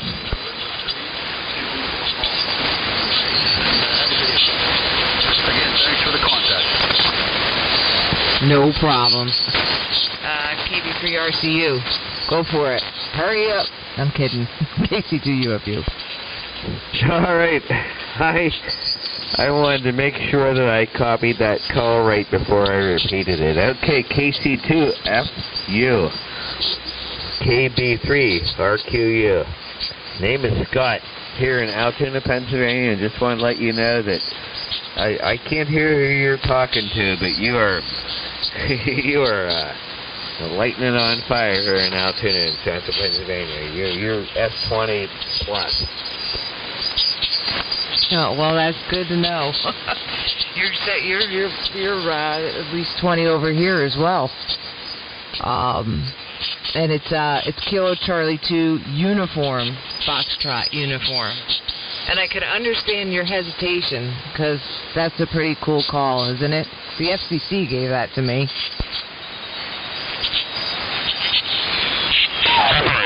I think I almost caught that time. You took a fade there. Kilo Charlie 2 Foxtrot. What uniform? Oh, sorry. Kilo Charlie 2 uniform, Foxtrot uniform. Uniform, Foxtrot uniform. Okay. All right. Copy that. K2 UFU. Okay.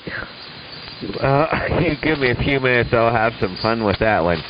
But no, I heard you talking I was just dialing around here and couldn't hear the other party that you were talking to, but you're just blowing smoke here in Altoona, Pennsylvania. And the call sign kind of caught me too, and it still has me wondering. All right, the name here is Scott, Sierra Charlie, Oscar, Tango, Tango. Name there, please. KC2, UFU, KB3, RQU. Very good there, Scott. KB3RKU, KC2UFU. Name here is Carrie, Kilo Echo Romeo Romeo, India. And I'm located in southern New Jersey, about 30 miles north of Atlantic City. And I appreciate the compliments that my little old rig is making it out there. Oh, Carrie, your little rig's kicking ass. It sounds really good here in the central Pennsylvania, and I copied the New Jersey and all of that. Yeah. How's things out your way? Everybody staying sane and staying safe? Well, the first part I can't really speak for. The second part, yes, we're definitely staying safe. But by staying safe, I'm not sure if we're going to stay sane, if you know what I mean. Oh, I know what you mean, Carrie. I was insane long before this began. But, I'm just trying to say, I'm trying to stay occupied. I'm 54 years old, and I have a 5-year-old son. You do the math on that, it's not good. But, trying to keep him occupied.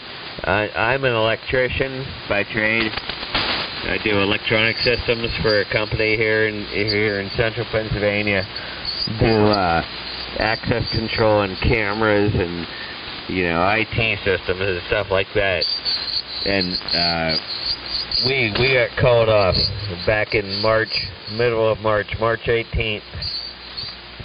I got a call from the union hall, said go home, park your truck, and stay there till we tell you. So I'm 6 weeks in. I've got a couple of unemployment checks, which have been good.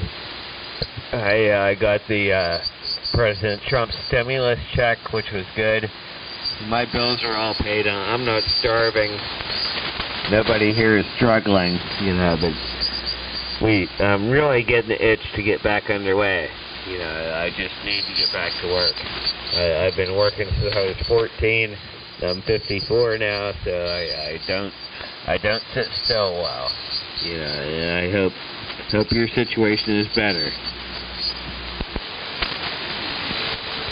Yeah, I'm working from home right now, but my husband, KC2UDZ, Uniform Delta Zulu, Ken, he's a HVAC, heating and air conditioning technician by trade, so yeah, his truck, we own our own small heating and air conditioning company, so his truck's been parked since about March 15th or so.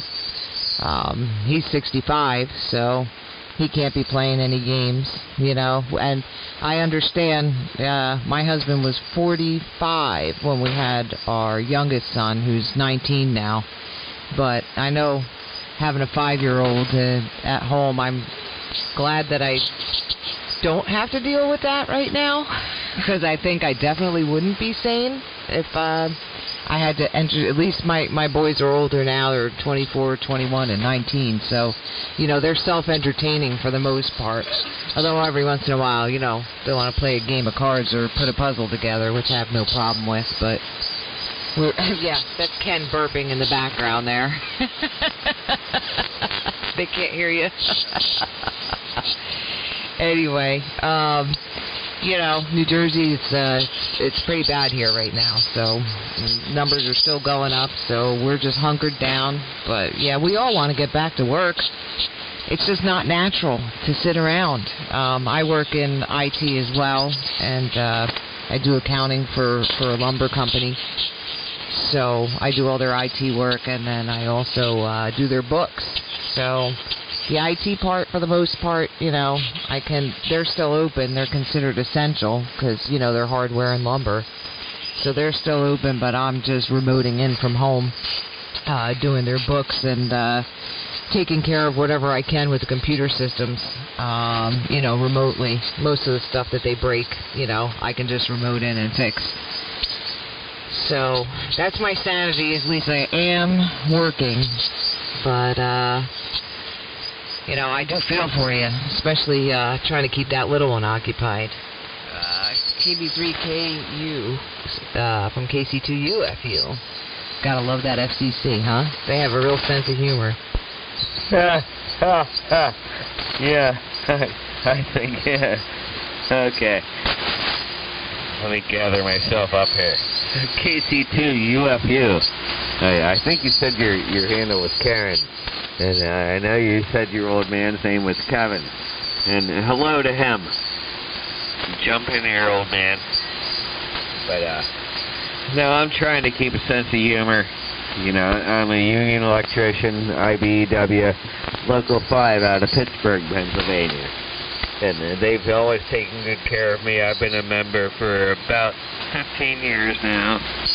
I've been working in my field of trade for about 35 years.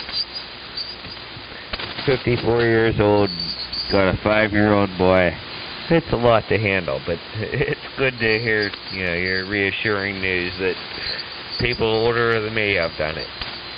But hey, you're still a consistent +10 signal in here. You're S9 +10. You're loud and clear. Great signaling. Audio fidelity is great.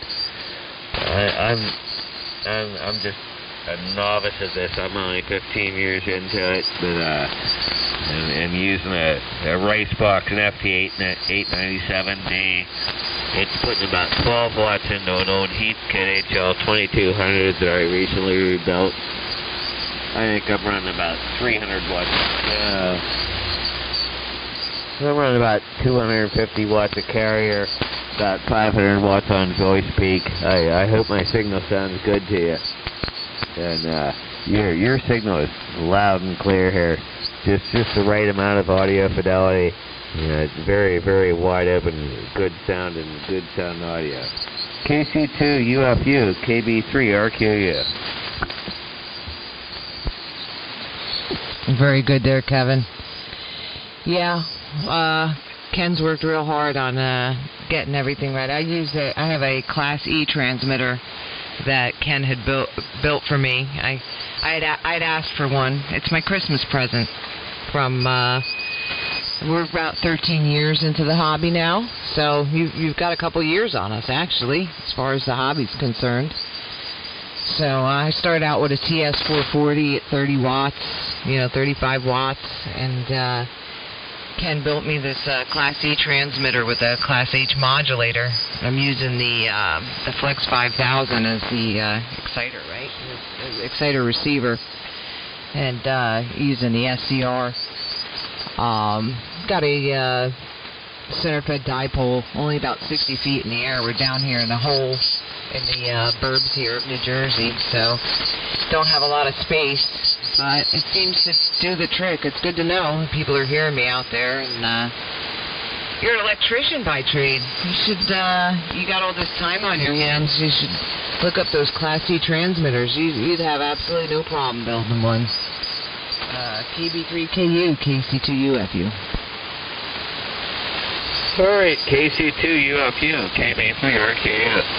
Yeah, I have looked them up. I have looked up the Class E transmitters before. Unfortunately, I'm an old head. I'm a gray head.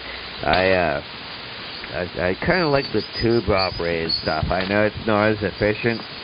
I know you need a lot more high voltage to make it work, but I've stuck with the tube operated stuff for now. Now, a side gig that I have from my electrician job is that I do live sound for bands. I mix a lot of local bands and a lot of regional, music festival stuff around here, and the amplifiers that I use for my live sound gig are Class A, and they're very highly efficient, very reliable. I like them and so forth. I just haven't quite made that transition into ham radio. All right, KC2 UFU KB3 RQU. Oh, very good there, Scott. So you're a bit of an audiophile then, if you do sound and stuff like that. So that makes me feel that makes me feel even better that you say, my signal and everything sounds real good. I got quite a bit of processing going on here. I have two Behringers and a Mackie Pro mixer, and I'm using the Audio Technica mic. A cheap mic, not an expensive mic. Could have got an expensive one, but this one seems to work just fine. The Behringers do what they need to do, and hopefully give me a little bit of that broadcast quality that I like to hear from other stations. And very good on the tube. There's nothing wrong with that. I just always, this is my thing, but I have some tube stuff too. But everybody leans a certain way, and that's fine. You sound great, and, you have a great signal in here, so you're doing everything right. And the only difference is that I've been on this Class C since about 5 o'clock this afternoon, and Ken just touched it, and it's still ice cold. So it don't keep me warm in the winter. KB3KU, KC2UFU. All right, Karen, very good. Yeah, your audio sounds nice and warm. It sounds fine. I can't say I'm a big fan. I'm sorry, I double keyed there. I can't say I'm a big fan of the Behringer brand. They was one of the first ones to rip off Mackie and run out to China and do cheap manufacturing, but actually the quality was quite good. And a lot of people in live sound are using Behringer, especially their X32 mixing console. I try to stay with the British and American gear. I work with Soundcraft, Yamaha, which is the Japanese brand, and some American brands too as well. But no, the Behringer stuff leaves nothing to be denied. It definitely has a good sound quality to it. Just the build quality and the fact that it's built in China. I'm trying to stray away from China. But what you're doing there sounds really, really good. Your transmitter signal and your audio, your modulation, everything sounds really good. All right, KC2 UFU, KB3 RQU. Very good there, Scott. KB3 RKU, KC2 UFU. Yeah, I was heading to bed about an hour ago. So I think I am going to finish up with you and get on out of here, because I do have to work from home in the morning, but it might take, I know it's 11:30. That's what I'm saying. It's 11:30. Holy crap.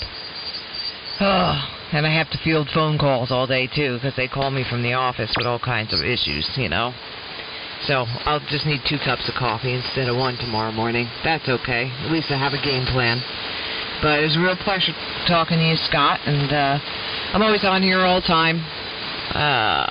Usually after about 7 o'clock or so, I get in here. There's always a great group of people in here. So hopefully we'll catch up with you again. And good luck with everything. Hope you get back to work soon. Hope all this crap goes away and we can all go back to living a normal life. Or at least, whatever the new normal is going to be. So try and stay sane there, my friend, and we'll talk to you soon. KB3 RKU. See, I'm getting tired. I have to look down. From KC2 UFC for your final.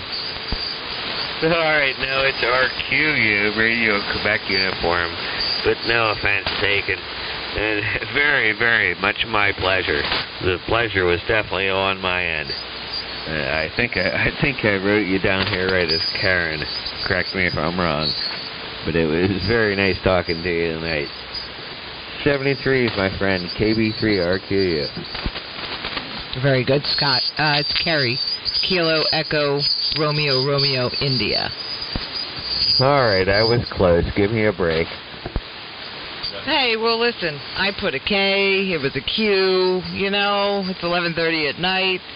What's the difference among friends? There's no difference. Have a good one. You have 7-3. no idea how many beers I've drank tonight. Well, that always helps. Have a good one. 7-3. Catch you soon. 73s, my friend, Carrie. Very nice to meet you. KC2UFU, KB3RQU.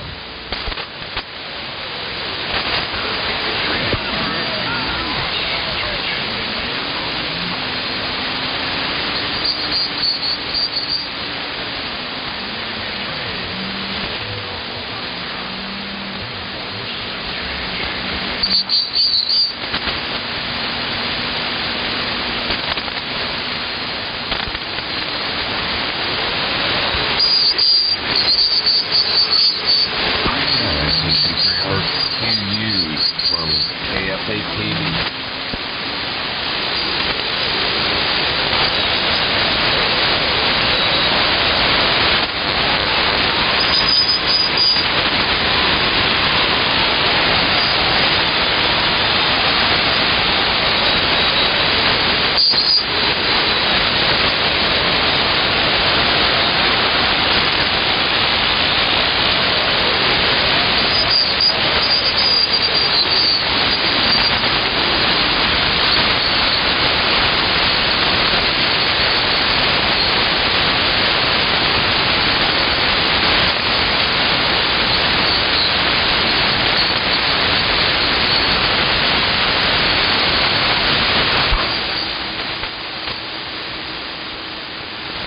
KC3RQU from KF8 TV.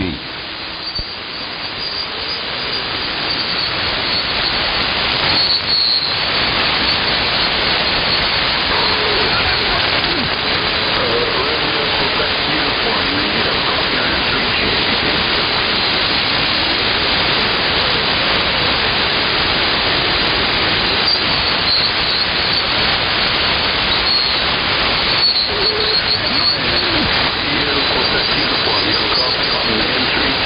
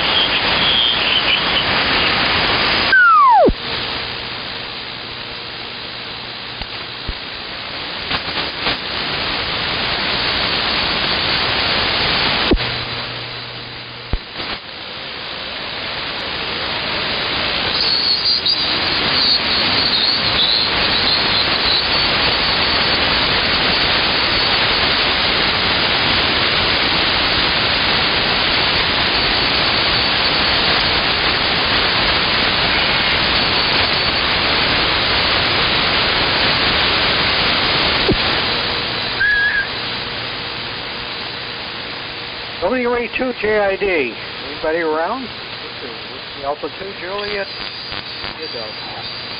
W82 JID.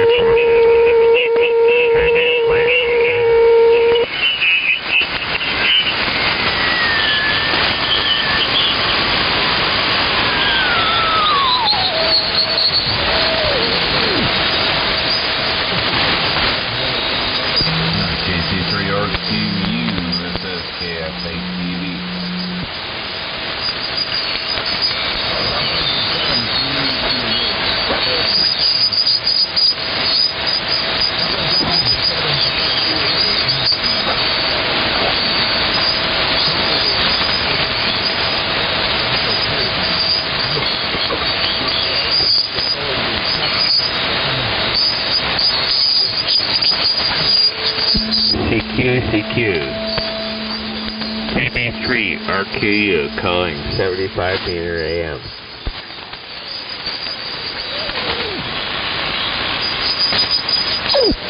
KB3 RQU. This is AFAKB. No, copy. Give me your call one more time, please. Kilo Fox 8 Kilo Bravo. KB. Linear schedule. All right, Kevin. 100% copy. I think you said Kilo Fox 8 KB. KB3 RQU. Yeah, I heard you on earlier talking with, what's her name was Carrie. JP2 UFU. She was coming through real good. But she signed out before I got everything good and warmed up and tuned in. So, that's the first lady I've heard on AM since Liz. And she passed away a year or two ago. I wanted to jump in there with her, but maybe next time. All right, I do remember you calling when I was talking to her. Yes, she's very nice, very knowledgeable. But no, I just thought I'd give it a call out here, see if anybody is still hanging out. The band is kind of fading in out real bad right now. Well, right now your signal's really pushing up there real strong, so I don't know. How's my signal going to you? I'm running a homebrew transmitter, about 250, 60, something like that watts output. But not real high off the ground. It's only about 20 foot off the ground. But my location here, it's in the middle of southwest Ohio. 50 miles east of Cincinnati, and I'm about 50 miles from everywhere. Cincinnati, Dayton, Columbus, the Ohio River. I'm right in the middle. So, how's my signal holding in for you? No, your signal's good. You're a solid S9 here. Solid S9 in the central Pennsylvania. Yeah, I was talking to Carrie there. She was a nice girl. She had a strong sounding nice station in there. But no, you're doing good here. You're an S9 plus, over. Alright, well, S9's better than S8. Well, you're about 40 over for me. So it sounds like you're doing a much better job than what I am. Alright, well, I don't know you're running there. I'm running a Yaesu F869 or what the hell is it? Hang on here. A Yaesu 897. But I've got the carrier power. It's down back to about 12 watts. Right, it's feeding into a Heathkit HL 2200, and that all runs into a center-fed dipole. But needless to say, I'm running about 300 watts carrier here. Alrighty. Well, I heard you say Yaesu, but I'm not sure what kind. You gotta be running that into an amplifier of some sort. Which I didn't hear that.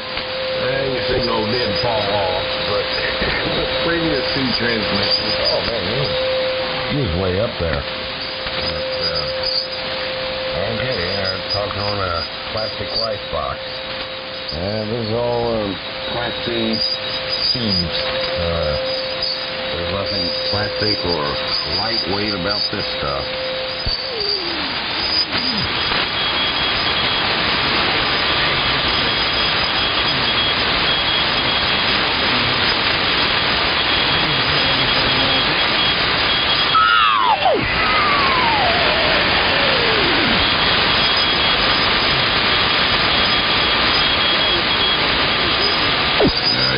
Scott, or did my signal fade out from you? Yeah, you did take a fade there. I caught about half of what you said, but it seems like the band's going away. KB3RQU?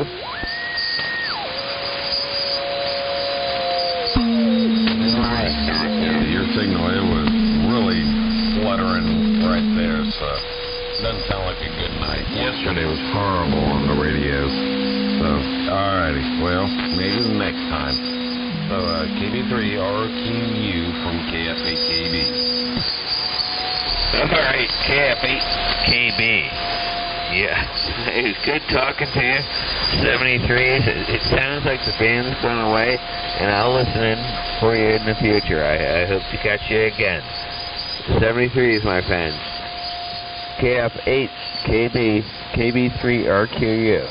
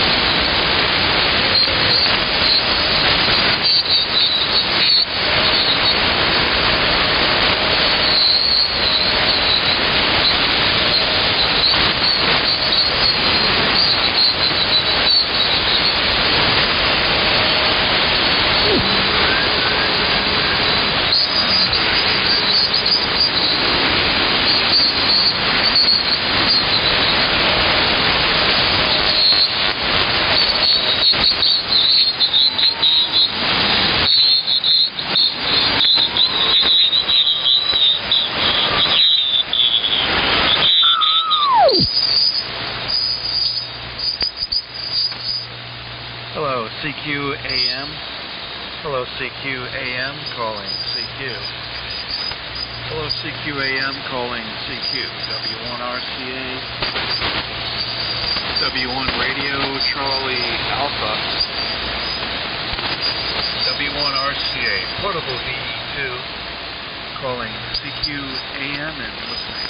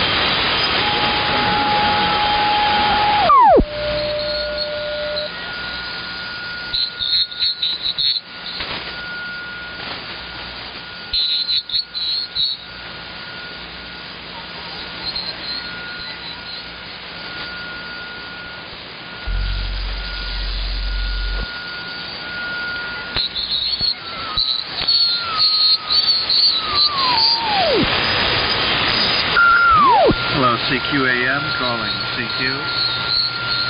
Hello, CQAM calling CQAM. Hello, CQ, W1RCA. W1 Radio, Charlie Alpha. W1RCA calling CQ.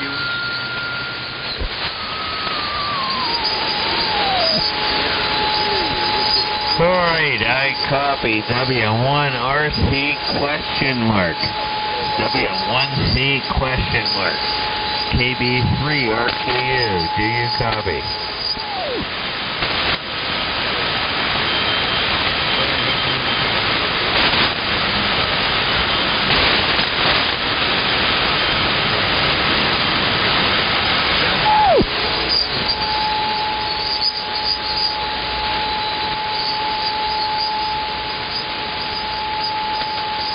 W1C question mark.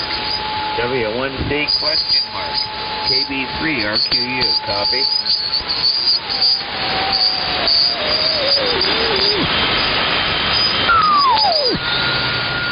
Yeah, I think it's KB3RPU.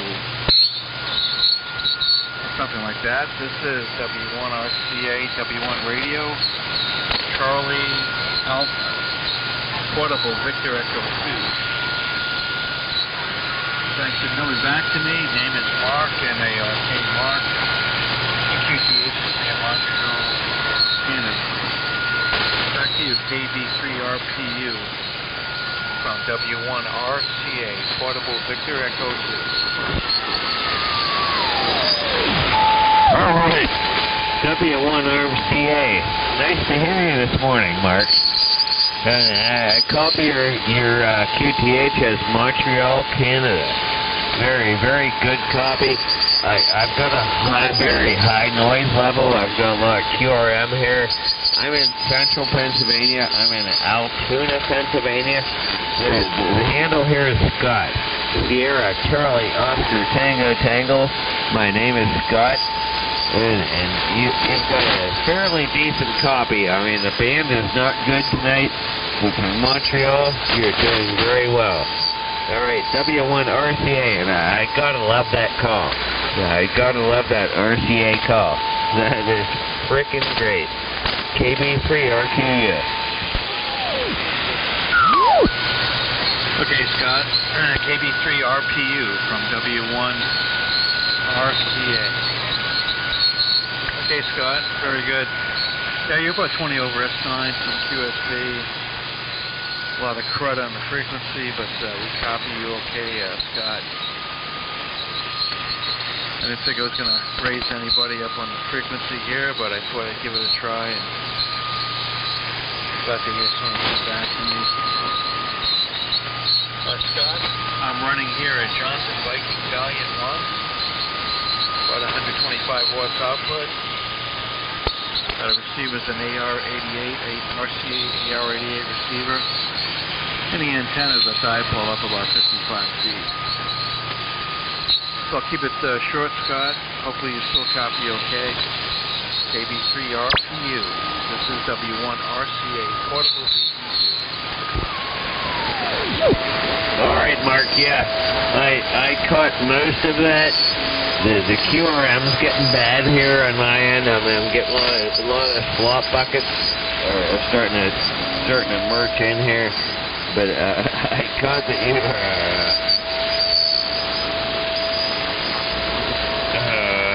shit, I forgot. I lost track here.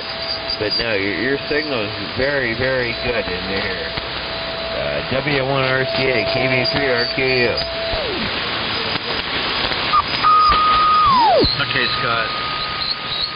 Yeah, a lot of crap on the frequency, but you're still fairly strong, but a lot of mixing products from all kinds of trash on the frequency. Okay, Scott, with that I'll keep it rough, keep it short because conditions are a bit rough right now. I'll probably be here in the ham shack for another hour or two, so I might get back on later. So 73 Scott, thanks for the call, and talk to you later. KB3RPU, this is W1RCA, portable. All right, Mark. W1RCA, KB3RQU. 100% copy on that one. The band's definitely very in and out right now. I'm catching bits and pieces of what you say. That last transmission was really good, but God knows what comes next. Anyhow, 73, nice making a contact with you. So, Mark, W1RCA, and again, I love that call sign. KB3RQU. Okay, Scott, 73.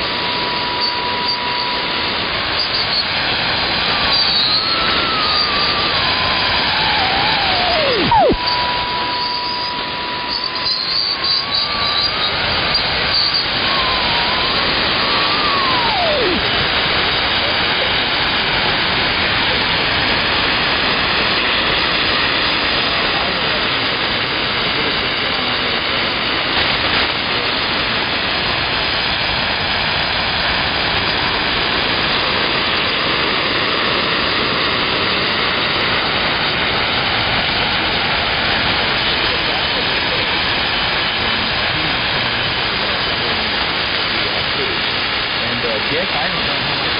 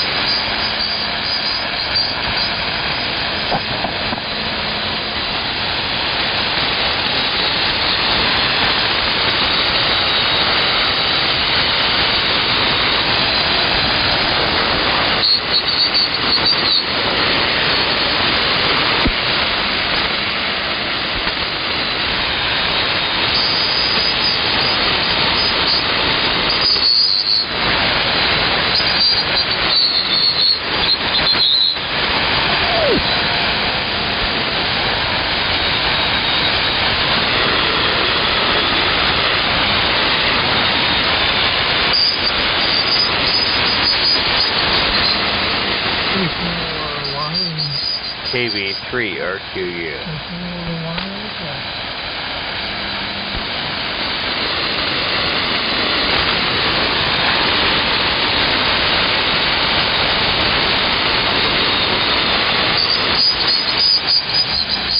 Kilo Bravo 3, Romeo Turkey uniform.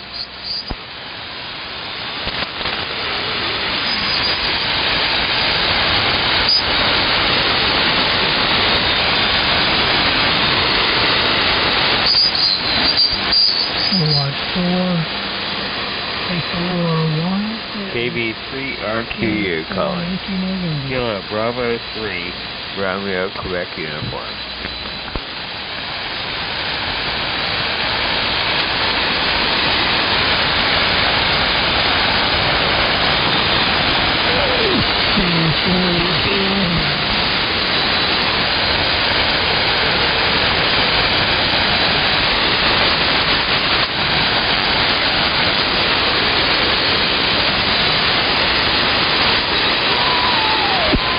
Kilo 4 Yankee station calling.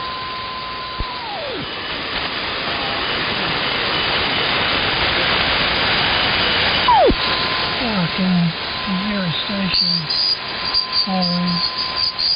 The band conditions here is Kilo 4 Yankee November. And 4 Y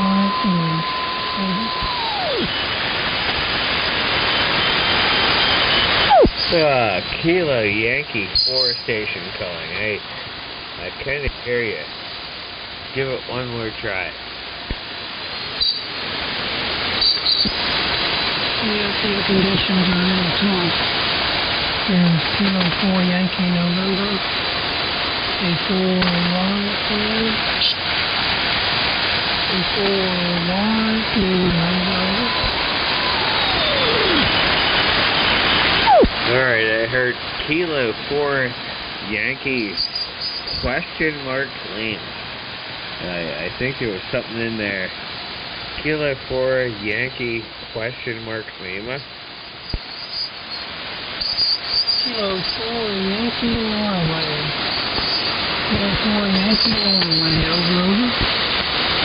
Alright, Kilo 4 Yankee Norway. QSL? QSL, that is correct. Name is Mark, 58 Smith, Georgia, North Georgia. Alright, I missed your name. Name here is Scott, Sierra Charlie Oscar Papa. Oh no, I'm sorry. Sierra Charlie Oscar Tango Tango. QSL? Okay, Scott. The band is not in very good shape. Let me try something a little bit. Let me put down my bandwidth and kind of punch up the audio and see if I can play the noise better over.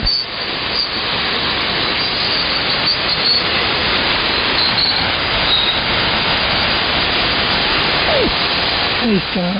No, you went off into a fade there. I lost you. You heard me? KB3 RQU. Let's through the noise a little better.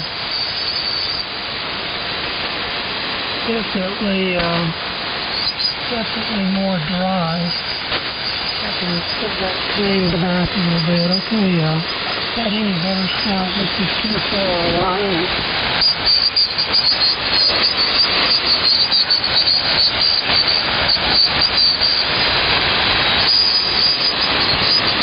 Yeah, I forgot to do that. Sorry about that. I made an adjustment that I didn't complete.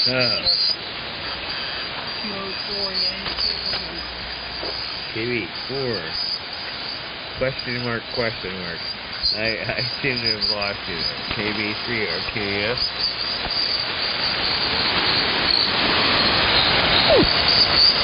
I'm having problems too. I heard that you were a W3. I think it was a W3R.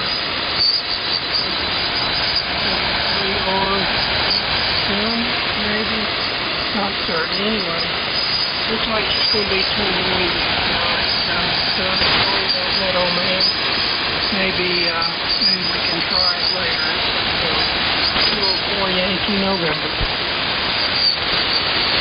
All right. Kilo Yankee question mark. I do copy your down in my noise. I've got a high noise level here. I've got like an F8 noise level here. But you normally would making a trip. I'm in Altoona, Pennsylvania, and it's got pleasure to meet you at 73. KD3 RKU. 73, K4Y.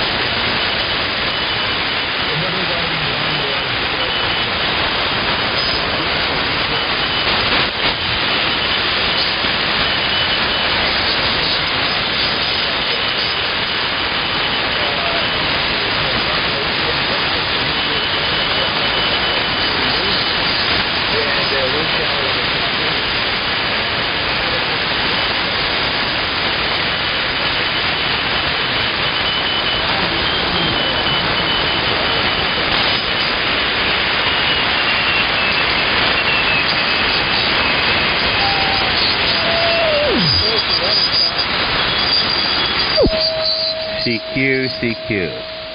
KB3 RQU calling.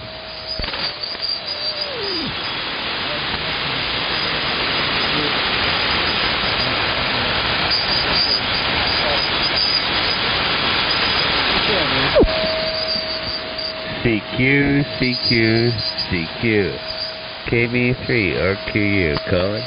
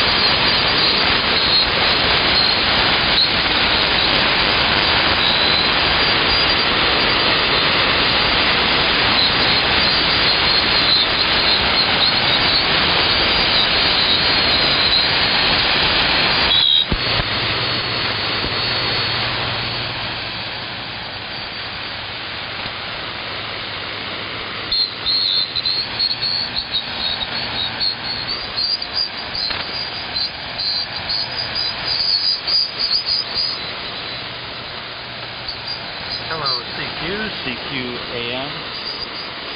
Hello, CQ-AM, calling CQ. Hello, CQ-AM, W1RCA, W1 Radio, Charlie Alpha.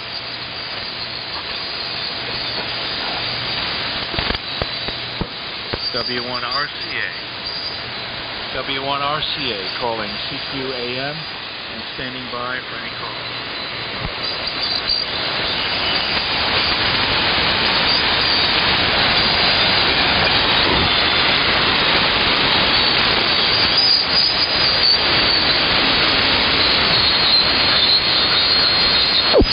Hello, CQ-AM, calling CQ. Hello, CQ-AM, calling CQ, W1RCA. W1 Radio, Charlie Alpha, Portable VE2, calling CQ. CQ-AM, hello CQ, hello CQ-AM, W1RCA. W1 Radio, Charlie Alpha, Portable Victor Echo 2, calling CQ and standing by for any AM calls.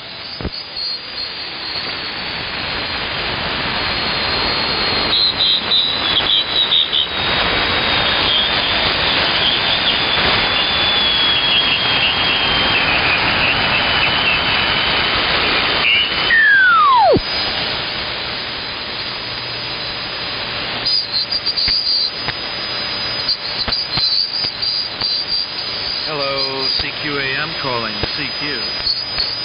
Hello, CQAM calling CQ. Hello, CQAM calling RCA. W1 Radio, Charlie Alpha. Calling CQAM, calling CQ, hello, CQAM. W1 RCA. W1 Radio, Charlie Alpha. W1 RCA, Portable Victor Echo 2, near Montreal, Canada, calling CQ and standing by.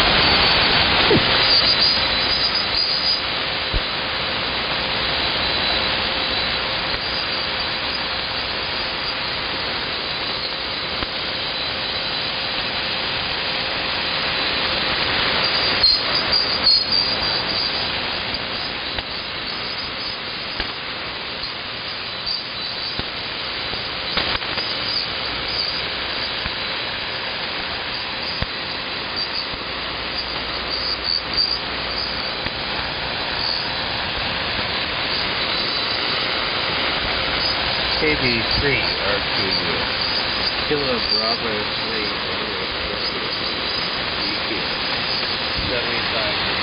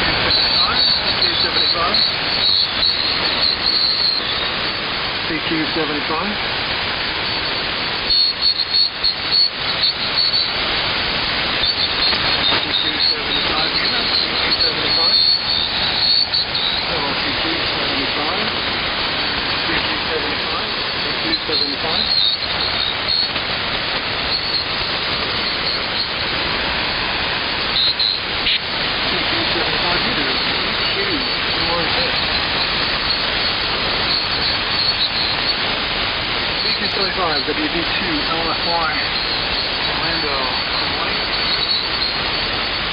CQ75 unit, CQ75, do this. CQ3.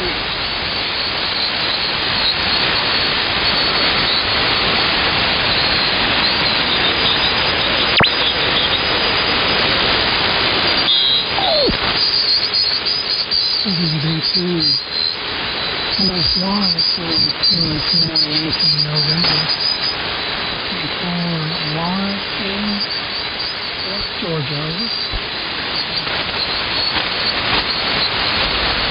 Yeah, good morning. K4YF. How are you? Glad to see somebody's up in the morning. Not too bad. Trying to pick out some radio equipment that I worked on today. And see how the band is doing. I see some good conditions in here, so that's cool. Channel here is Rich, Radio India, Charlie Hotel. And CTH is 10 off West Virginia. Too far from everybody.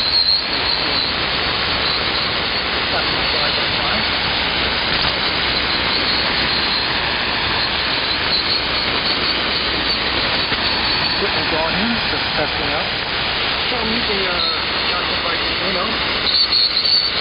And so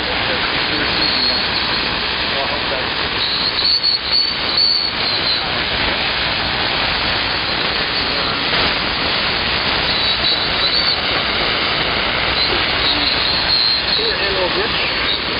Rich, which is outside of Orlando. So here's K4, oh yeah, WB2, LF1. Back to you. Hello, Rich. WB2 LFY from K4YN. Very good copy. Very good signal, great audio. Took a little to the Johnson, but sounding really good. Very familiar with those. Had a couple of those at different times along the way. And also familiar with the receiver, so really good setup. Name here is Mark. It's called Alpha Romeo Kilo. Name is Mark. And it says TTH, North Georgia. 7589 North Atlanta.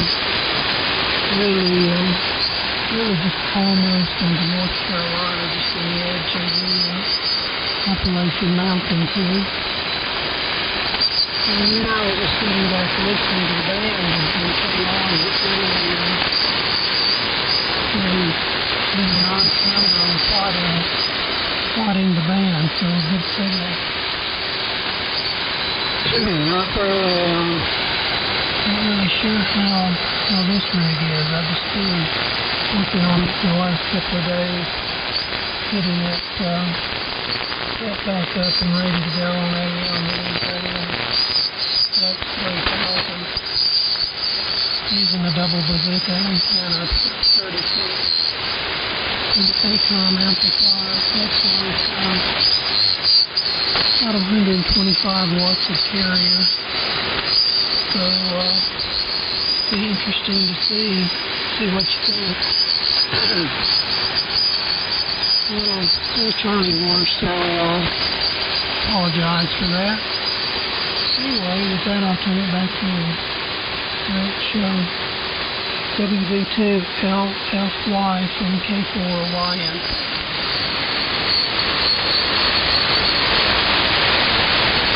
Very good, Mark. Thank you. With the contact on here.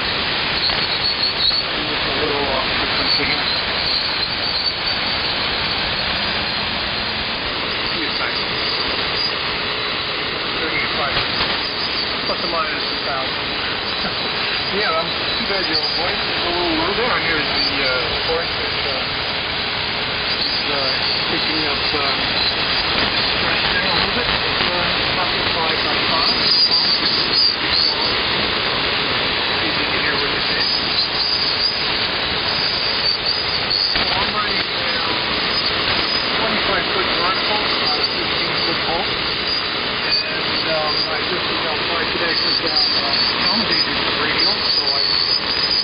put down to me.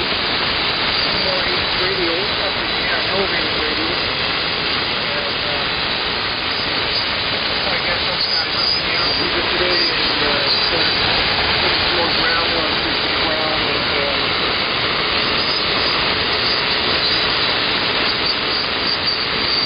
try to get some decent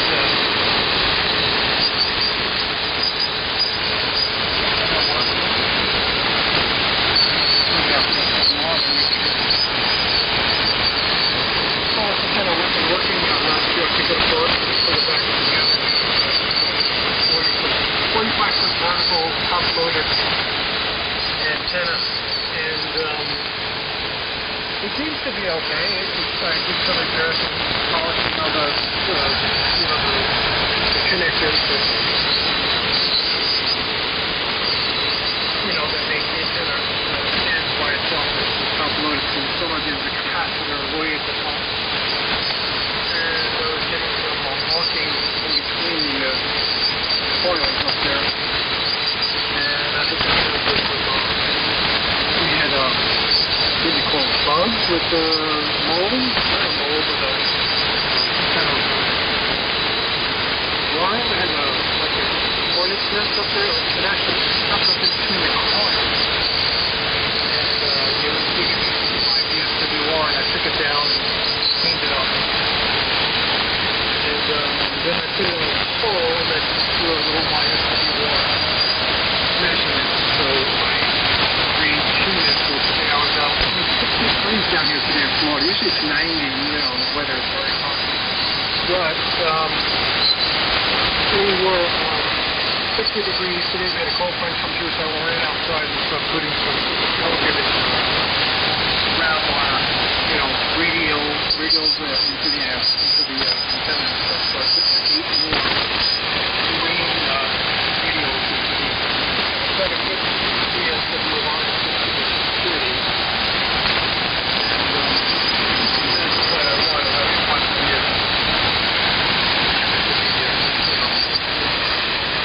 So this is Johnson biking, and I did some audio repairs to it. And I'm looking right now at some of the audio scope, trying to get the audio cleaner.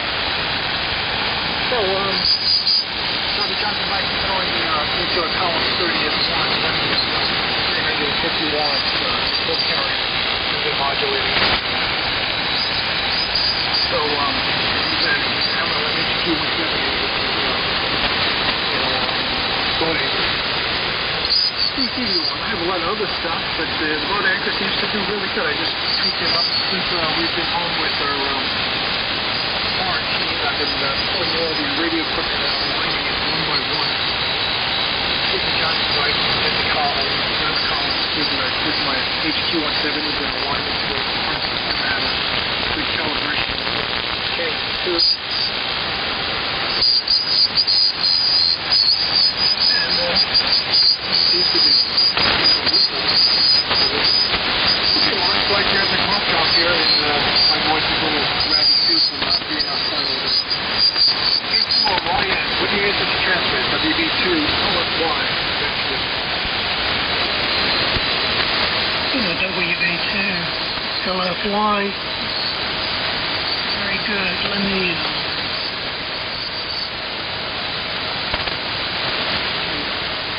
if I can help things any at all. Yeah, very good, Rich.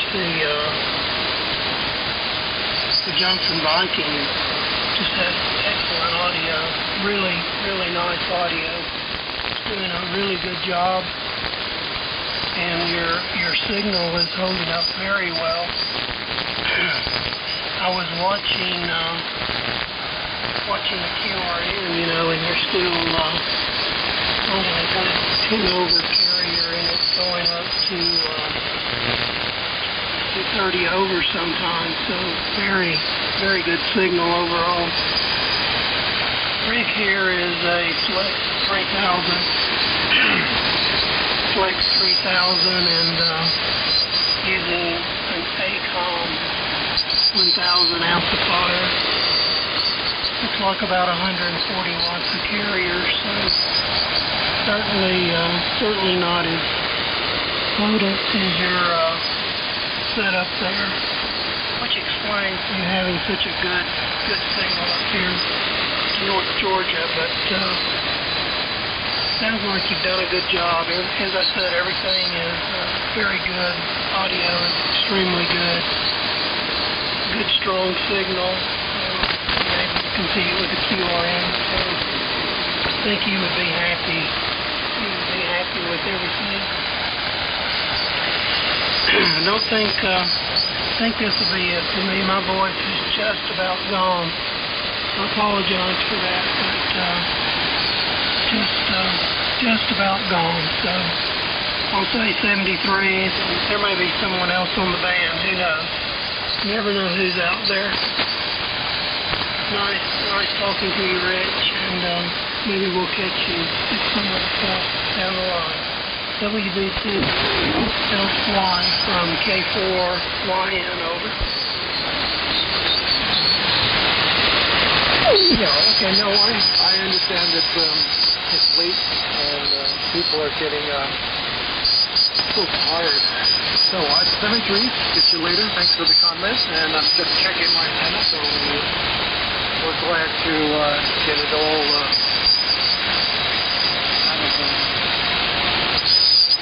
out of the repair area and more into the performance area. So like I said, we'll get you later. I'm usually the night person here. I watch, since I've been home quarantined for, I think, almost 30 days now. 45 days I've been home. I've worked at home beginning of March. Every day. Trying to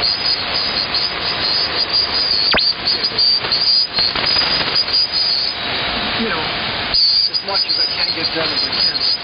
So I'll let you go and enjoy next time. And we'll see you later. 33. Thank you again for coming back for the quick comment. Q-Cell. So 33, Mark, get you later. K4YN, WB2, LF1.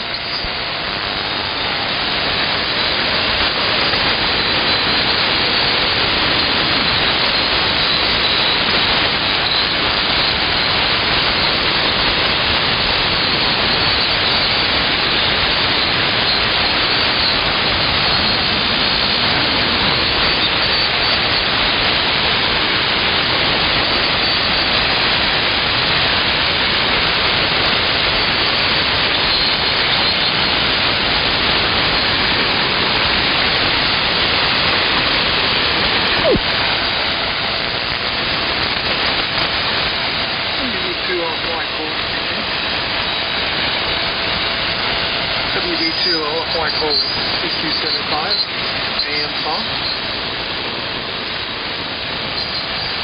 Tourism, WB2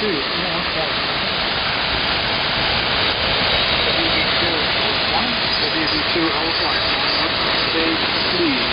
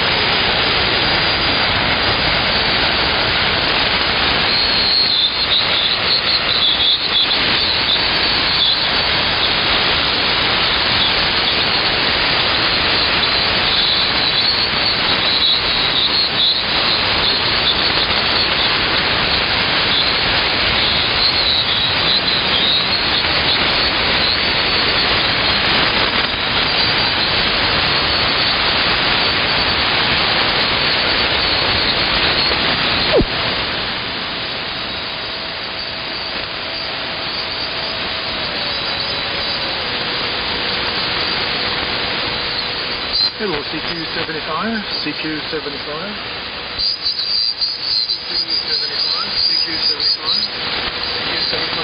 WB2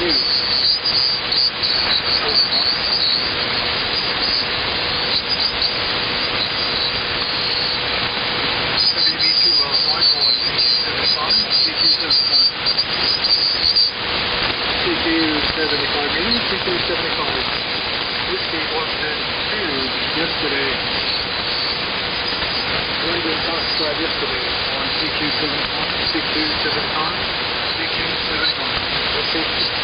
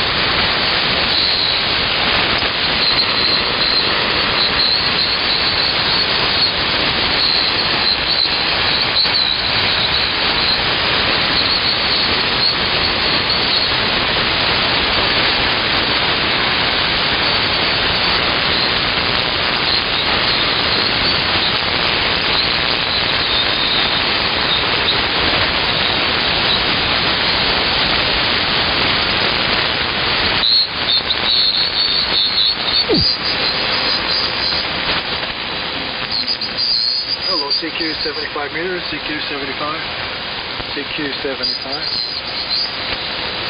Oh, CQ 75. CQ 75, oh, CQ 75. Whiskey Beaker 2, London, Foxtrot yesterday. WD2, Philip 1, calling CQ 75. CQ 75, oh, CQ 75. WD2 LS1 calling CQ. CQ, CQ. Who is it? CQ.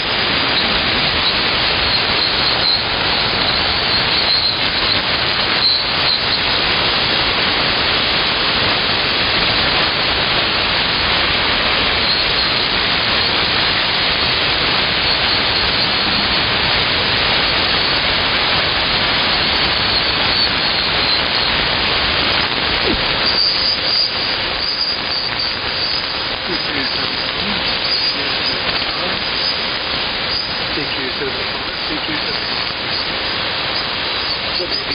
California, calling. WB2, California.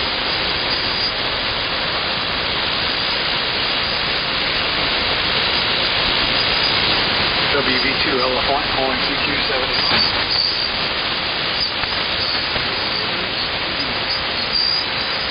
Whiskey Baker 2, London, Foxtrot, yesterday calling CQ. CQ. WB2 LF1. Orlando calling CQ.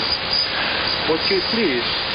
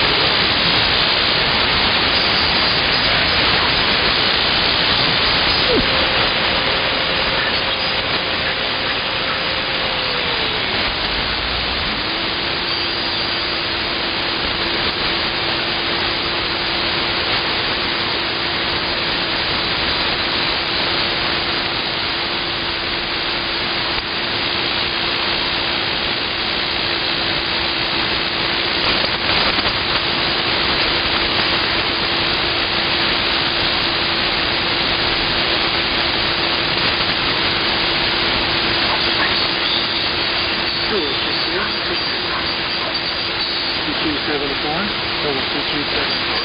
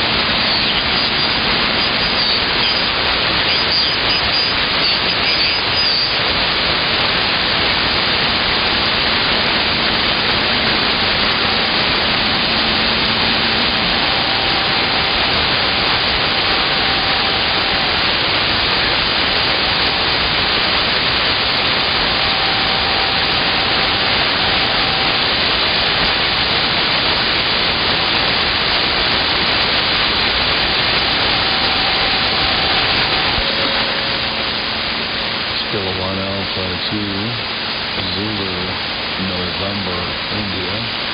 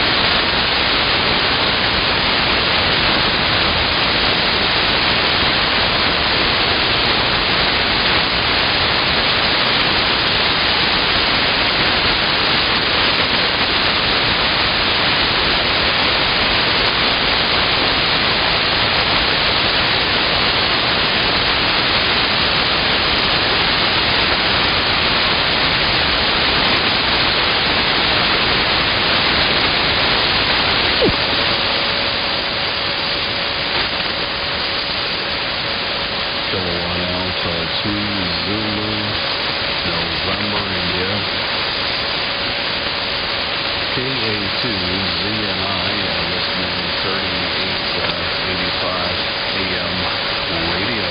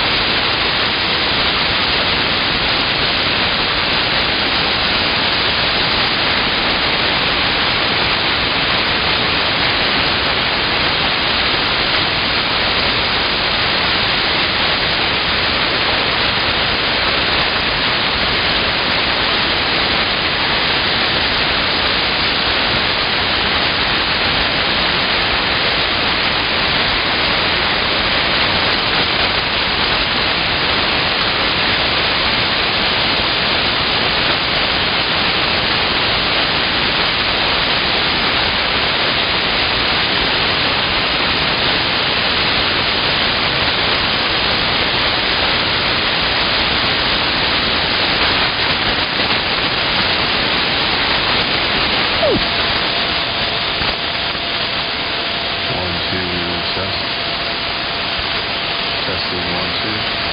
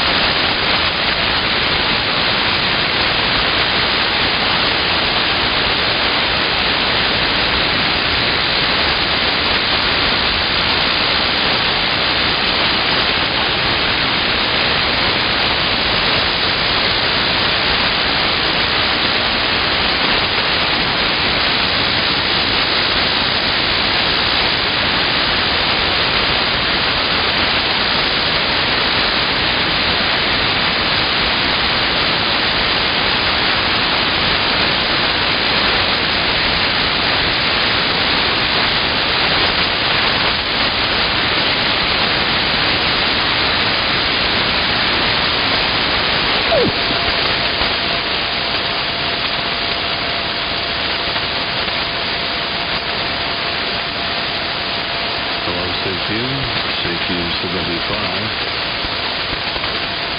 CQ75 AM phone.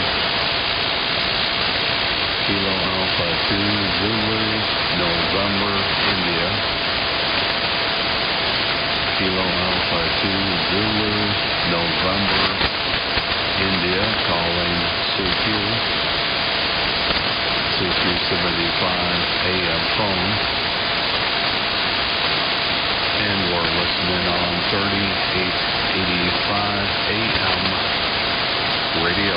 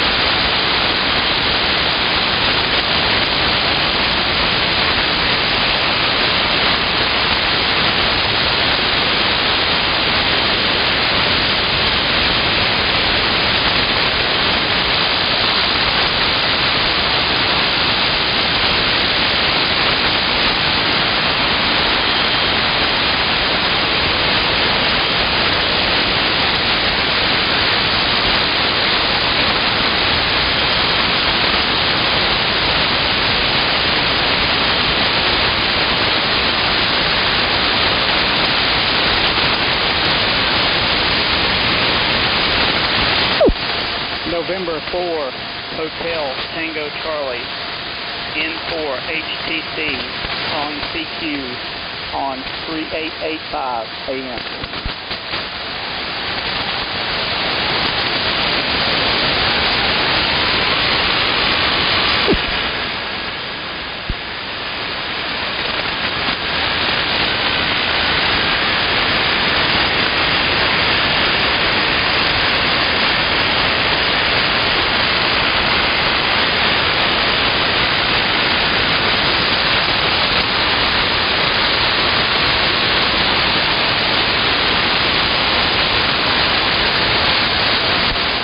November 4, Hotel Tango Charlie, N4 HTC, calling CQ,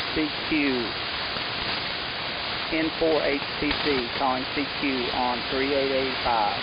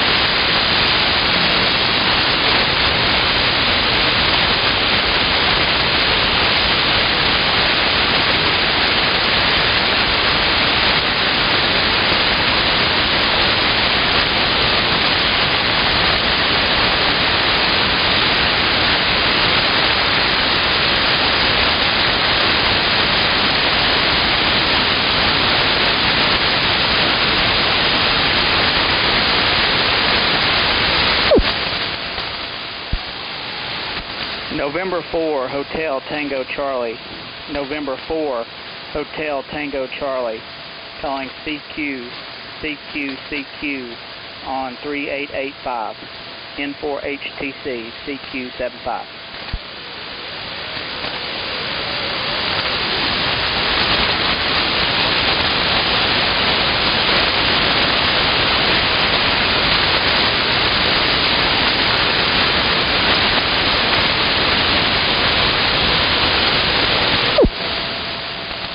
N4 HTC, N4 HTC, calling CQ on 3885. N4 HTC calling CQ.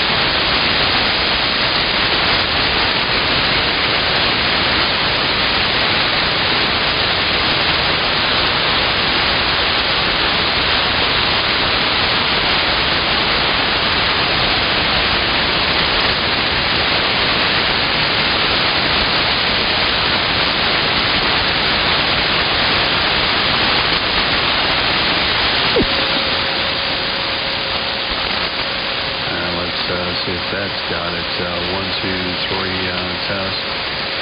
KA2 ZMI testing. Kilowatt America 2 Zulu November India test.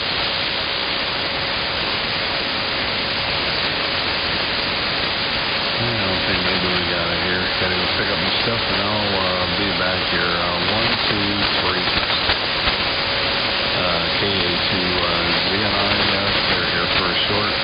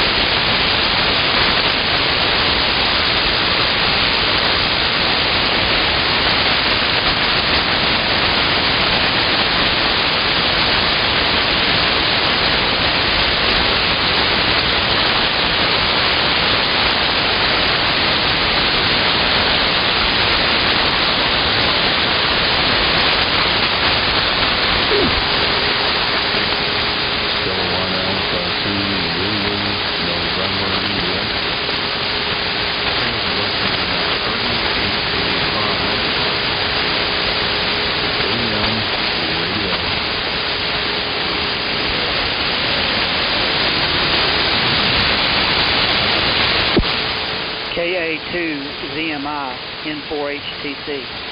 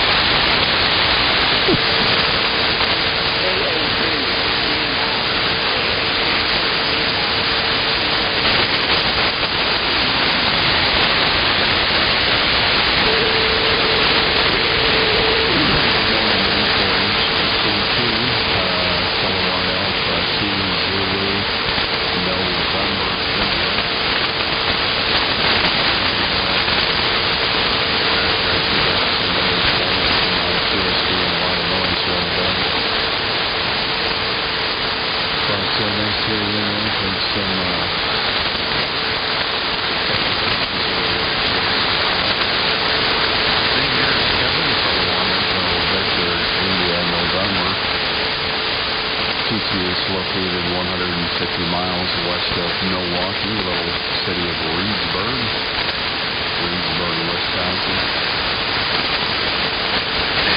Wasn't too sure how the band is going to be this morning. I'm on my weekend off as I am every week. Usually get to know the 3885 guys early on, but the last couple of weeks the band just has not been.